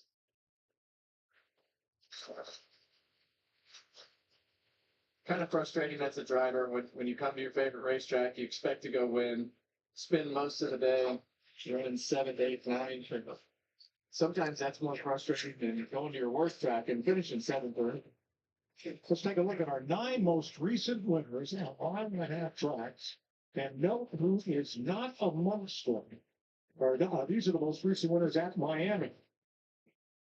And the names that are missing, how about Bowman, Wallace, and Briscoe? Your top 3 right now. I'm watching Briscoe. Said his name, and I'm watching his lap times, liking what I see. He's starting to run down Wallace, slipping back a little bit. Gonna have to pass on quick though, and run out of time. 24 laps to go. Alex Bowman's lead is stretched out to 9/10 of a second, almost 1 full second over Bubba Wallace in P2. Bowman slowly driving away. Chase Briscoe in 3rd place, running somewhat similar lap times to that of Alex Bowman, kind of fluctuating between 1.5 to 1.8 seconds off the lead in 3rd. 3.8 seconds off the lead, or Kyle Larson in 4th. Denny Hamlin in 5th is 4.4 seconds back. And then in the 6th place position, Chris Buescher, 4.9 seconds off the lead. AJ Allmendinger, 5.7 seconds back at 7. Tyler Reddick, 6.2 seconds off the lead in 8th. Austin Dillon, 9.7 seconds off the lead. And 7.3 seconds back for Ryan Preece in 10th. As high as I've been on AJ Allmendinger and Austin Dillon as my sleepers to get top 10 runs, and they're running in the top 10 right now, my don't-haves today are both in the top 10 as well. Chase Briscoe, Chris Buescher, neither of those two were in the top 10 for a large majority of not only the first 40 laps or so before the Blaney DNF with the engine failure breaking out of caution with 60 laps to go, as well as the entirety of Stage 2 for the most part there. Chase Briscoe was top 5 at the end of Stage 1, but then he fell behind, had a slow pit stop, and ended up costing him that green flag pit stop they had, I believe in Stage 2 it was, had cycled him pretty far back in traffic. Jackman dropped the jack, and he wasn't really higher than 12th the rest of the stage after that. And as for Chris Buescher, he was as far back as 17th at one point on speed in the middle of Stage 2, so massive adjustments made to that 17 car to get him competitive to where he's at right now. This is the 14th career start for Buescher at Homestead-Miami Speedway. He has yet to finish inside the top 10. This could be his first. As for Bubba Wallace, he only has 1 career top 10 at this racetrack, and he's looking for his 2nd one here today, running in position number 2. Chase Briscoe runs him down just a bit for the moment in the 19 car for Joe Gibbs Racing. That'd be something if one of my don't-haves goes on to win this race. I don't know if that's ever happened before. It might have happened on like maybe a super speedway or something. I'm going to feel kind of sorry for myself here. My must-haves have, one of them blew an engine while running 3rd, leading the most laps, Ryan Blaney, and then the other had a pit road speeding penalty early in Stage 3, William Byron. He's only gotten back up to 18. Kyle Larson's in 4th. He's my race win pick. At least he's still running pretty good. He doesn't have a car that looks quick enough that can win this thing if it stayed green to the end, but he's in contention at the very least. Tyler Reddick had won this race from the pole a season ago. Alex Bowman trying to do the same thing here in 2025. He qualified on the pole yesterday afternoon. It was his first pole of his career at Homestead. He's never won here before. And it was his first pole of 2025. Here he is, trying to go for a win. He's been good on these lower grip tracks in the past. He has a win at Las Vegas in 2022 with the next-gen car. His first career win at Chicagoland. That was a very low grip racetrack, wall riding track, if you will, back when he won there in 2019. And now trying to win here today at Homestead-Miami Speedway. Battle for 9th between Austin Dillon and Ryan Preece. Preece will make that pass. Justin Haley was running quicker lap times of both cars and is catching them late. He might have an outside shot at a top 10 for Spire Motorsports. He's passed Gregson and Zane Smith in recent laps. Quick race update, where we are right now with 18 laps to go and how the race started. Again, Alex Bowman started on the pole in this one. And I believe he's led the 2nd most laps in the race today now. 3rd most laps in the race today. 34 laps led for him. The 2nd place driver of Bubba Wallace has led for 56. Ryan Blaney will go on to lead the most, but he'll end up with a 36th place finish after an engine failure, running in 3rd at the time with about 60 laps to go. 124 laps led for Blaney today. Blaney was a Stage 1 winner. Stage 2 winner was Denny Hamlin. Hamlin's led for 15 laps. Kyle Larson for 12. And everybody else who has led in the race has led for single-digit lap counts during green flag pit stops. 4 for Carson Hocevar, who also had mechanical issues in Stage 2. Actually, it might have even been early. Yeah, it was early in Stage 3. It was before the Blaney DNF by about 23 laps. But he led for 4 laps so far today. 2 laps for Josh Berry during green flag stops, 1 for William Byron, 3 for Zane Smith.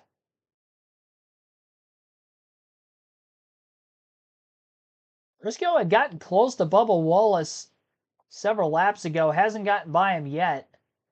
Wallace 1 second off the race lead, still from Alex Bowman. And they've kind of been trading lap times back and forth for the last several laps. I was talking about earlier when they were battling for the lead that these two do not like each other very much. So if it comes down to Wallace trying to run down the 48 late, this could get interesting. And I don't think Chase Briscoe will be in a bad spot to try to go out here and get the win.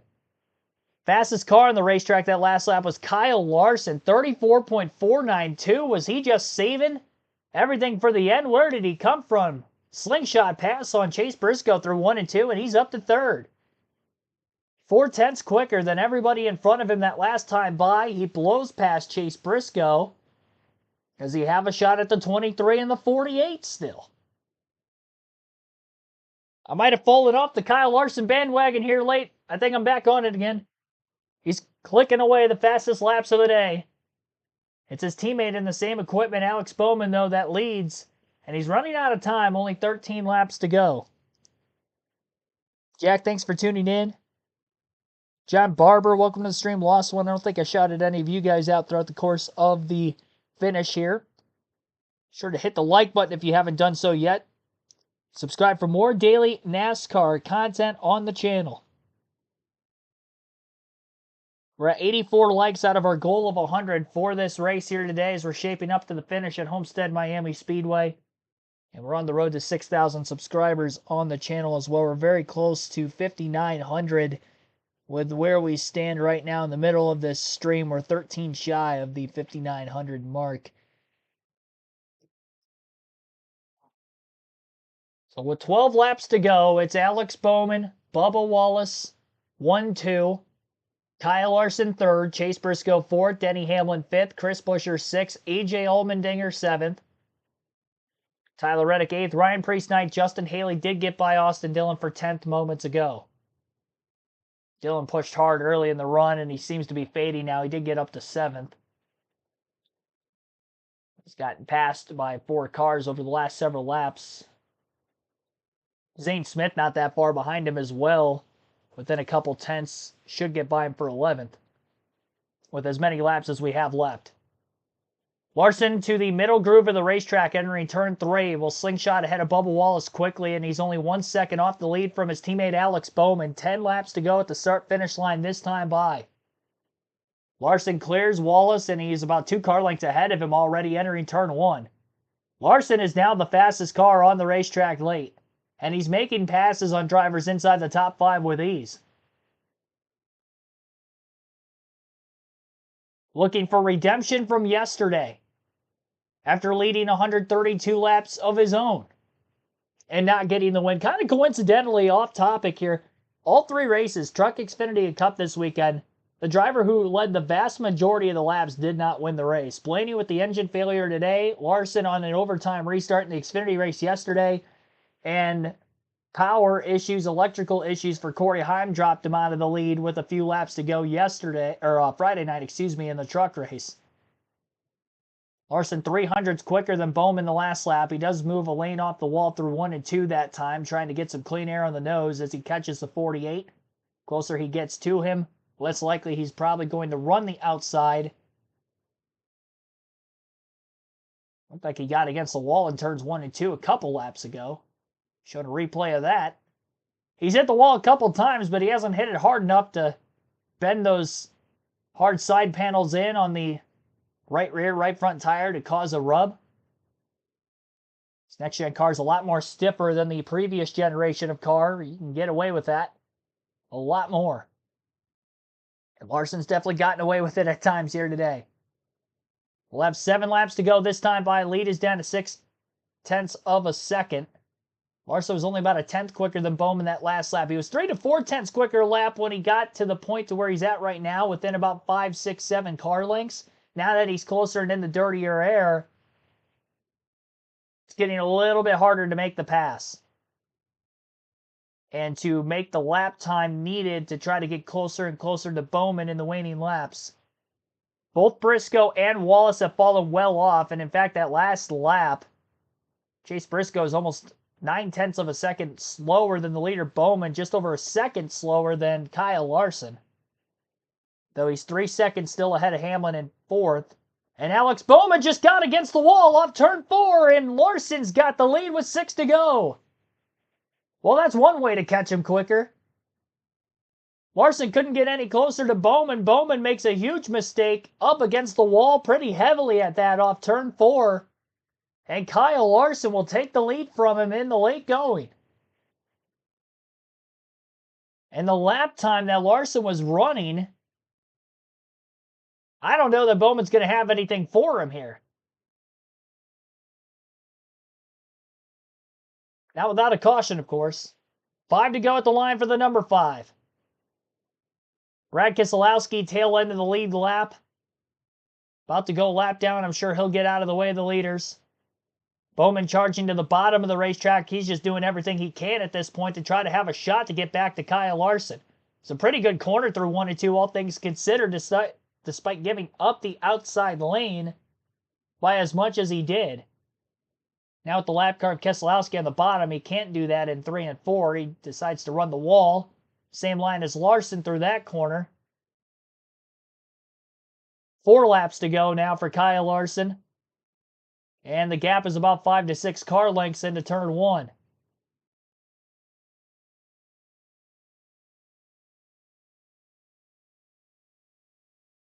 It was going to be interesting if Larson was going to get to Bowman or not.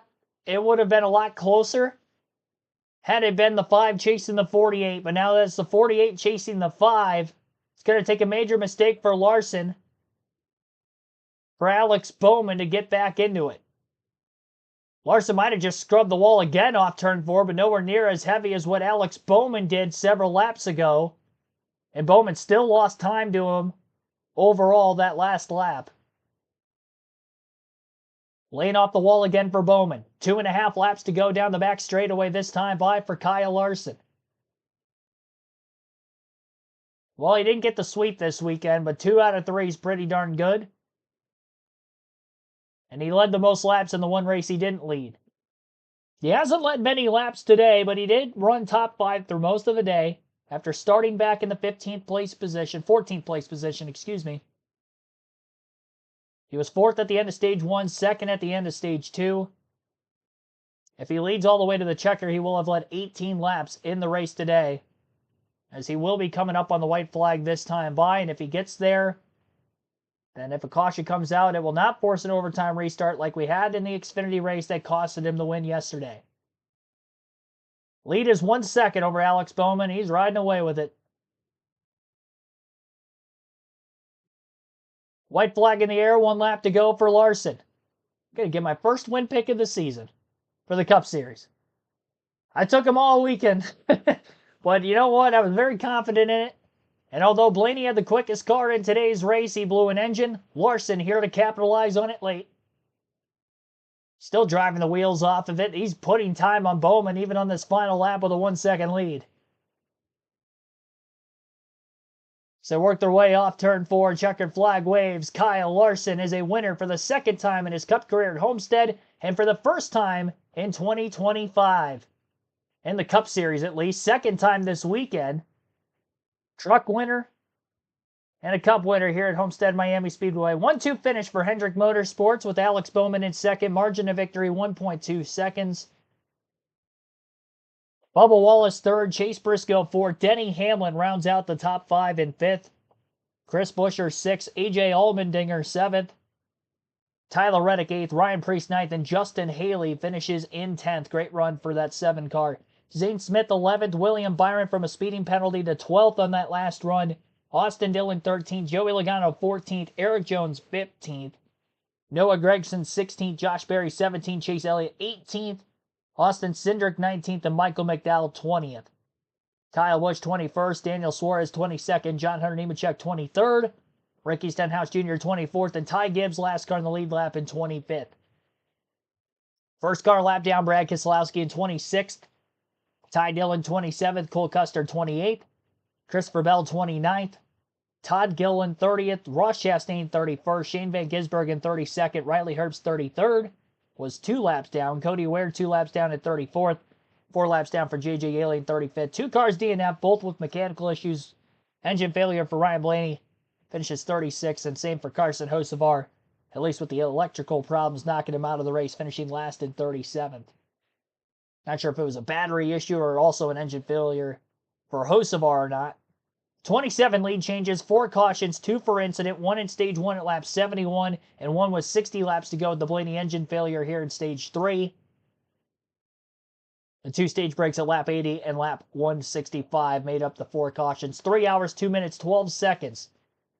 Total time on this race today, we finished under the regulation length of 267 laps and 400 miles. Kyle Larson goes on to lead for 18 laps. 19 it looks like at the checker here. 19 laps en route to his victory. Alex Bowman, 43 laps led, finishes second. Walls, 56 laps led in third.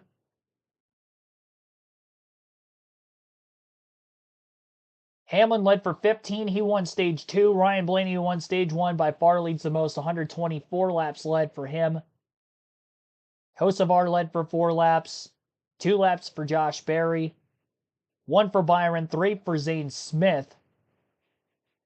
And here's your race winner, Kyle Larson, on the front stretch with his race-winning interview. Post burnout, of course. But having the confidence to do that, like, it's just too different neither.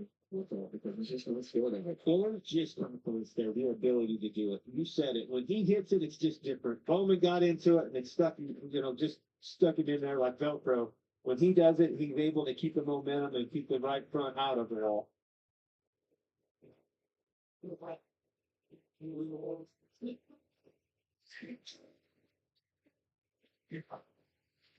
Elkhorn, California, 32-year-old. This is 30th.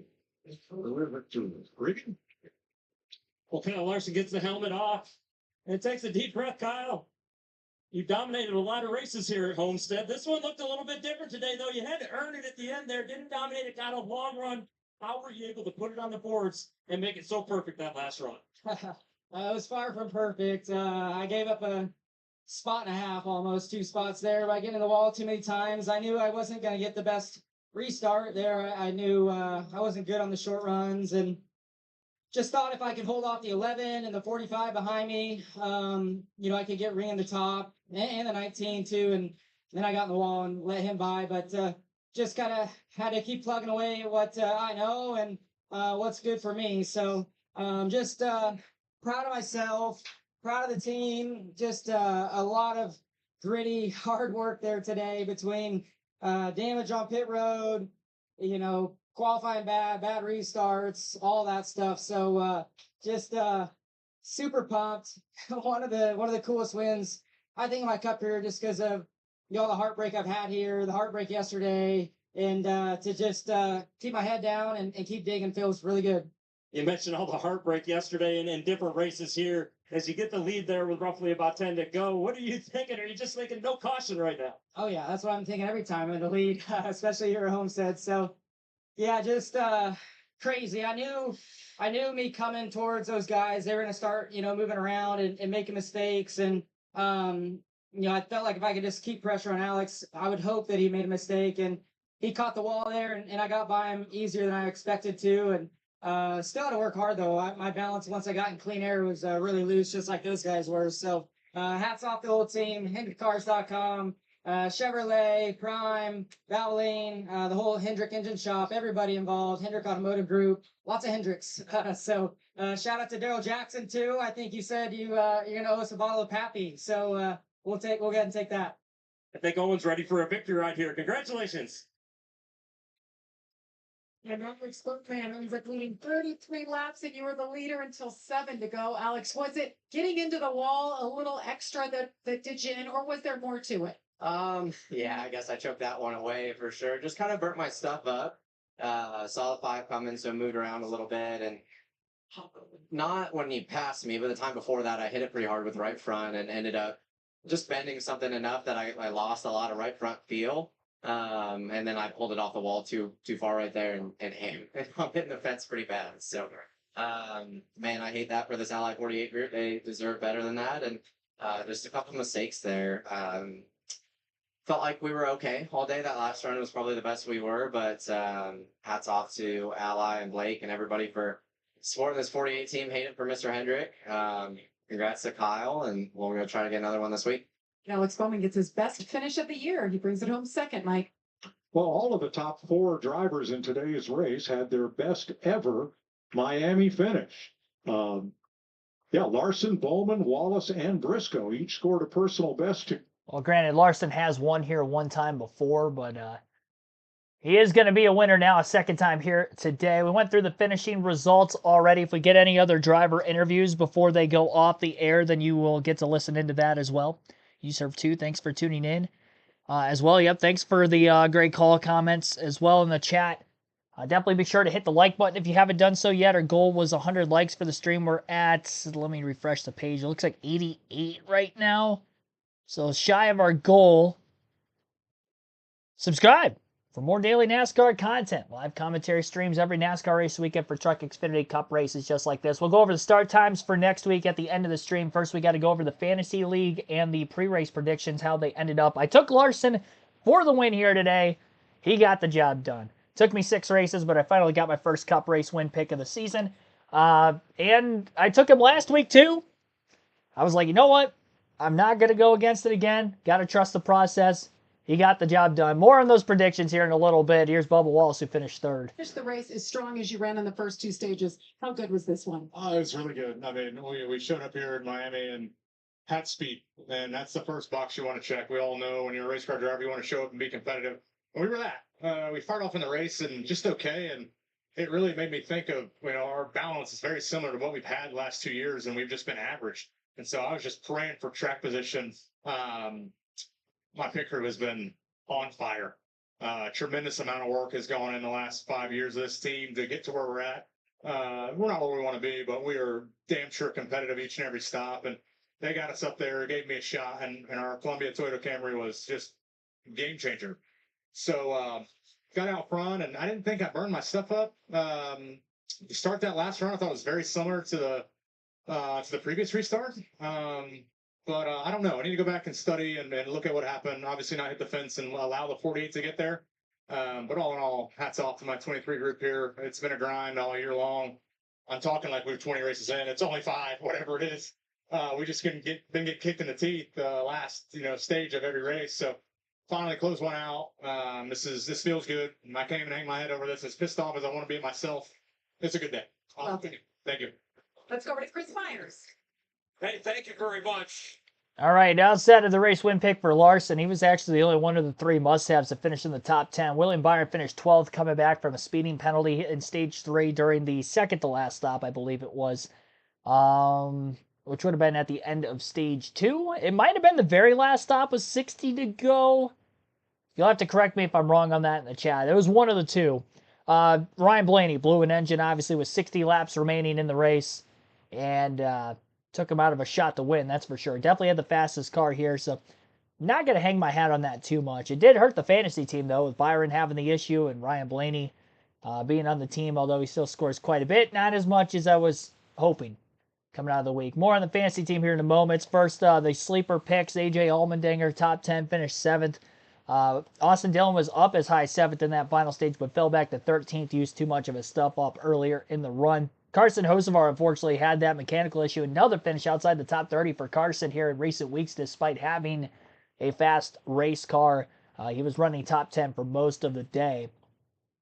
Kind of in that 6th to 10th range after he had that pit strategy back in Stage 2, which actually worked out a lot better for him than not only what I thought, but I'm sure most people thought, having those 5-lap older tires at the end of start of Stage 2 after Stage 1. He was up there, fell back to about 12th, 13th there before he pulled the pit road early in Stage 3 before the Blaney DNF and the caution, which set up our run to the finish. And the other sleeper pick, I skipped over it. What are we looking at here? I have to go into the pre-race notes.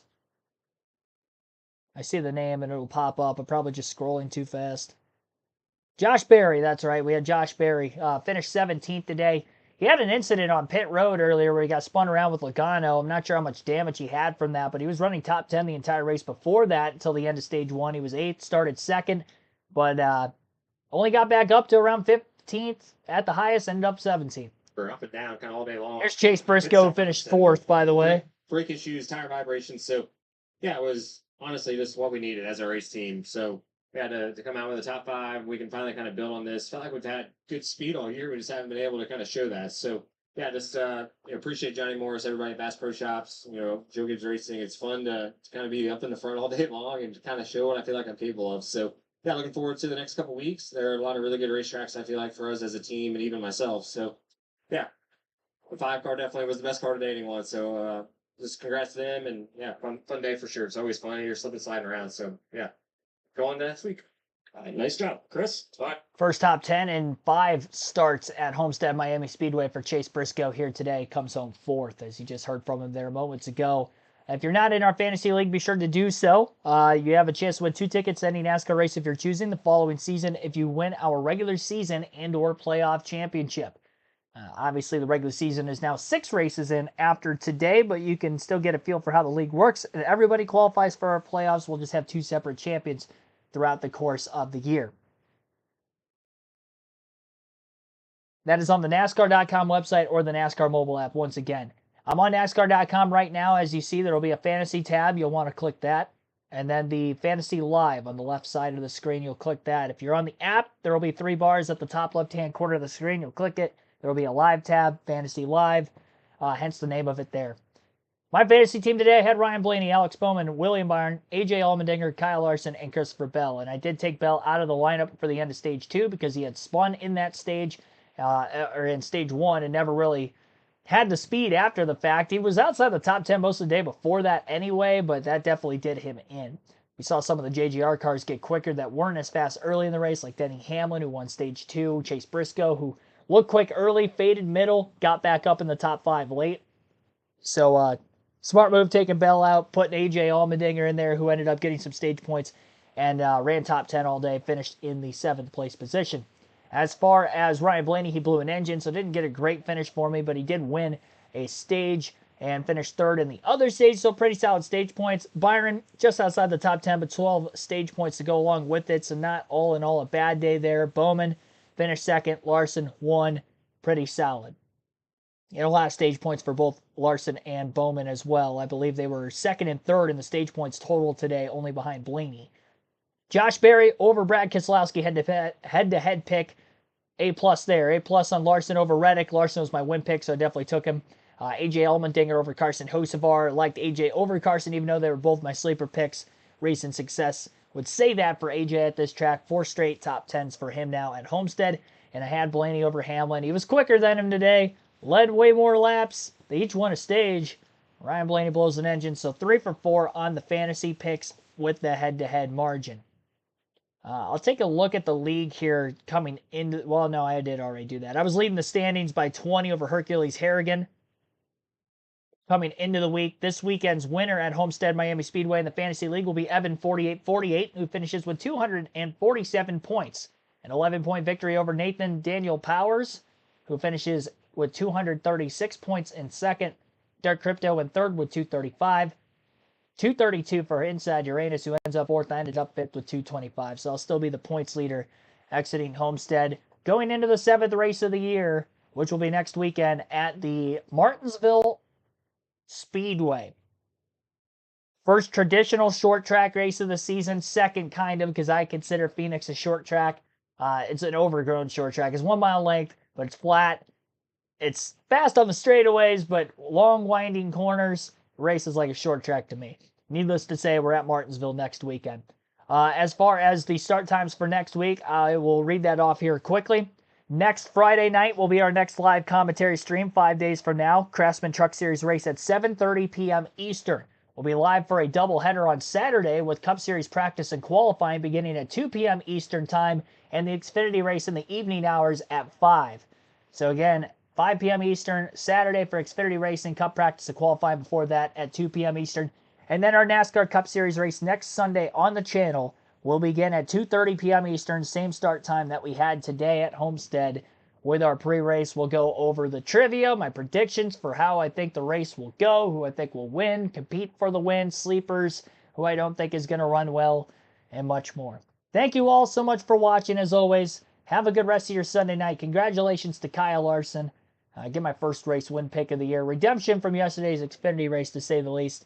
And I will see you back better than ever again tomorrow. Hit the like button if you haven't done so yet. Our goal is 100. We're at 96 right now. So be sure to hit that like button. Hopefully we get to that goal after the stream. And I will see you guys back better than ever. Subscribe. More daily NASCAR content. We're close to 6,000. And I will see you guys tomorrow for NASCAR 08. If I don't see you tomorrow, I will see you guys on Friday night for the truck race.